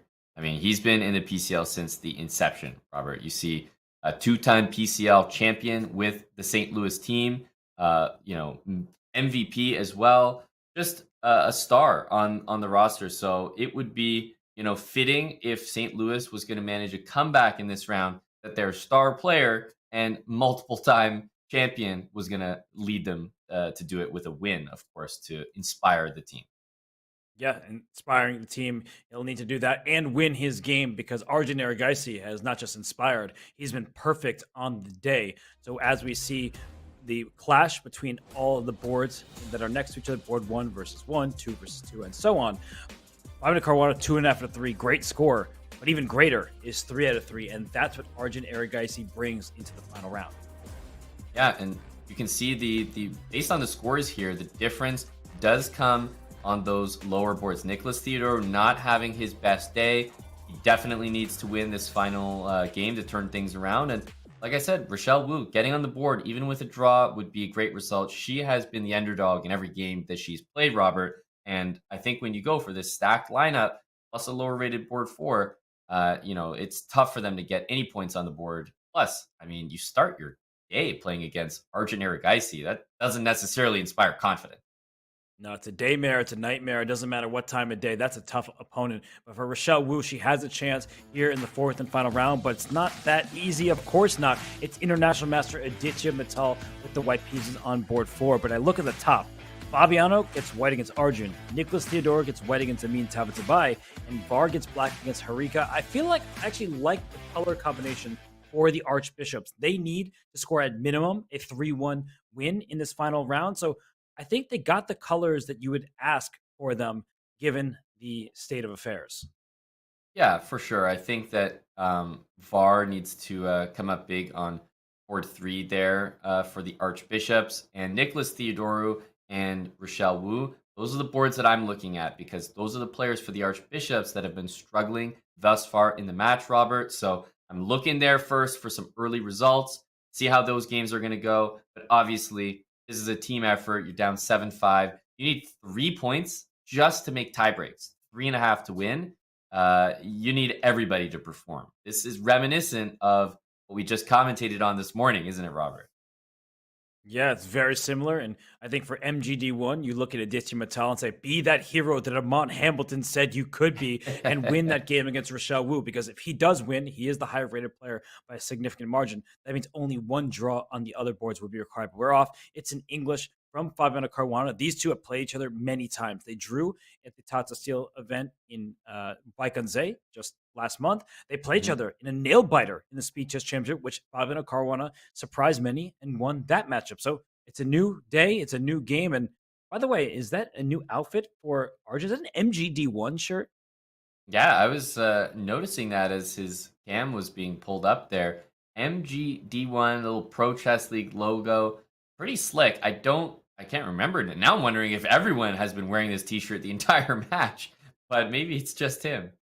Yeah, I have not looked, but that actually is some drip for the MGD1 squad. Just a t-shirt with the Pro Chess League logo and their team's logo. And right now the team is on the verge of taking this match. Knight G3 played, and we see a trade of bishops. So opposite colored bishops, not just a draw. This isn't an endgame.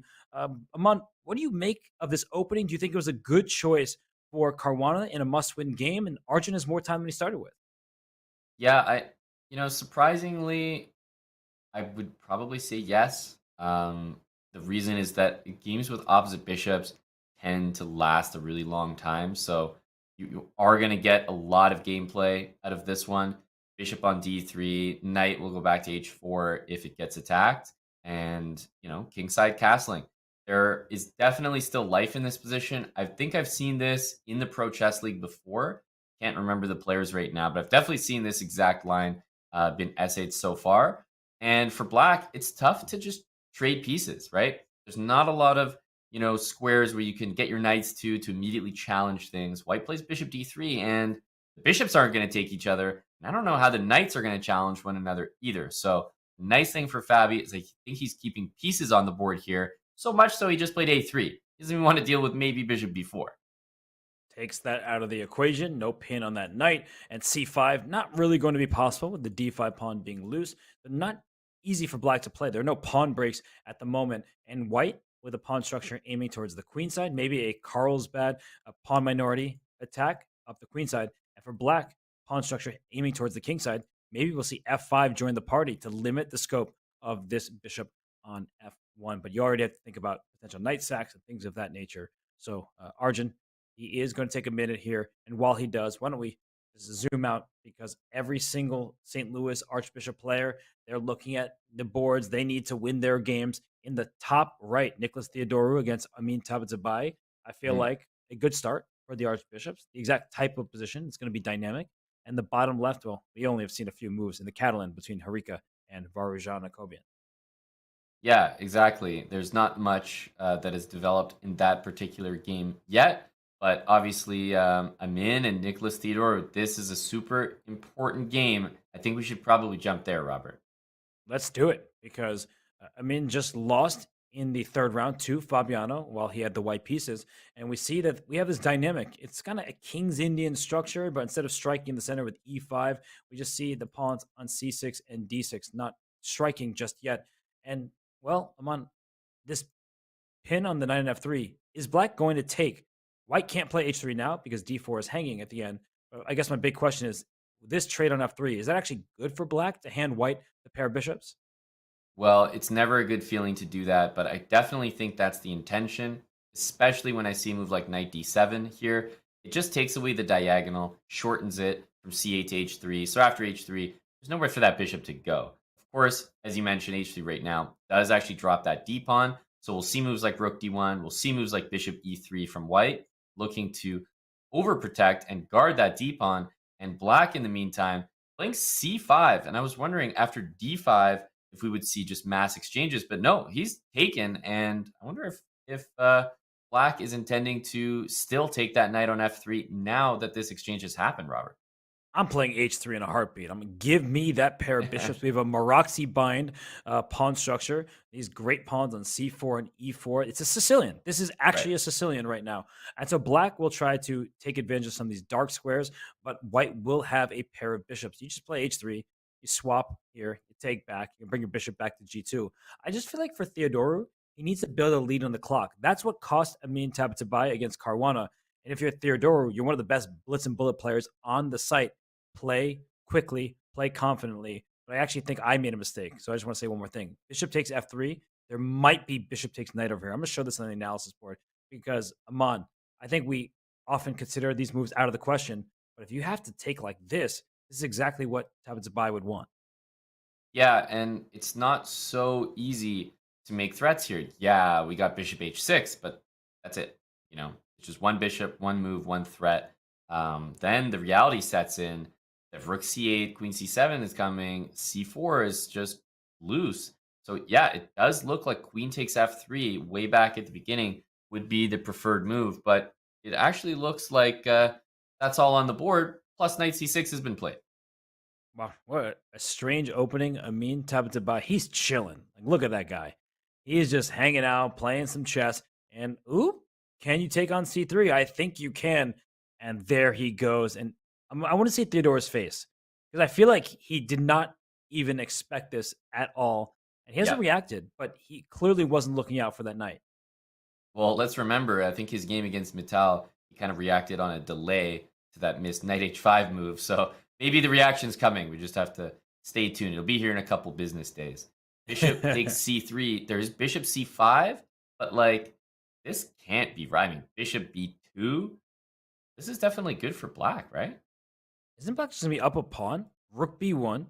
The bishop slides back, and you can't even take on b7, because if you do, you're going to lose your piece. This bishop is still under attack. Don't forget that. You just can't take it because of the queen. So the queen will slide to c8, hit the rook, and the bishop will be lost. Very confusing. This is a bad day for Nicholas Theodorou. He is not playing his best chess. No, because you know what's happened, Robert, is basically you have the same structural deficiencies, and there's the reaction, by the way. He's not happy. You have the same structural deficiencies as if you took that bishop on c3, except you're down a pawn, and black still has the dark squared bishop. So it's like worse in every single way. Yeah, let's just bring up an analysis board and show you how it is true what Amon is saying. Oh, now he's getting completely desperate with e5. But Yeah. at this moment, you can take here. So now at least you have the pair of bishops for your troubles. That one on e3 can the knight, can go to h6.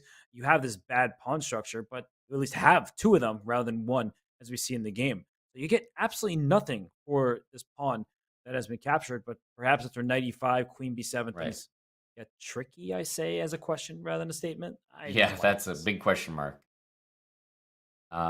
Because I'm looking at that position, and there are some ideas. If knight e5, queen b7, rook b8, for example, you could maybe like take on b8 Mhm. and then take on a7. That's one idea. You're saying just swap everything down here, and then after Yeah. rook takes take a7, bishop covers the a8 square importantly. Yeah, and look, even if I lose my c pawn here as white, I think I still have winning chances because that bishop on g2 with that pawn motoring up the board, as soon as it gets from a4 to a5, bishop b6, a6, a7, a8, it's all covered. Yeah, that could be very dangerous. So that's the one hope that Nicholas Theodore has at the moment. It seems like he missed bishop takes c3 and then allowed bishop takes b2, but he is in bad shape. So let's go away from this one. We'll see if Amin Tabatabai can take it. And if he does, then one draw would be needed on another board. And, well, Rochelle Wu on board 4 in the bottom right. Her position looks perfectly good to me. I see actually nothing bad about her position. So maybe for the St. Louis Archbishops, they can rely more on their fourth board, and that means they need to strike on boards 1 and board 3.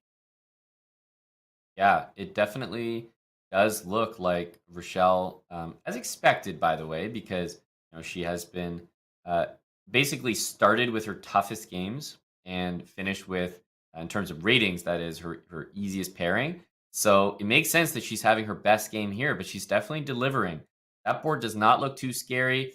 I'm looking over at the VAR Kobian board, and hey, that's a very comfortable slight edge for VAR in that game as well. So slight edge for Fabi, slight edge for VAR, and then hopefully trying to maintain some equalities in the other two boards. Robert, is that the recipe for success? I think it will have to be just because of the positions we have. Rochelle Wu, very solid. Why don't we go to that game between Vara Kobian and Harika Dranovalik to explain to everybody why the eval bar tends to like black's position in this line. And the last one was h3. You're not going to take. You're just going to wrap the bishop around to h5. And if g4, go to g6, induce more weaknesses. White feels like you're a couple moves behind. You already need this pawn on b4. You need to be able to strike on the queen side over here. So I feel like for VAR, at some point he'll look at the e4 push as well if his bishop gets kicked to this diagonal. Yeah, that's definitely true that white feels slow here, but by the same token, black doesn't have the pawn on a5. So even getting to play the move b4 seems like it's usually an achievement in these kind of positions. And yeah, I guess she just played it straight away. I think it's the only chance because without b4, you're definitely not doing anything. Maybe you want to play a4 and b5 to follow up. Maybe b5 and rook takes, but I mean, you have to try something here. I love Vara's position, but at least b4 is there for Harika, and you just have to watch out for e4, as you mentioned, by black. Yeah, this e4 push is really important because if you can play e4, you're going to explode the board. So that you're going for the square, and white is not really that easily capable of stopping it. I mean, what if you play e4 right now? If you take, then this knight comes into e4 and into c3 with a fork. But the d4 pawn is also loose, Amon. So it's a tough decision for a Kobian. That's right. Yeah, rook d8 is, very logical. I can only assume b5 is the intention here. c5 is another attempt, but you have to be very sure what you're doing after c5, because c5, the bishop moves away, and if you follow up with b5, your c pawn is suddenly a little bit loose. So you need to calculate that whole line out before you go for these pawn pushes. Never easy to push a pawn here. I think b5 would be a strategic blunder because the hands block the dark squares. But c5 and b5, oh, she goes for b5 first. But I like what you were saying about c5 to lead the way. But now knight b8, knight d7, knight c5, and this d3 pawn is just a permanent weakness in White's camp. So I really like how Akobian is playing. And that's good news for the archbishops, because if we actually just zoom out of here for a second, just keep our eyes across the four boards, look at the top right. That's an opposite color bishop position where I feel like Nicholas Theodorou is no longer really worse. So if Varujan Akobian can take this game with the black pieces, he's going to need to win for the archbishops to have a chance. Look at the bottom right as well. Aman, Rochelle Wu has had a tough day so far. Maybe she'll be the hero that St. Louis needs. That's right. I think VAR is playing tremendously. Based on the positions that we see on the boards right now, VAR needs to win this. I'm not going to sugarcoat that. He needs to win that position 100%. But it's about Rochelle Wu on that board 4 matchup. This is so important. The knight on d5 is super strong, but White is about to execute a very important plan, getting rid of the knight on d4, leaving Aditya with the knight on d5. That's a lot better than the counterpart on d6. Plus, there's an a4, a5 sort of long-term plan for White to gain open files, counterplay. So I think this is a really crucial part of the game. Eval Bar says, hey, don't worry about it. But my brain is kind of saying, hey, this is a really critical moment to make sure to play accurately and keep that bar around even. And she does. She strikes with f5, saying, go ahead, take my pawn. But after a knight recaptures on f5, likely the d6 knight, h4 is hanging, in addition to the queen being under attack on e3. Let's just show a quick variation that if you think you're going to take this pawn, after knight takes, my pawn's under attack. Let's go over here. Then this knight comes into e2 with check. The king has no choice but to step to the corner. And then knight f4 is possible. You're happy to trade pieces here because now d3 is weak. The e file is open. Your queen is just so misplaced. And True. Let's not forget the queen can slide over to a4 as well to pick up the queen side. Yeah, love all these variations. They look good for black. I mean, it makes sense though, right? All the pieces are so well placed. Rooks, knights, queen. I mean, what are you complaining about in black's position? This looks like a perfect opportunity to strike with f5, and she sees the moment. And what is Aditya Mittal going to do here? Because f4 followed by f3 looks like a devastating attack for black. Let's open up this king on g1. If you take on d4, can't black just take back with either pawn, and the queen is threatened, and then f takes e4 next. So this looks like trouble for White, but the eval bar still hovering around the center. It's impressive. I'm not exactly sure why. I'm thinking tactically. No, I don't know. Maybe I almost want to say f3. Oof. Tough move to make, but I'm with you, actually. f3 seems to hold everything together. I would be afraid at some moment of dropping this h4 pawn, but it looks like White can handle that for the time being. But right now, it's about the clock as well. Aditya, down under 5 minutes, still a teeny bit ahead on the clock, and he takes it up. I'm shocked by that. Oh! Does it? Knight e2 to f4 is easy to underestimate, but very strong if Rochelle finds that idea. I feel like it's not the only move that gives her an advantage. Like, she could play for e4 to bring her rook into the game and attack this pawn h4. The queen is just offside over here. Yeah, absolutely. And the thing is, e4, there is knight takes on d4, and of course you can't take with the knight, have to take with a pawn there. But even that's not that bad. And if a black rook ends up on e4, White's going to have to play the rather strange-looking g3, right? How do you defend h4? That doesn't look good. So maybe take on b3 first just to give no play, and then e4. I think that's your point. It's a good one. But yeah, this is looking very nice for Rochelle Wu at the moment. She needs to convert this position. Actually, if we look across the four boards, we have to pay attention to everything that's going on here because the St. Louis Archbishops need 3 out of 4 points. And the top right, Nicholas Theodorou, is no longer worse at all against Amin Tabatabai. In fact, if anyone's better, it would be Theodorou, but I do think we're going to see a draw shortly on that board. Aman. Yep. Yep, I agree. And that's not a bad result for Theodore, considering how poorly it started for him. You have to also think that, hey, Team MGD won. Amin Tabatabai, he knows it's 7-5. So he's probably thinking, okay, look, I'm making a draw with Black, like comfortably. This is a good result for the team as well. So he might have gone into this game thinking, hey, I'm fine with a draw. Yeah, the draw will be guaranteed with Rook A1 back to A2. There's nothing that White can do but bring the king back and forth. And I don't think White has any winning chances because of this threat, and your A pawn is stopped. So I think that this game will be a draw. It seems like the result is all but guaranteed. So we'll just want to show the position. Although, I mean, maybe Amin's playing for a little something, something. I don't think he'll get it, but it's a good game, a good save, I should say, for Theodoros. Let's get out of here. Just because other games I see the eval bars going up and down, seesawing. The only one that has remained stable is the Caruana Argeneri Geisy game. That one looks very even. So let's maybe tune in because it might be our last time. Yeah, this game at the moment looks like easily the closest and most dull of any of the matches. With this game trending towards a draw, still chances, but trending towards a draw. And we already know there's a draw on hand and likely, could even just be taken in Theodoru's game. That's already 8 points for Team MGD1 with those two draws. So it does mean that the pressure is on Rochelle and Varuzhan Akobian to win their games. And honestly, Robert, those aren't guarantees anymore because the evals are flipping left, right, and center. That's what happens in rapid chess.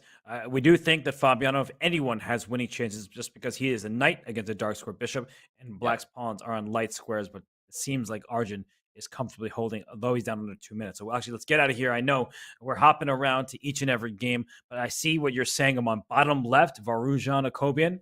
He's no longer better. If anything, it looks like a great opportunity for Harika because he missed a tactic. So let's actually dive into that position.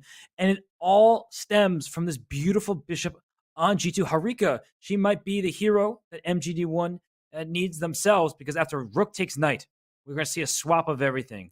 And knight C6, you think, wait a second, I'm already at one piece. Give me the second piece on D8. Black looks great. I have 2 minor pieces for a rook. But now I give up my rook for your queen thanks to the bishop on G2. And the worst part about this is even if you take Black's queen and you put it on D6, like a square that's safe, it's still winning for White because you're actually mated there on the back rank. But yeah, that's a really good variation. And it must have been, did she just take the pawn on E5? Is that the last move? Yeah. So it must have been all based on that tactic. Oh, bishop went to the worst square, keeping the back rank a problem for Black. I think she saw it. I think she saw that tactic, realized with the bishop on F5 that Rook A8, Bishop C8 was available, and said, okay, G4, let me see where you're going to go with that piece, and was waiting in the wings for Bishop H7 and uncorked this tactic. Really nice spot. Yeah. Really, really good stuff from Harika Dronovalli. Now, whoa, VAR is not under a minute. He goes for this, but I guess he has to take on D3 or something. Wait, the knight can take back. What am I talking about? So what's he going for? It's almost like Queen E5, Knight C6, Queen D6, Knight D8, and then take on D3. Something weird like, I mean, I definitely don't trust it. Rook A8 coming in next, but I don't know. So he goes for this way, but if you take, maybe this one's bishop takes, and he claims the rook on E5 is loose, and so is the C4 pawn, so is B5 after that. Okay. Varuzhan Akobian, complicating matters right now. Definitely. Yeah, no question about that. I'm trying to see if there's a way to simplify nicely here for Harika, but not that easy to do. No. And with Amin Tabatabai securing the draw, a full point for her. Oh, wow, that was sick. I turned to see the score for a second. Wow. Rook D5. You can have my rook back, but now your bishop is threatened, and behind it, your D4 pawn is going to be captured. So she turns an exchange advantage, a rook for a minor piece, into an extra pawn. That's brilliant stuff. So smart. So smart. Especially when you think of the match strategy. That's just genius. That's just a clincher. Like, now rook A6. Go after this pawn on B6. It feels like White controls the entire board. The bishop on D5 clearly better than the counterpart on G6. And she swings to the E file. Can't blame her. But wow, she's just up a healthy pawn. Yeah, VAR is in serious trouble now. But you know what? I was just sneaking a peek at our 4-board view, Robert, and it looks like Fabiano Caruana he's got serious winning chances in his game as well, which is amazing news for the Archbishop. Yes. So let's go to that game because suddenly it seems like the Archbishops, if they can survive on the other boards, but they need wins. They don't just need draws on two of the other boards. But Fabiano Caruana in the top left, we're going to dive in there in Arjun Erigaisi's time trouble. I think it's just a winning end game. Just trade queens, bring your knight to the D7 square, and then march your king over at some point. Yeah, and he's spending his time here. How much time does he have? He has a minute. He plays H6. Wow. Sickening. He just wants checkmate. And now just knight D7? He just changed the move order. Trade queens in knight D7. That's nice and simple. Oh, wow. That's also just brilliant. I think knight D7 leads to checkmate, right? That's right. Yeah, knight D7 is like very, very good as well. Yeah, it's mate. Good call. Mate on F8. The king has to go to G7. Wow. Fabiano, looking to win this game and go to 3.5 out of 4. Arjun, we thought that he was just even. It was, but time was not his friend. So Fabiano Caruana wins, which means that if Varujan Akobian can somehow survive, and if Rochelle Wu can score a victory, then the Archbishops have a chance. But as we zoom away from this one, it's not looking good for St. Louis despite that Fabi win. No, Fabi, I mean, he did all he could there. Theodora with the draw, and that was from a really bad opening. So, I mean, all things considered, that was a good result. VAR had amazing position, but right now has just been outplayed by Harika after spotting that tactic. It is looking really bad for the Archbishops, and if Harika can win this, it's all over. And look at Harika's lead on the clock, her domination of pieces against her opponent. You can almost not even move here as black. And rook c7. I'm not sure what the threat is, but I like it. Now queen takes b6 can be played because the rook's no longer in attack. Great move, though, by VAR. f5. You need to start creating chaos if you have any chance in this one. That's right. That's right. And, well, I mean, what is the best move for white? Because if you take, the h5 pawn is loose. Maybe there's some chances there. I was honestly looking at, I was thinking of g5. g5 with h6. And trying to play queen e5 mate. Yeah, that's actually sick. I mean, you're just on fire. She takes on f5 with the queen. Whoa! Bishop takes b5. I wasn't expecting that. And she missed it too. You could see it by her reaction. Yeah, the thing is, you can still kind of calmly play rook b7. And, you still got a great position. Yeah, that's true. It feels uncomfortable to miss a tactic like that. But she still is up a pawn. She can go, as you just said, win this pawn on b6. And she remains up a healthy passer. I don't know how you can stop it. Watch out. Do not get checkmated. Yeah, it's just so difficult for it to happen. White would do well to even play bishop f7 to g6. Just put that king in a permanent prison. So there's always checkmate threats. Oh my gosh. If she falls for this, that would be the ultimate swindle. But no, she smartly brings her king up the board, up to f4, and she has it under control. She's just cruising. Yeah, she's been playing really, really well in the match, but especially in this game. Yeah, this is a great display of technique from Harika Drun. Oh, and speaking of technique, swapping off the rooks. You can't do anything, otherwise you lose your bishop. And now it's easily winning in the bishop and pawn ending. Yeah, at least black has an h-pawn, but you're right. This should not. Oh my goodness. The technique is immaculate from Harika right now. Oh my gosh. So good. Just push it and push it. And then bring your bishop around to e6, and that's game. Yeah, not c7. Well, yeah, I guess you could play c7 first, but I think it's even more professional to bring the bishop to e6 beforehand. And you said professional. She said, that's me. And she just brings her bishop back. King e7, king e5. The black king can't actually inch closer to the pawn. Oh, you don't even need it. What am I talking about? Just promote. Can't stop it. And she wins c7. On time, but she wins on the board. And wow. Harika drawn a volley. I'm so impressed by that game. There were so many little moments there where it looked like VAR was getting some counterplay. She spotted all the tactics. She gave back material to get rid of counterplay. This was a masterpiece game by Harika. And hey, Robert, it wasn't just her that secured the victory. Obviously, Fabi tried everything to lead the Archbishops to victory, but MGD won. Got it done on multiple boards. Yeah, MGD won. They only needed 1.5 points. They decided, that's not enough. Let's get 2.5. So Fabiano Caruana, in the battle of these superstars of the chess world, he takes down Arjun Erigaisi in what looked like a pretty level game. But when all was said and done, Fabi, his knight against that dark square bishop, it was a win for him. Nicholas Theodore played a very bad opening against Amin Tabatabai and was kind of lucky to survive. But it was good enough for Team MGD1 because Harika Dronavali and Aditya Mittal, Aman, those bottom two boards, they were powerful for the Indian squad. Absolutely. I think the St. Louis Archbishops just got themselves in a hole that they couldn't dig themselves out of. Fabiano had a great day. He actually looked, I'll be the first to say it, a little shaky at the beginning, but he quickly got into stride. I mean, there's a reason he's been a champion and MVP before in the Pro Chess League. 3.5 points there for Fabi. It's just that his team was not behind him in this one. Yeah, really great performance by the St. Louis Archbishops top board. And as you said, the others all had minus scores. And for Rochelle Wu, she gave it her all, but the other team outrid her in each and every single match. So a good win for Team MGD1. And, well, that means they go to 1 match win, 1 loss. And for the Archbishops, this is going to be the biggest surprise of the early season. They're 1 match loss away from elimination.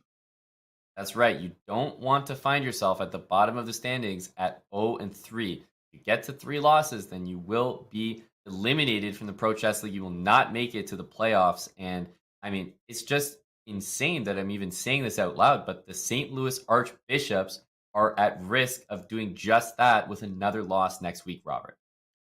Surprising stuff, but MGD1 was rewarded for bringing Amin Tabatabai onto their roster, and we are going to bring Amin Tabatabai on for an interview. So, chat, if you have any questions for the highly rated Iranian Grandmaster, please put them in the chat. We'll maybe feature them. So, Amin Tabatabai will be joining us for an interview after this short break. Don't go anywhere.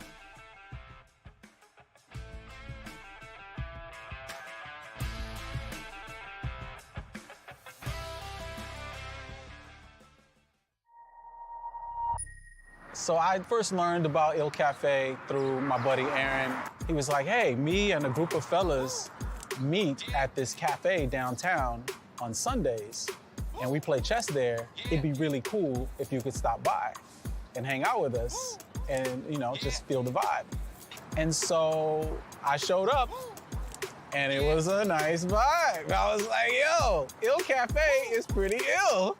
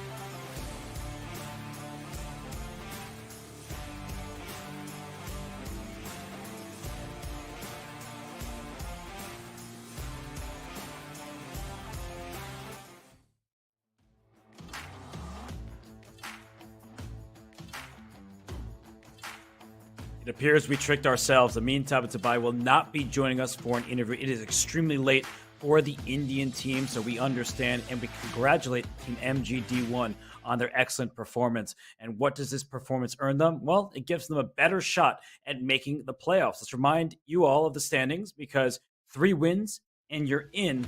And Aman, after 2 weeks, the full week hasn't finished yet. We do have some matches tomorrow, but we know the 3 teams at the top. We saw the Shanghai Tigers win their match earlier today. Yeah, that was a great, man. Shout out to GM Canty. 3 wins and we in. That was a nice one by you, Robert. Absolutely. 3 wins is the target here for these teams. And while we don't have another 2-0 to speak of course, we do have an 0-2, and that is the St. Louis Archbishops getting closer to 0-3, which would eliminate them from playoff contention. But MGD1 getting back on the right track here, moving to 1-1, Robert. It is extremely surprising to see the St. Louis Archbishops down towards the bottom of the standings. Team MGD1, you just asked, okay, after 2 weeks, 1-1, what do you think? You say maybe they have underperformed, but for the Archbishops, 0-2, they have a lineup led by Fabiano Caruana. In week 1, they had Lenier Dominguez. I guess they just haven't found a week where they put the 2 of them together. And right, if we're being honest, board 4, having a much lower rated board 4 has not worked out for them thus far. Yeah, and who knows what the optimal strategy is, the correct strategy. We need more data in order to figure that out. So it's not like they're doing it incorrectly, but hey, it might be a cause for them to switch things up. If it's not working, then maybe shuffle the lineups, try to go for a more balanced roster. I'm sure that they could, try to mix some things up. There's only been 2 weeks, and there's a lot of players on that roster. And some teams haven't even played 2 weeks, and there will be 2 great matches in store tomorrow. An All-American Clash will be the second half of the doubleheader, but we start with a European showdown. The Berlin Bears and the Croatia Bulldogs. They start us off at 7:30 a.m. Pacific time. And Aman, we finish the day with the Gotham Knights, led by Hikaru Nakamura, taking on the California Unicorns that have the likes of Ukesh and Sam Shanklin. Yeah, 2 extremely exciting matchups. Especially, the Berlin Bears nearly shocked everyone when they played the Gotham Knights last time.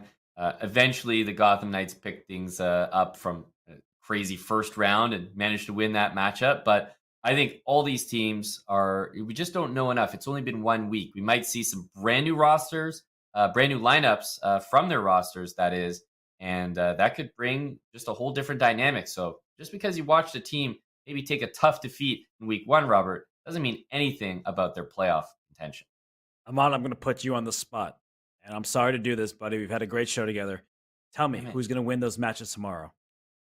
Well, it definitely, I will say that while I'm being put on the spot, I'm also not, it's a little unfair because I don't know what lineups they're going to go for. So if I knew the lineups, I would be able to make a real call.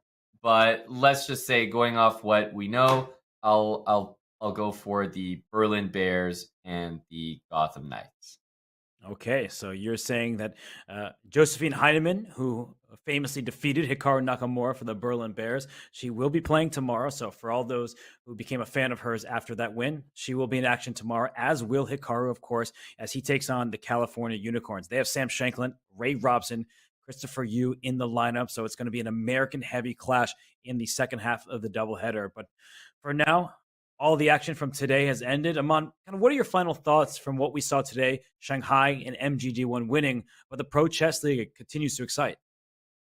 Well, I've been a broken record today talking about how lineups that are just more evenly matched, if they get off to a good start, I think they do well in the long run in these 4-round matchups. And that's been my takeaway from today. Those even lineups are very exciting to watch. Teams that are able to field an extremely strong woman player. I mean, look at what we've got as a result. You get like 200 rating points for free based on counting as a 2350 for the average rating. So if you can do that, I think that's a big asset. And personally, I'm loving these lineups that are a little bit more balanced across the board, where everybody has a chance to take points off everybody else, versus kind of throwing a board 4 into the doghouse there with some really, really tough pairings, playing like people 300 points higher rated every single round. So I think those are my two takeaways. If you're able to field a super strong female player, Robert, that's a massive asset to the team. And, just having players across the board that can take points. And you're not just saying that. We saw that happen today. Wenjun scored 3 out of 4 for the Shanghai Tigers. And then Harika Dronavali scored 3 for MGD1. She scored 2.5, including that very important final round victory over Baruja Nakobian. So I just want to say that is a very good point. And I want to thank everybody who has tuned in, watched us throughout this Thursday afternoon, at least in the U.S. No matter where you're watching, we appreciate you. And your bosses, tell them it's okay. I'll write you a note. You should continue watching chess. Tomorrow, we'll be right back at it. Same time, same place. We will have the Berlin Bears and the Croatia Bulldogs starting off the day tomorrow. You will not want to miss the action. This is the Pro Chess League. Thanks to all of you for watching. Thanks to our producers. Thanks to everybody at chess.com who makes this happen. Thanks most of all to Amon Hamilton, you, my co-commentator buddy, and the players, because without them, this doesn't take place. But see you tomorrow, everybody. We'll have to have a night off before we have another fun day of the Pro Chess League.